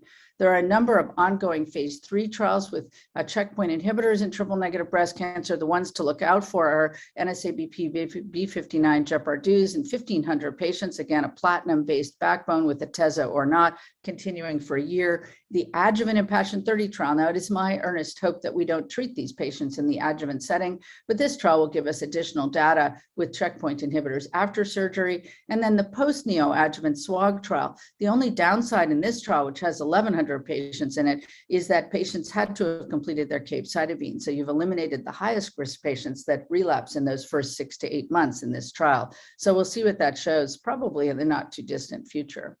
So our roadmap for early triple-negative breast cancer includes patients who have at least stage 2 disease treated with a checkpoint inhibitor. Preoperatively, patients who have T1C node negative disease would be treated neoadjuvantly, now recommended by the NCCN guidelines, but with chemotherapy backbone. We don't know whether or not these patients need an anthracycline, but of course, this wasn't part of San Antonio updates, a whole other discussion.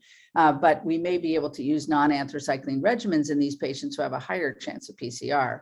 Patients who don't have a PCR, perhaps we should be looking at these combination regimens. I'll show you a proposed trial design in a second, and looking at combining checkpoint inhibitor with various different approaches, but we don't yet know what the appropriate approach is for these patients, but we seem to be leaning towards continuing pembro to complete a year based on the EFS data I showed you, and then we really do need to answer this question for our patients. In Twitter poll, most people that I did right in December, most people would use the combination therapy for the no PCR and continue pembro for a year at the moment.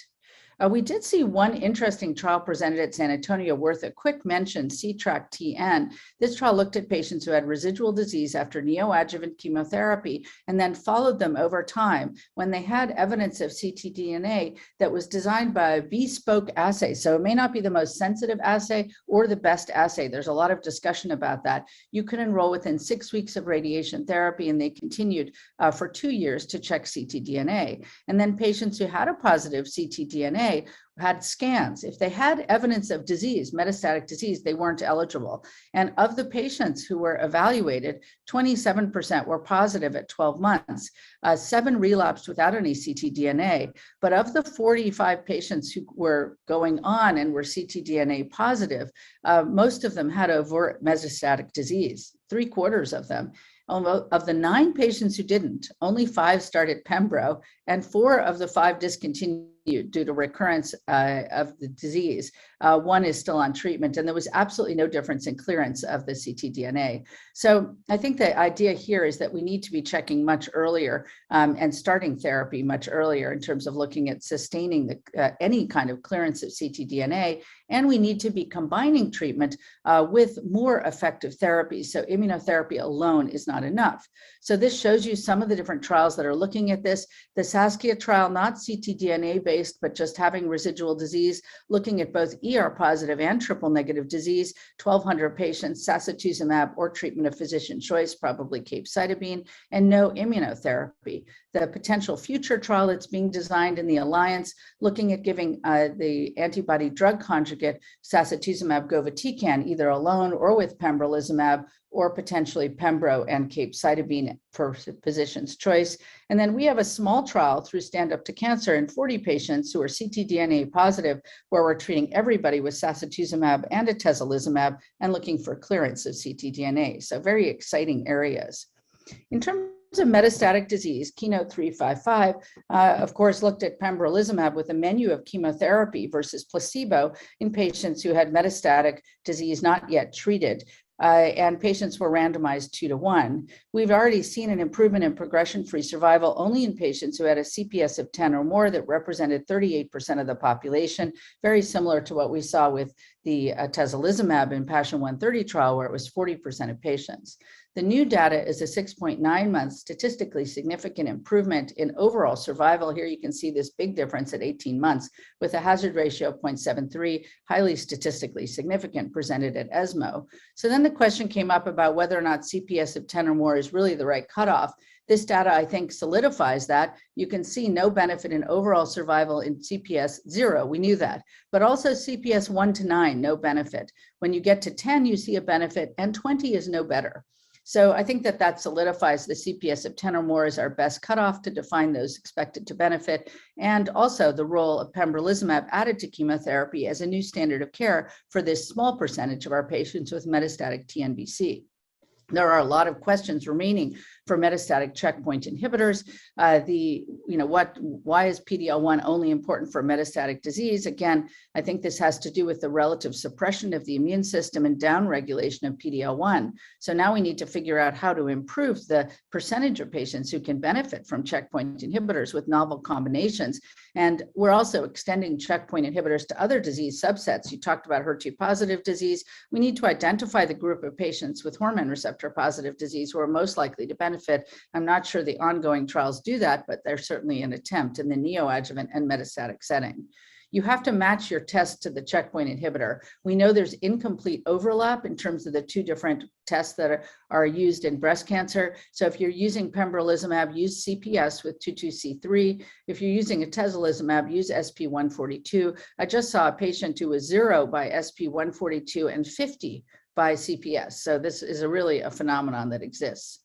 There are a number of trials looking at trying to amplify the immune response with combinations of antibody drug conjugates and immunotherapy, as well as induction with various agents that might enhance the immune response, and immunotherapy combinations in hypermutated HER2 negative metastatic disease. But what I mentioned is that that's mainly lobular cancer and not so much triple negative disease. And lastly, to just finish up with antibody drug conjugates, the most exciting area in chemotherapy for all subsets of breast cancer and other cancers as well. We have a sacituzumab govitecan, the novel TROP2 antibody drug conjugate with SN38, the topoisomerase inhibitor, as the payload, established as a standard of care for metastatic triple negative disease with a significant improvement in PFS and overall survival in heavily pretreated patients, and a primary toxicity of neutropenia that can be managed with growth factors. Newer ADCs for triple negative disease include datopotamab deruxtecan, a TROP2 ADC.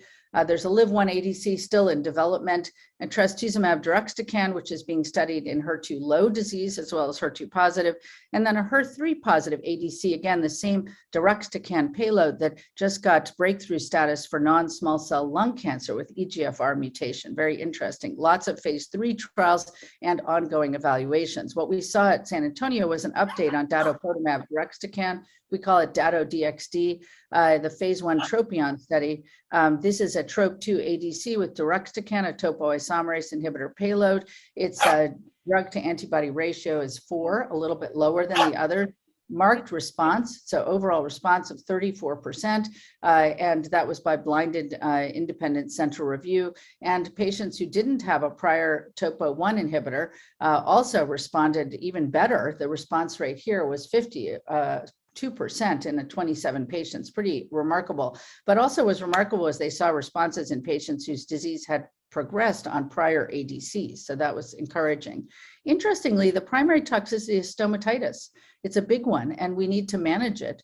You can see that there are patients who had grade 3 or greater stomatitis. So they're using the steroid mouthwash that was talked about it when I was being introduced to try and see whether or not we can reduce the stomatitis. The Tropion Breast-01 trial is in hormone receptor positive disease, already enrolling, and the triple negative study will open later this year. HER2 low, of course, we see more in hormone receptor positive versus triple negative. So about 37% of patients are HER2 1 or 2 plus and have no evidence of amplification. And there are multiple studies evaluating different ADCs in different cohorts in HER2 low. We expect to actually see data from Destiny Breast 04 at ASCO this year, as well as from sacituzumab govitecan in the TROPICS trial in hormone receptor positive disease. So really an exciting time in the area of looking at ADCs. We made progress in triple negative breast cancer. Immunotherapy has a defined role. ctDNA is clearly not ready for prime time, despite the advertising by people who have these assays, but we need new strategies using ctDNA to try and figure out how to use this most appropriately. It's also not ready for the metastatic setting either. Expanding antibody drug conjugates, an exciting new area as well. We're going to see more and more of this as we move forward. Thank you very much. Thank you, Dr. Hope Rugo, for that excellent presentation. There are a couple of questions in the chat box. One you did address, although there's no clear answer. If you get a PCR on immunotherapy, Pembro, would you continue after surgery? So if you have a PCR right now, I thought that the Twitter poll was so interesting, you know, that people would continue the pembrolizumab after surgery, you know, 3/4. And I had done 2 Twitter polls, you know, separated by about 6 months. And they said, everybody said the same thing. It's like the trial did it, so we will. But I think that if anybody had any toxicities or financial considerations, that I would tend to not give the checkpoint inhibitor to complete 1 year. If a patient had a PCR and a relatively low disease burden, the place where I get a little stuck is patients who have stage 3C disease, where it may actually be quite important to continue the checkpoint inhibitor. So I think, you know, the study continued. So if you can, we would, but there may be subsets. I think we get your insight into that, Jyoti. I'm sure she gets it. And the final, I think we're running short of time. So I think the focus, as you said, is shifting from PCR to RCB a little. So would you expand on that, ma'am? I think that's an interesting concept which is emerging now. Yeah, it's actually a great question. I'm on a panel called NCI STEEP. You know, they keep talking about endpoints. So this is a panel that's defining what the FDA will suggest as endpoints for clinical trials. And we've talked a lot about RCB. The FDA doesn't feel that it's ready for saying that RCB would lead to drug approval. But I think RCB gives us a really important window into what agents are going to work in terms of event-free survival. And if you look back now, I feel like, you know, we might have thrown out drugs that actually were quite effective because we were solely looking at PCR, whereas it's reducing the disease burden that's really important. And I think that's also going to be important in our patients with hormone receptor positive disease, where we're looking at this particular endpoint. I will say also of note, we have been looking at which groups of patients with hormone receptor positive disease respond to checkpoint inhibitors in the small I-SPY 2 trial. And very interesting data from my colleagues in the laboratory has shown that those patients who have a high mammoprint score, so so-called high 2 on the sort of far left end, greater than minus 0.52, those patients have a very high PCR rate. So we can identify patients biologically. Those patients also have high immune gene signatures, a really fascinating area that's being looked at as well. So I think that we'll be able to look at the benefit of treatment based on shifting RCB, as well as from some unique biomarkers that are emerging. Right. So I think we really learned quite a bit in terms of newer issues which are evolving now, which are leading to better understanding of how to target or to attack TNBC. You did mention about things like LIV1 and HER3 And I believe notch is another area. So I think the TNBC doesn't seem to be an orphan disease anymore. So I think we do have a lot of hope for such patients, even for metastatic disease. So I think thank you very much, Dr. Hope Rugo, for accepting the invite. And over to Dr. Meenu Walia for conduct of the program. Thank you very much. Thank you. Take care. Thank you, sir. Thank you for an excellent moderation, and thank you, Dr. Ho. So we move on to the last plenary session of today, and for that we have none other than Dr. Jyoti Bajpai, again a very renowned name in oncology in our country. And Dr. Jyoti, over to you, please. So thank you very much, Dr. Walia and Dr. Vikas, for this opportunity. And, it's my real pleasure and privilege to introduce none other than Dr. Eric P. Wenner, who is, a really known figure in breast oncology for all of us. He is Alfred Gilman Professor and Director at Yale Cancer Center. Also, he is Director and, breast oncology, Director at Dana-Farber as well as Harvard Cancer Institute. He is co-chair for, Alliance, as well as he serves as a co-chief scientific advisor to Suzanne G. Komen for Cure. So he is working in precision medicine for breast cancer to de-escalate therapies, to introduce less toxic therapies, and his great publication really helped in making progress in breast cancer in several areas. So without taking much of the time, I will hand over the podium to start this session. Thank you very much.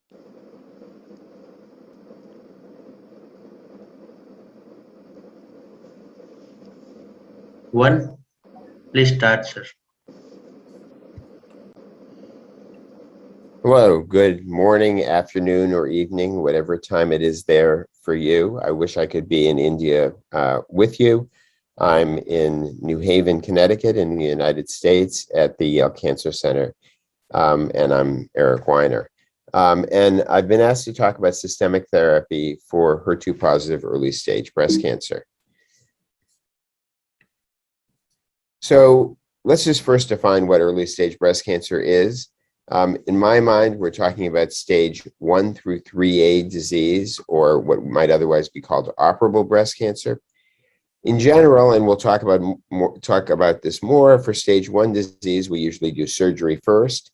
Assuming the nodes are negative, we then move on and give a relatively simple regimen that includes anti-HER2 therapy and limited chemotherapy.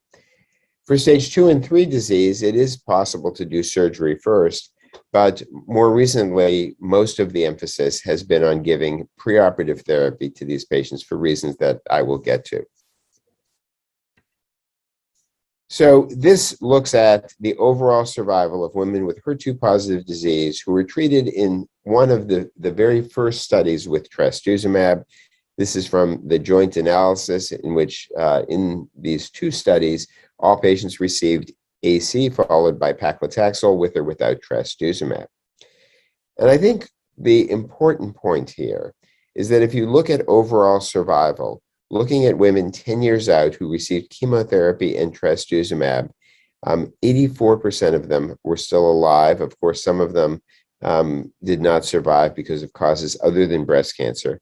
And although I'm not going to show you these data, the risk of a distant recurrence within this group of patients who received AC followed by paclitaxel with trastuzumab for a year was about 12%. 88% of patients remained free of a distant recurrence through 10 years of follow-up. And these were predominantly node-positive patients, many of whom had multiple positive nodes. Of course, at the same time, we learned from the BCIRG study that regimens like TCH that didn't include an anthracycline appeared to perform about as well as ACTH, raising the question even back then as to whether one needs to use an anthracycline. Another study that's worth at least talking about briefly is the ExteNet study. This is the study that after patients had received trastuzumab in the adjuvant setting, they were randomized to receive neratinib or to a placebo. And what was found in this study is that giving a year of neratinib did in fact reduce the risk of recurrence, primarily in patients who had estrogen receptor positive breast cancer, very limited effect in patients with estrogen receptor negative disease. One of the challenges with this study is that, or with this approach, is that a year of neratinib is often fairly toxic because of the diarrhea, and taking a drug like that for a year can be quite difficult. The other issue is that we have no data about the effectiveness of neratinib in patients who have received trastuzumab and pertuzumab, or for that matter, trastuzumab, pertuzumab, and T-DM1.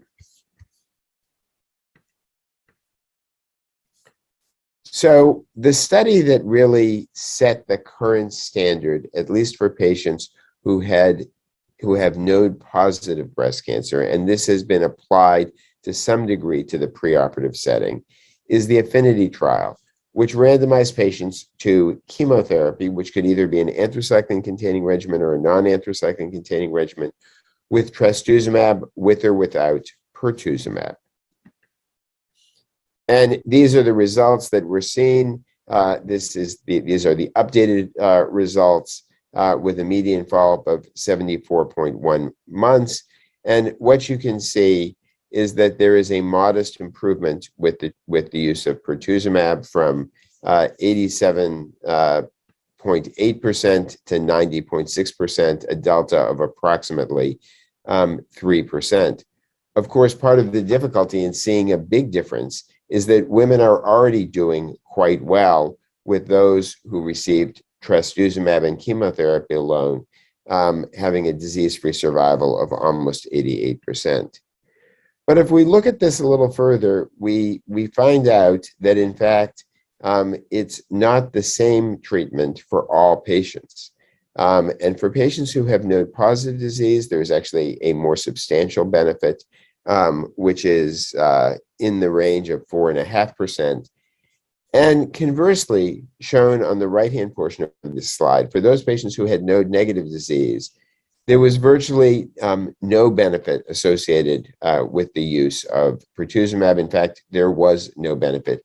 At 6 years, the disease-free survival was 95.0% versus 94.9%. And finally, initially it was thought that this treatment only worked in hormone receptor negative disease, but we subsequently have learned that with additional follow-up, pertuzumab works in both hormone receptor negative and hormone receptor positive disease, as long of course, as the patient has HER2 positive disease. So the bottom line is that pertuzumab is a treatment that should be included in the therapy for women who have node positive disease, probably not for the vast majority of women who have node negative disease. So that leaves us to talking for a minute about early stage disease. And by this, I mean very early stage disease. And we're really talking about stage 1 disease. And here, one of the studies we have to look at is the so-called APT trial, a trial that when I was at Dana-Farber, we conducted both at Dana-Farber and at a number of other institutions. Because we were concerned about overtreatment of stage 1 disease, and because we felt that it would be impossible to randomize patients to trastuzumab or not in this setting, we conducted a single-arm trial in 400 patients of 12 weeks of paclitaxel and trastuzumab, followed by trastuzumab, and we then followed these patients for many years. And shown here is the updated 7-year result. The 7-year disease-free survival was 93.3%. But of importance, if you look at recurrence-free interval, which only includes invasive local regional recurrence, distant recurrence, and death from breast cancer, it does not include contralateral disease and does not include death from other causes. But if you look at this, and this in my mind is really a very relevant outcome measure, that in fact the 7-year recurrence-free interval was 97.5%, which essentially means that only 2.5% of the patients had either an invasive local regional recurrence, a distant recurrence, or lost their life to breast cancer. At Dana-Farber, we went on and conducted a second study called the ATTEMPT trial. And in this study, we randomized patients to trastuzumab, DM1, TDM1, or paclitaxel and trastuzumab. The purpose of the randomization was actually to assess the toxicity of the two regimens. And what we saw looking at TDM1 is that with at least short follow-up, it appeared to perform very similarly to paclitaxel and trastuzumab, with a 3-year disease-free survival of 97.7%. I think in general, most of us feel that these results are still a little too early for this to be adopted in a regular way in clinical practice, but certainly for a patient who cannot, for whatever reasons, tolerate paclitaxel and trastuzumab, this would potentially be a consideration. But what has changed is that in patients with stage 2 and 3 disease, as I mentioned earlier, their optimal therapy typically involves neoadjuvant therapy with anti-HER2 based therapy. Part of the reason for that is that we've learned that from each individual patient, if we give preoperative therapy, we can be much more accurate in defining her prognosis and potentially picking subsequent therapies. This is from the I-SPY investigators and looks at the power of PCR in terms of predicting event-free survival on the left-hand slide and distant recurrence-free survival on the right-hand portion of the slide. And what you can see, and this is particularly true in the setting of hormone receptor negative disease, and that's what this is showing here, is that patients who have a pathologic complete response have a very favorable outcome with a event-free survival of over 90%, and these are patients who have relatively advanced presentations. And for those patients who didn't have a pathologic complete response, a far worse outcome. This shows it for hormone receptor positive disease, where the splay in the curves is less dramatic. We know that overall women with hormone receptor positive disease are less likely to have a pathologic complete response. But if they don't have nearly as poor an outcome as those women who have hormone receptor negative disease. So what about specific regimens in the preoperative setting? So TRIFIENA was a study that randomized patients to one of 3 different regimens. And you can see that the pathologic complete response in these patients was in the range of approximately 60%. In the United States, outside of a clinical trial for a patient who has stage 2 or 3 disease, and here I'm really talking about clearly node positive disease. I'm not sure that this is the appropriate approach for a patient who has a 2.5 centimeter tumor with a clinically negative XLO. But for those patients who have somewhat more advanced presentations, giving either THP followed by AC followed by surgery, or the reverse regimen, or TCHP is very reasonable. But the question that has continued to come up is whether we need anthracyclines. And to try to answer that question, there was the randomized phase 2 TRAIN-2 trial, which randomized patients to 6 cycles of a taxane-based therapy versus 3 cycles of FAC followed by 3 cycles of a taxane-based therapy. 64% of these patients were node positive, 40% of them were hormone receptor negative. And what you can see is that there was really no difference in outcome in these patients, suggesting that an anthracycline in all likelihood was not adding anything and that one could use 6 cycles of taxane-based therapy. We've been interested in the idea that we could give even somewhat less therapy to a subset of patients who have stage 2 and 3 disease. And by less therapy, we're talking about simplifying the chemotherapy and giving paclitaxel alone and eliminating either cyclophosphamide or carboplatin. This was a pilot study called DAPHNE, in which we enrolled approximately 100 patients who had stage 2 or 3 disease.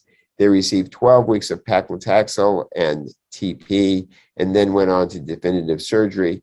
And the purpose of this study was to see if among those patients who had a pathologic complete response, if patients and doctors would be comfortable not giving additional chemotherapy.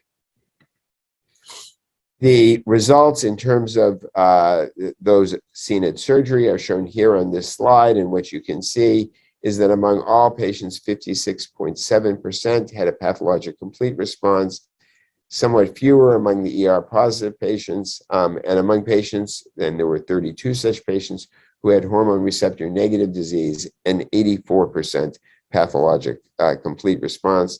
And what I can tell you is that doctors and patients were comfortable if a pathologic complete response was seen in moving on and not doing additional chemotherapy.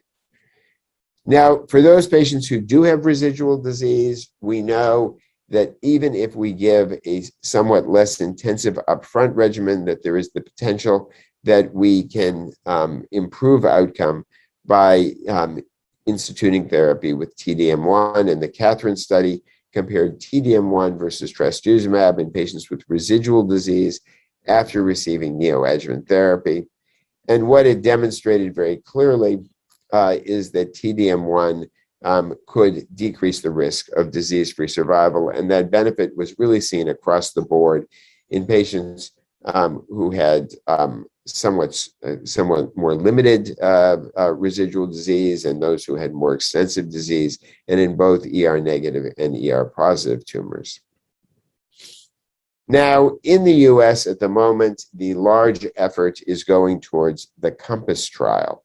This is a trial that's sponsored by ECOG Akron and the Alliance. And in this trial, they are taking what we did in the Daphne trial, that is, that all patients who have stage 2 or 3 disease are receiving 12 weeks of THP chemotherapy. If they have a pathologic complete response, they go on and receive no further therapy other than trastuzumab and pertuzumab, and they are followed to see if in fact they have as favorable an outcome as we expect. And if these patients do have a very favorable outcome, this will be a practice-changing study in that it will mean that for many, many patients with stage 2 and 3 HER2-positive disease, we can limit the chemotherapy.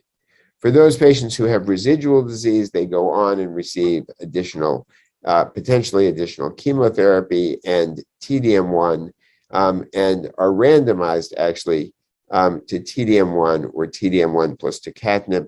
The reason for the tucatinib is because there is a high rate of brain metastases as the first site of recurrence in patients with residual disease.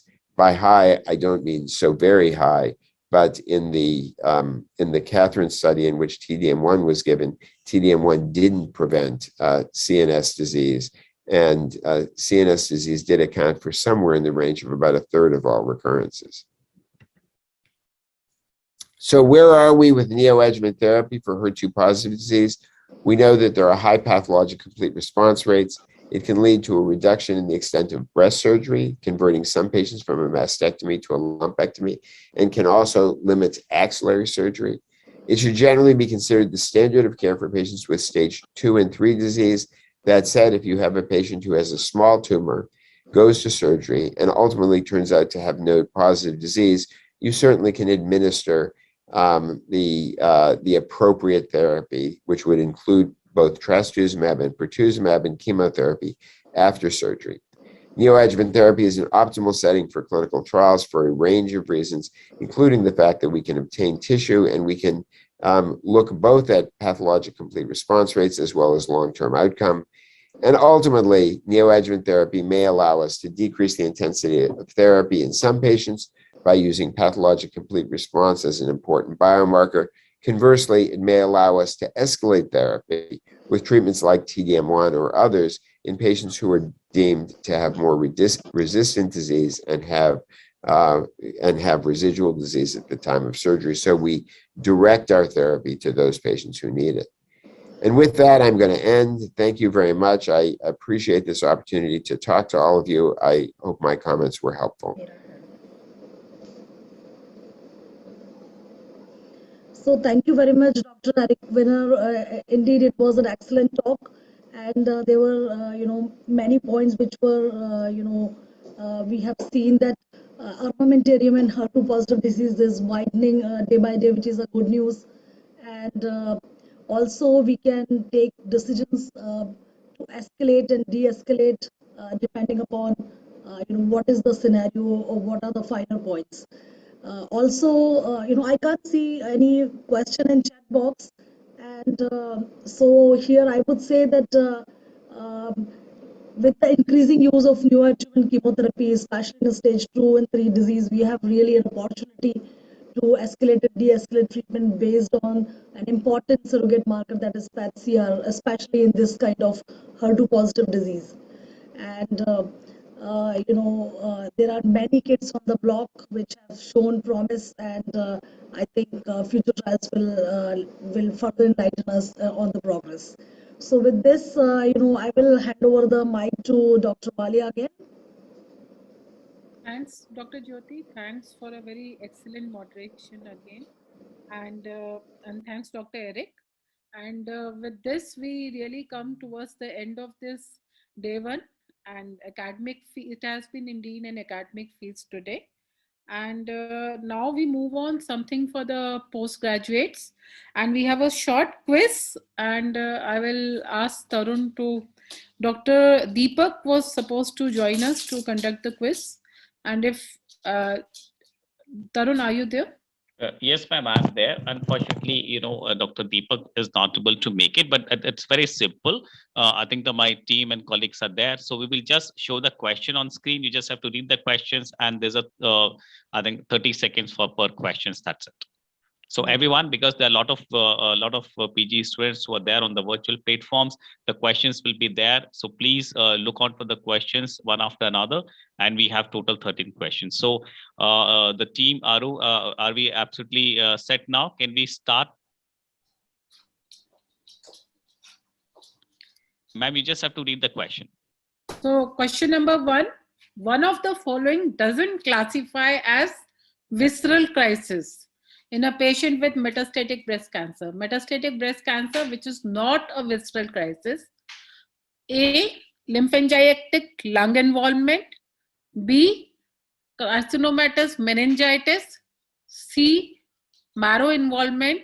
And D is liver involvement.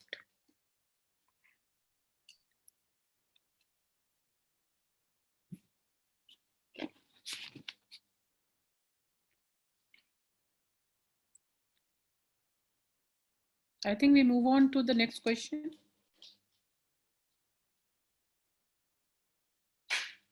Question number 2. One of the following does not classify as a skeletal related event in a patient with metastatic breast cancer metastasizing to the bone. So which is not a skeletal related event? A, hypercalcemia. B, cord compression. C, bone pains. And D, pathological fracture.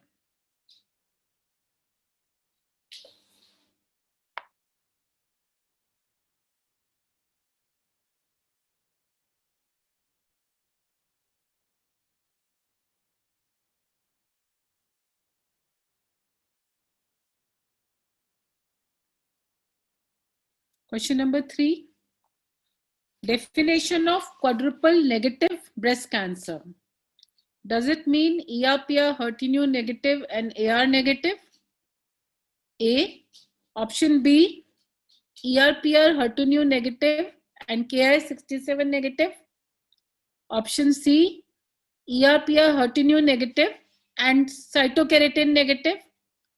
Option D, ER/PR HER2 negative and BRCA negative.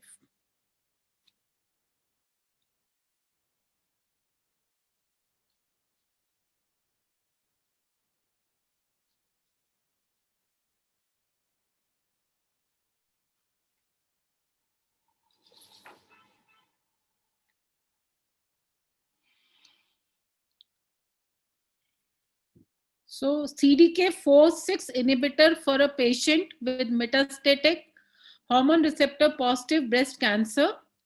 So which of the following is not correct? We had a lot of sessions on CDK4/6 today. Option A, palbociclib causes more neutropenia as compared to abemaciclib. Option B, ribociclib causes more liver dysfunction as comparison to abemaciclib. Option C, abemaciclib causes more diarrhea as compared to palbociclib. Option D, brain penetration of palbociclib is more as compared to abemaciclib. So again, this is which of the following is not correct.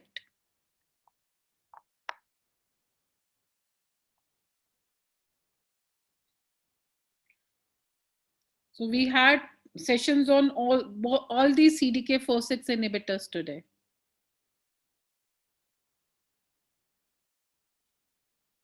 Question 5, again, which is not correctly matched. So these trials were all discussed today. Catherine, option A, Catherine trial, TDM1 in the adjuvant setting. B, affinity trial, pertuzumab in the neoadjuvant setting. C, first trial with palbociclib.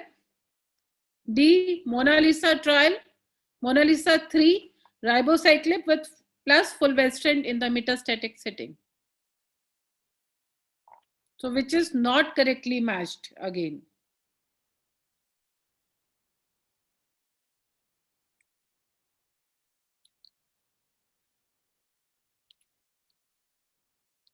Question 6, breast cancer during pregnancy. All of the following statements are true except breast cancer in a pregnant lady. Option A, high propensity of axillary lymph node positivity. B, more frequently ER positive. C, 30% of these are HER2/neu positive. And D, trastuzumab can be safely administered. So all are true except, so you have to pick up the choice which is not true.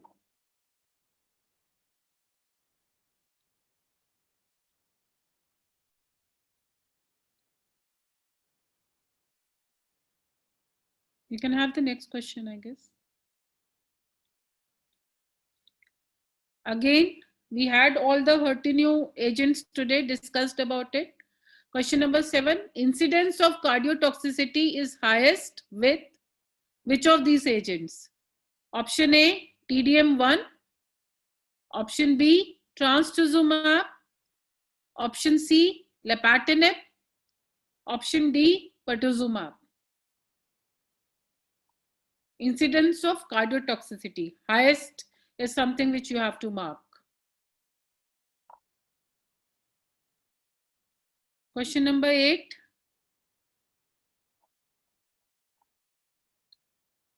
Inclusion criteria of Catherine trial. So we had a lot of discussion on Catherine trial. Included HER2/neu positive patients having had received, this was the inclusion criteria, having has received trastuzumab in the neoadjuvant setting. Option A, minimum of 3 weeks of trastuzumab. Option B, minimum of 9 weeks of trastuzumab. Option C, minimum of 12 weeks. And option D, minimum of 18 weeks.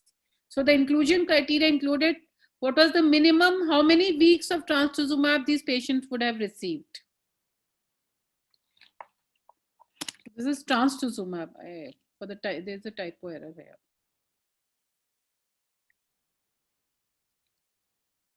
I think we go on to the next question now.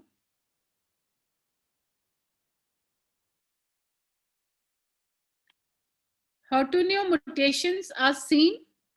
Question number 9. Option A, what percentage of invasive lobular carcinoma? Option A is 10%. Option B is 3 to 5% of invasive lobular carcinoma. Option C is 30% of invasive lobular carcinoma. And option D is none of the above.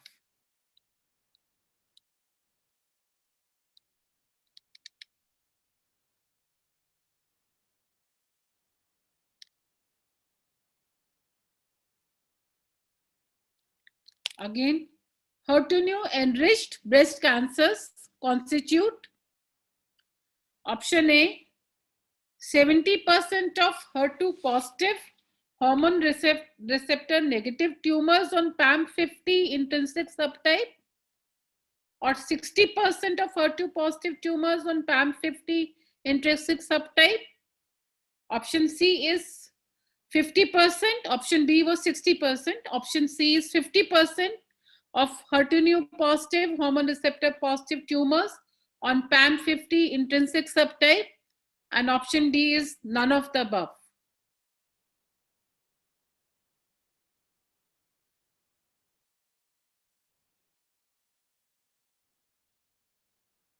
So 70, 60, 50 or none.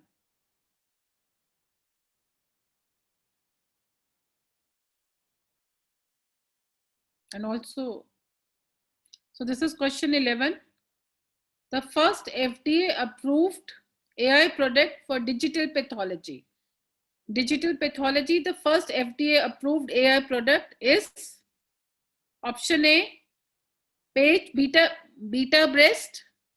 B is page CDH1 ILC classifier. C is page prostate, and D is none of the above.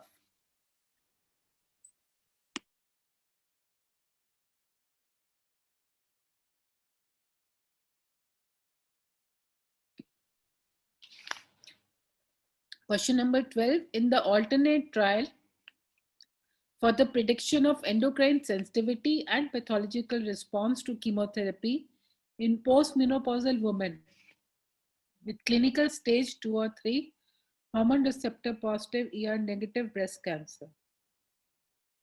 Option A is Ki67 less than 10% on biopsy after 2 to 4 weeks of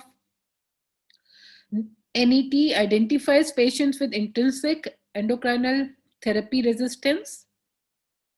Option B is Ki67 more than 10% on biopsy after 2 to 4 weeks of neoadjuvant endocrine therapy and identifies patient with intrinsic endocrine resistance.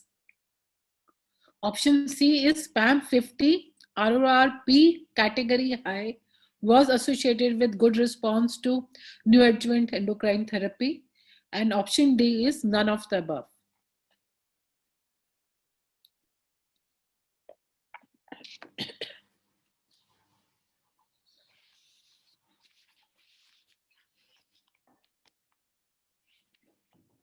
So these questions are mainly from the pathology session, I guess. The earlier ones from the medical oncology clinical sessions. So can we have the last question now?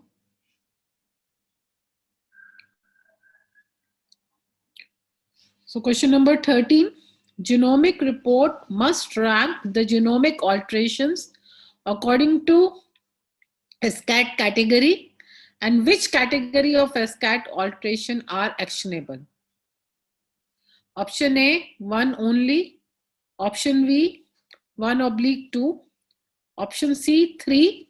And option D is 4. So which category of SCAT alteration are actionable categories in a genomic report?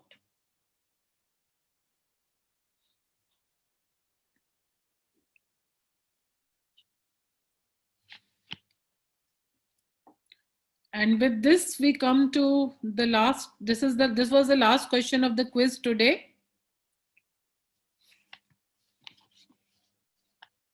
And with this, we come to the end of the session today. It has been very exciting discussion today. Lot of interesting lectures, lot of practice changing sessions. We had so many renowned national and international speakers. And with that, I will say thank you to all of you who joined, and inform you and request you to kindly join tomorrow, which is a Sunday. That's why we have kept the timing as around 11 only.